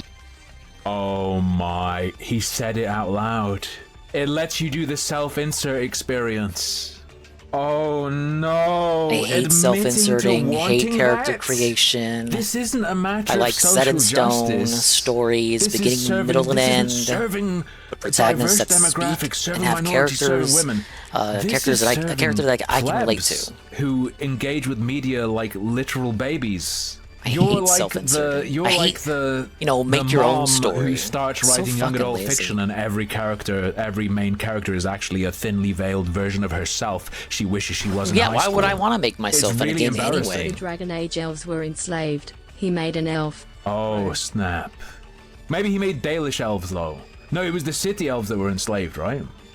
Story. It's like a character I created and in the image of what I wanted it to look like, which is like all the characters who, when I have a created character, are usually black anyway. Because I want to see myself when I play in a game, so it's just easier for me to connect with that character and then wanting to play the game even more when I can see myself in it. It's weird, man. That's also really weird because the character in those sort of games is a puppet. I'm in control of it. It's not a character that already exists. Now, my choices are limited based on what's baked into the game to choose from. Of course, but in your Fallouts and games like that, they try to give you a bunch of options and paths to get on any given tree, even if it is relatively shallow. It doesn't exist as a character to connect with. It's my interface to the world. In a game Yeah, you like can make that, the character be literally anything, and you decide to make yourself. I'm controlling. DSP gets the same shit whenever It's he this makes a weird character, space the where, character creator. Like, let's say you're doing Dungeons Like, where's the and creativity? Dragons, like a tabletop game where you're free to do whatever you want and act things out exactly as you want them to. Then I guess trying to like get in touch with like you might have an idea. But that's a good comparison with Dungeons and Dragons thing. I was actually going to bring that up myself before you said it, but so there is a semblance of like self-inserting and stuff like that. But even in stuff like that, you're still not making literally you, correct? Like you're making your own character, and you're giving that character their own backstory. You're not making literally you in D&D. Idea for a character, and you'd want to try and get into the headspace. How can they understand that? Like the tabletop people get it, but like the video game people don't. Makes some kind of sense, but in a game we have limited choice. It's not set enough for it to be an interesting person to connect to as a set character. Not free enough to really need to get into the right headspace to roleplay them. It's kind of like a nothing character. When developers from different walks of life join a studio, it could help to boost representation in games and how players feel about a game. To me, representation means so much, man. I mean, it can have such an effect, especially on the youth as they're growing. The problem is that people look to media for this sort of thing. That needs to be burnt out of people. This is a disease. This is like a disease of children being raised by toys instead of their parents. I felt, to me personally, I felt like there was a duty that I did not want this game to fail. I did not want to have it come off as like, oh, this is the Black Spider-Man game. I just wanted people to play this as Spider-Man, and it happens to be black like that. You have absolutely failed. But don't you self-felt when it comes to a lot of that? Because, like, okay, the contention is I don't want people to think of it as the Black Spider-Man game. I want people to think of it as just another Spider-Man game. But in doing that, don't you kind of self-felt when you say stuff like, oh, this is like the first time you play as Black Spider-Man. Oh, this is such a landmark achievement for, you know, playing as black character. Like when you celebrate it, you're also taking away that ability to say that it's just another Spider-Man game because you're celebrating its achievements. So then you give credence and validity to the people that say, oh yeah, this is the Black Spider-Man game versus this is another Spider-Man game. Sorry, brother. You failed. I've never seen a greater failure if that was your goal. That is not his identity. That's just him. It's a part of his identity. It's a part of his culture. But I didn't want people to play this like, oh, it's the Black Spider-Man game. I wanted them to have a great experience as Spider-Man. Period. I felt like there was but then you celebrate it by just like, oh my God, this is so amazing. Yes, finally a game for me, Black Spider-Man. Oh, but no, don't celebrate just because of Black Spider-Man. Celebrate because it's his character. But you just called it. It isn't a character where just said. What the is wrong with fighting games? You don't have to just put said down it was a fighting the Black game. Spider-Man. You could have just been like a game with, you know, a more fleshed out narrative for an individual character. So not like in a fighting game where you have a character who can serve as representation but isn't given a full chance to breathe and be fleshed out. You could say it like that. They'd be like, isn't just in a fighting game. You. You get to create a character and you just make him black, but everyone's the same dialogue. This is a full fleshed out character where you can see his personality throughout the game. You can see him grow. You can see his African genetics. One day, diversity and representation will be fairly common. One day, there will be a black person in a video game. One day. But until that day, we need developers to continue to diversify their workforces so we can get more titles like Spider-Man Miles Morales, Tell Me Why, and Deathloop. Oof.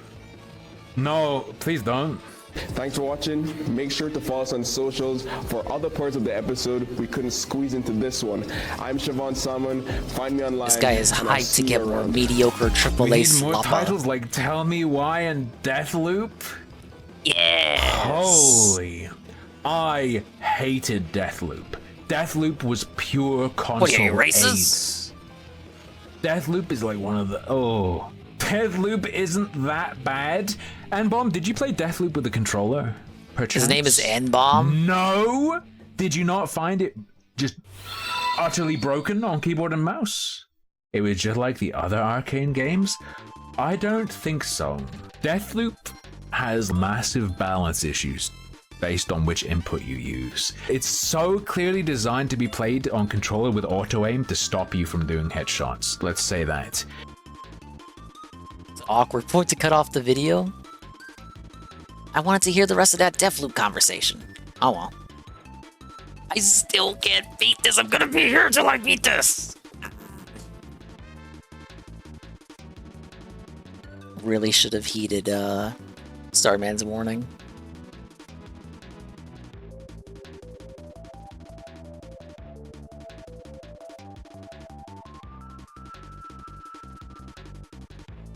Okay, fuck it. Next one. I lied when I said it was the last video. Got on the first train home. We sit down. In front of us is one of those 4-seaters with a table. 2 people took up the whole table and the 4 seats. Okay, whatever. They would not shut up. The whole time we were on the train, they would not shut up. They just kept talking about how, like, they're retarded and have autism. And then they were like, by the way, I'm a doctor now, I'm gonna go work in Spain. Maybe I should learn Spanish, but I don't think anyone else at the hospital speaks Spanish. Ha ha ha ha ha ha. Just talking about how they sign up to HelloFresh. And then when they were talking about signing up to HelloFresh and they were like, is HelloFresh the most responsible? I use a service where the video title is entitled, if you will, I Hate Trains. Comes in paper bags. Eavesdropping? You can't help but listen. They're so loud. Then they just opened up a jar of stank that filled the entire train cabin. She starts just slopping, just starts suckling on the noodles, and the stink of onion and tuna just spray throughout the carriage. And then she goes, do you want the rest of this? And he said, no. And he goes, oh. And she's just like, okay, and just plops it on the table. Then she opens her next stank jar and unleashes. I like Deathloop, but Deathloop isn't good because of the character. It's good because of the gameplay. It was also in first person, so you don't see your character most of the time. Yeah, how can you celebrate? Oh my god, Deathloop. Amazing game because black main character, and it's a first person game where you don't even see him half the time. New flavor into the train. Eats half of that and just leaves it out on the table. Luckily told them the food stank and they just ignored it and kept just opening more stuff and putting it on the table to release the stink. Even when they were done eating, they didn't put it back in their bag. We thought we were finally done. Throughout it all, they didn't miss a beat, by the way. Endlessly talking about their intellectual disabilities. Not even joking. All they talked about was their intellectual disabilities and how they're doctors or something. And how responsible they are with food and how considerate they are. So they eat like 2 or 3 of these containers halfway and leave the other half on the table to stink up the room. Okay? Finally, there's a bit of relief and all there is their yapping. This motherfucker, like a clown, like a magician, pulling a rabbit out of a top hat. Out of his little bag, he pulls a giant family tube of Pringles.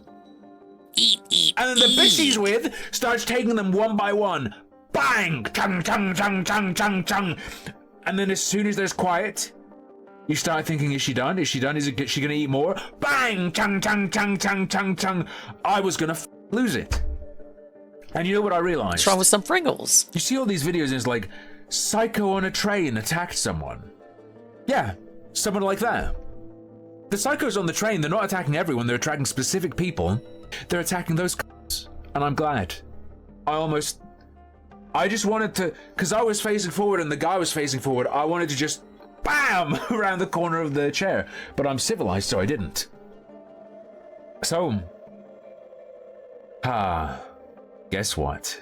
We had interesting a transfer life this story time. here he's telling. We decided to go right to the end of the train to the last carriage. Hoping we'd have better luck in terms of I don't have any interesting sound train stories, unfortunately.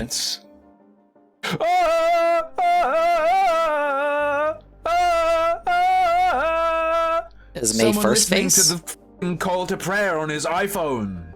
And when he's finally done praising God, bring, bring,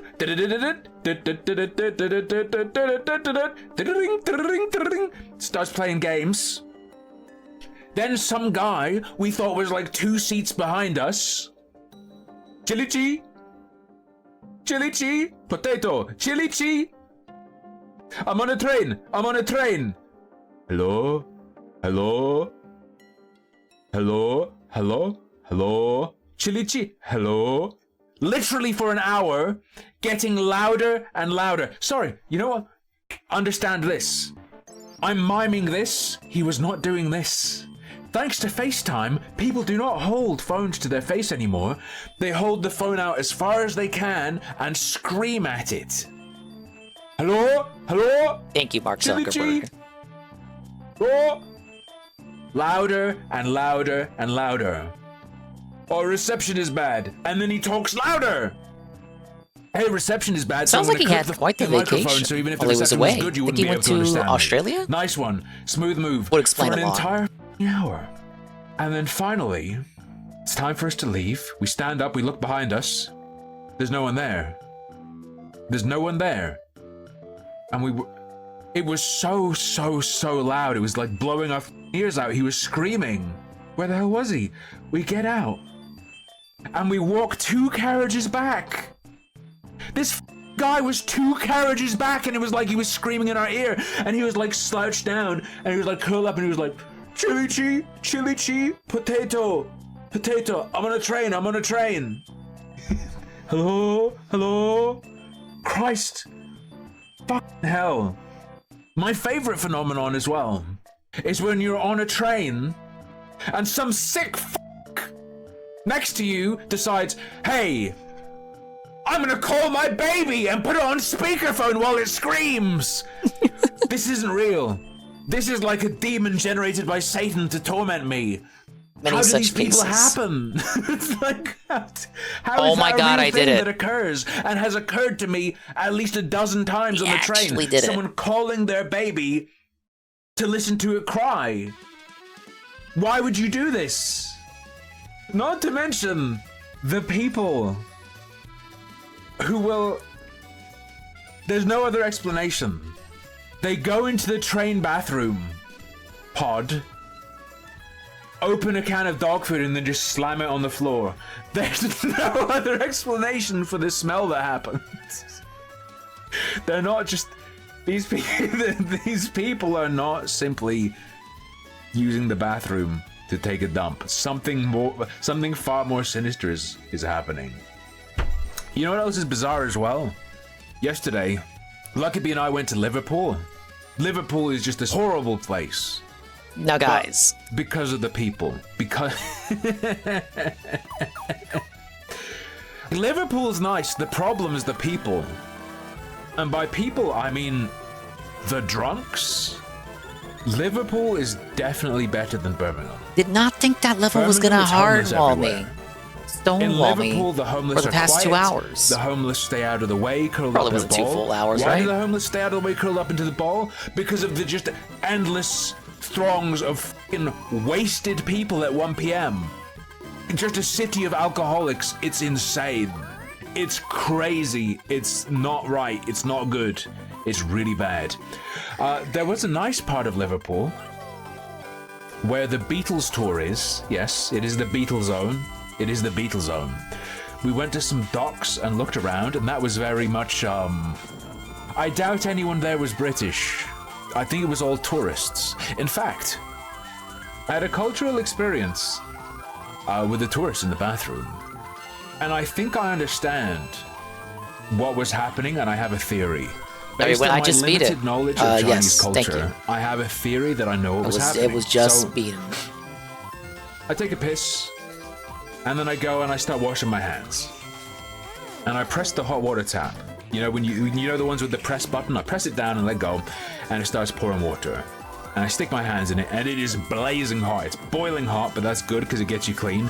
I put soap on my hands, I'm rubbing, and then I hear people talking what sounds like Mandarin. And then a guy comes into the bathroom, and he goes straight for the sink. But did they have any oranges? That's not weird. That's the question. Sometimes, like, maybe you got something from like a food stall and you have stuff on your fingers and you just need to wash your hands, so you're in the bathroom. That's normal. The guy starts washing his hands with no soap. That's kind of normal too. If, like, let's say you had a piece of pizza and you got like sauce on your hands.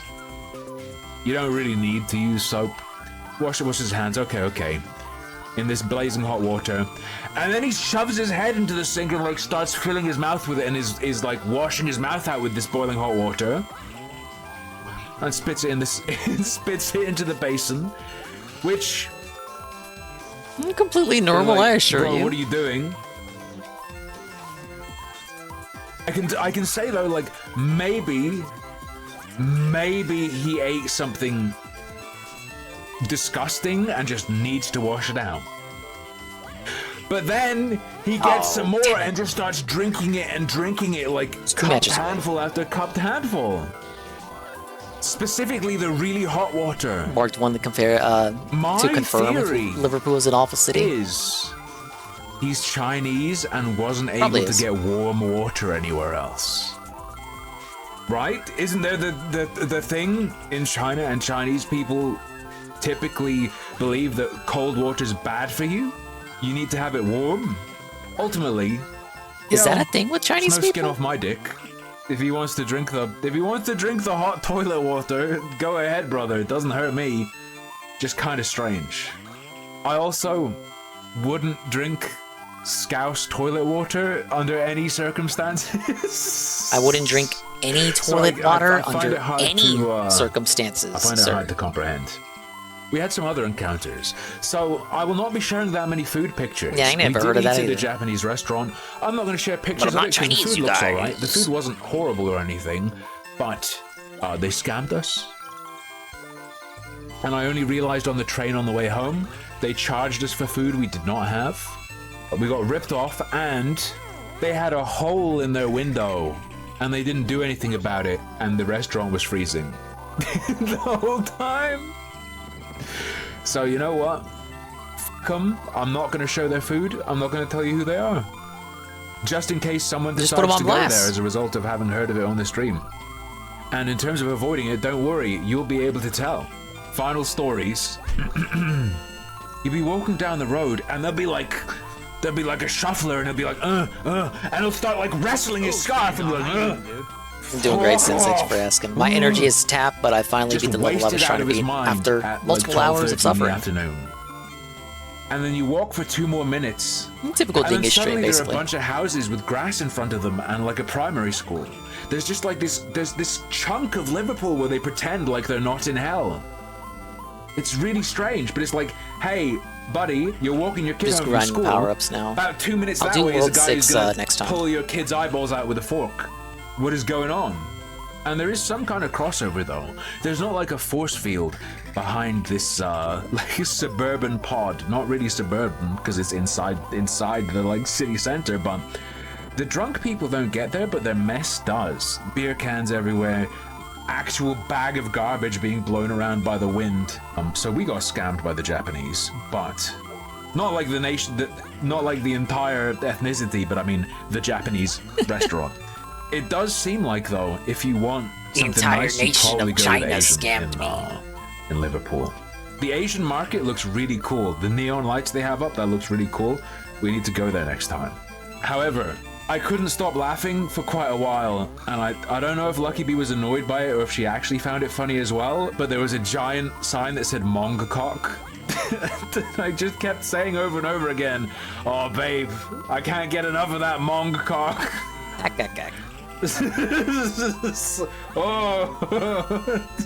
Oh, I guess that. We need to get us some of that Mongacock. Have I ever had someone eat a full English on the train? That hasn't happened in 20 years. People are eating curries on the train now. They eat curries and they eat kebabs. I understand. Let's say you've been out all day and your only chance to eat is on the train. You're rushing in the morning, your only chance to eat is on the train. I get it. Why crisps? Number one, why crisps? Why not something softer so you don't make me want to kill you? Why things that stink? Why an entire curry? Why a giant kebab that you sit on your own at a table with 4 seats on the train and just unfold a giant kebab meal? Great. For the next hour, I'm going to listen to Chilichi, Chilichi. Stop it. It makes me so angry. Nothing makes me as angry as the sounds of eating. I get so mad, explosively infuriated. When I listen to someone chew or crunch, I feel like my skin is going to explode off of me, and my veins are going to lash out to wrap around their neck and throttle them. That's how angry I get. Pretty good confessional video there. Now watch as I still fuck this one up.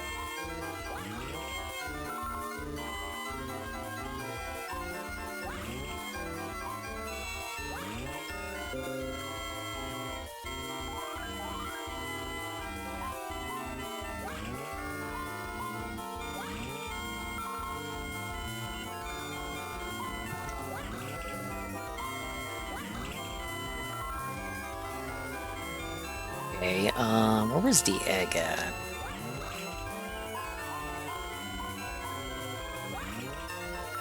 Okay, and the rest are next to each other.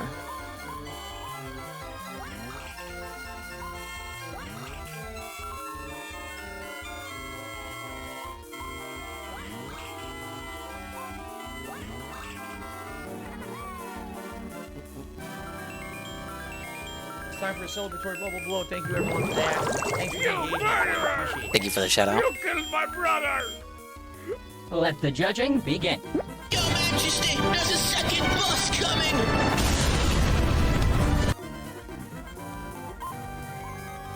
No comment. Thank you for the shout out. Okay, but I think we're gonna be calling it for the evening here, boys. Take a look at the status report. The 100% run. Got all 100 so far. We finished World 4. Pretty much blazed through World 5, save for that final level. So we are ready for World 6, ladies and gentlemen. The final 8 levels, plus the extra level. And then I have to go through all worlds again for the secret levels in each world. So we have 15 levels to go, basically. I'm thinking one more stream. Probably. Because if I start around the same time, I got 4... I'm just counting how many levels I actually did.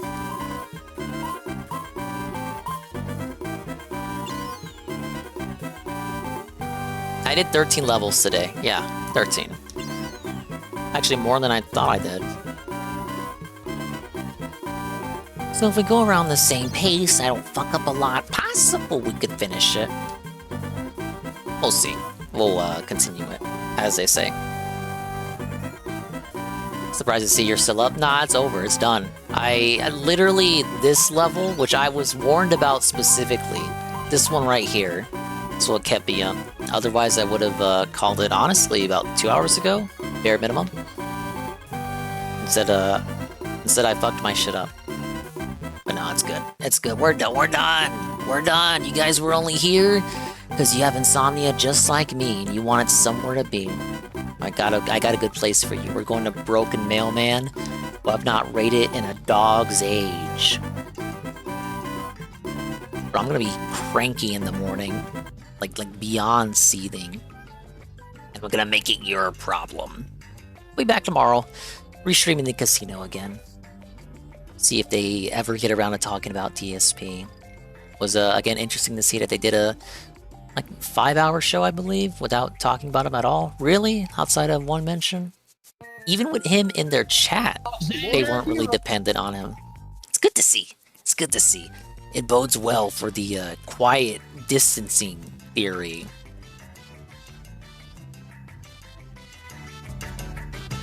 We got 30 days left in Kino Wing, so let's see if they hold to that. Wait, no, not 30, 31. I thought October 1st was today. It is today, but yesterday was October 1st. It wasn't. It was actually September 30th. Kino Wing started earlier. I ran out of stuff to talk about. Pablo, you know what to do. It's nice to Stream's over. Bye-bye. Adios. Mimi time. And thank you for coming to the stream. I really appreciate the positivity, guys. You guys came out. You really showed up for the final day of September. Crazy, man. And I couldn't be happier. I will read off everything as I should. And go ahead and open that. We'll be rating Broken _ Mailman. Thank you to the Dingas, Dongas, and Swollen _ ones who made it to the end of the stream. Golem, Rent Check, Aqua Saber, Perez, PG, Sinzacroy, Goki, Sardguard, Jay, Frosty, Water Juice, OMG, Zelda, Beamer, Seal, Lint.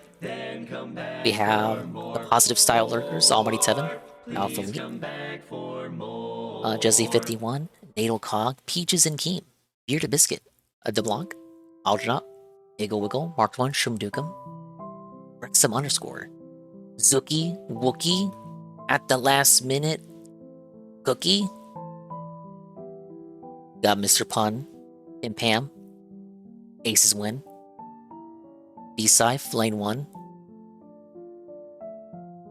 Golem of Power, Heavy Metal Gamer, Ivan Zypher, Captain Crunch, Kanawooble, Kyun Goon. We got Mr. Lion, SCP, Lucky Ace, Sweet Bean 96, Tamayan, and White Foods for Harris. Who is this? This was a person that changed their name. They're being silly. It's fine, I'll figure it out.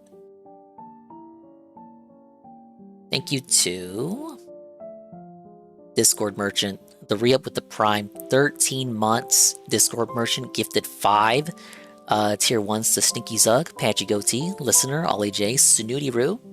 Twitch matched it with an additional 1 for Nader Tates. Anonymous gifted 5 to Base Ken, Commissar Authority, Crow Outside, Spaghetti Teeve, Channy Noza. Twitch matched it, gifted tier 1 to Sakura. Mr. Pun gifted 5, went to Sketchbowl, Beth Bear, Idodon, Rain, Nurgle? Not Grandfather Nurgle, Nurgle234 Nurgle. Twitch matched that as well, gifted tier 1 to Feeble. Zigzagoon __, 3 up Prime, 6 months, past remote, rate with a party of 3. UNF, rate with a party of 1. Cerulean 86, rate with a party of 22. Seru, the 100 bits. Almighty Tevin, the 120 bits. UNFW, the gifted 5 to Darkman, USB, Heavy Metal Gamer, Grilled Colombian. Korulu Stromboli, Twitch matched it, gifted tier 1 to 69 Tails. Shroomdukum, the 100 per cheer. Mr. Pun, gifted sub tier 1 to Rival, Viral. And Leet, the tier 1 28 months in a row. Ingle Wiggle, the 100 per cheer. Fedora Glow, the Redwood Party of 2. Law Power, the Redwood Party of 6. DeBlock, gifted tier 1 to Big Boss Solid. Almighty Tevin, gifted 5 to White Foods for Harris, Syphilitis, DLD, Chris Pro, Farragoon, SCP, and Big Boss Solid. Twitch matched it, both to tier 1 to DeBlock, tier 1 for Water Juice. Mr. Pun, I give the tier 1 to Twilight Rave, 707. Bambi Whip, tier 1 to Hawks Warthers. Swollen Dingus, that handsome fella. Tier 1 to SEAL Team Raz. And finally, Riku Zephyr, the Raid, the Party of 7. What are we watching? The stream's over, it's ending. I was reading the contributions, and now I'm out of breath. See, I had Jack in the Box tacos sitting right here. Not anything special, not the monster tacos, but it's like, I say taco with a plural, but it's just one taco. With some curly fries. I finished my cake and ice cream. It's like I had all this. It was like a emergency nutrition. I let it sit there. This is awful. I do this to myself. You know how it is. We'll be back within the due future, which is to say later today. Maybe more Yoshi. I do eventually want to get around to playing Zelda and Astro Ball more consistently, but I feel like we're right on the cusp of just wrapping up Yoshi. Maybe we'll just knock it out the park. And then, of course, you got the Kino stuff. It's a good game to play when you're supposed to be listening to the corpulent and coke-headed Canadians talk about drama. Your Jack in the Box taco equals nutrition? For me? Not for most people. At least it's not a Taco Bell taco.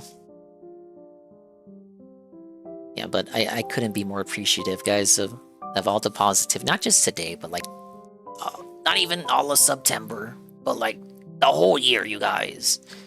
You guys have really went above and beyond. Can't ask for much more. I got all smiles. And I hope I can provide content, yes, that is meaningful to you, Rue, to watch. At least for a little bit. Somewhere for you to, I don't know, wipe your shoes on the mat and hang your coat and fedora. Because of course you wear a fedora. I don't wear a fedora, you do. And then you sit down in front of the fireplace, cozy like, with a blanket and some hot cocoa. And you just watch me play games from like 20 years ago very poorly as I smash my head against the wall in my attempts to 100% them. That is the dingus experience, and for some reason, a sizable amount of you find that to be worthwhile. I couldn't be happier. We'll be going to Broken Mailman. I hope you guys have a nice night. Take it easy. The raid message is, just give him the old mail call.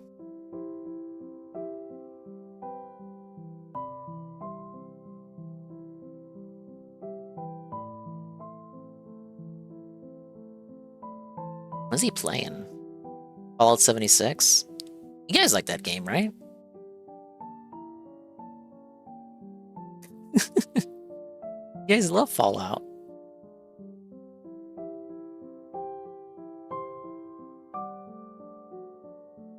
But bye-bye, Adios, meantime. We'll see you when we see you. And if we didn't see you, then we didn't see you. But if we did see you, then we saw you.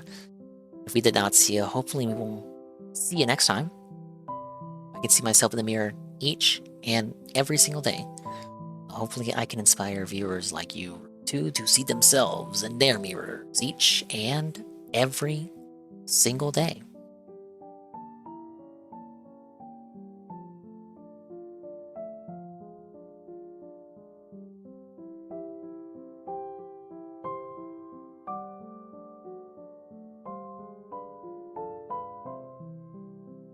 Alright, 10 seconds. I can finally lie down. How long was this connected with the previous? Was this like a 7-hour stream? What the fuck is wrong with me? I gotta stop this. No, 8 hours. I'm so fucked up. Bye-bye.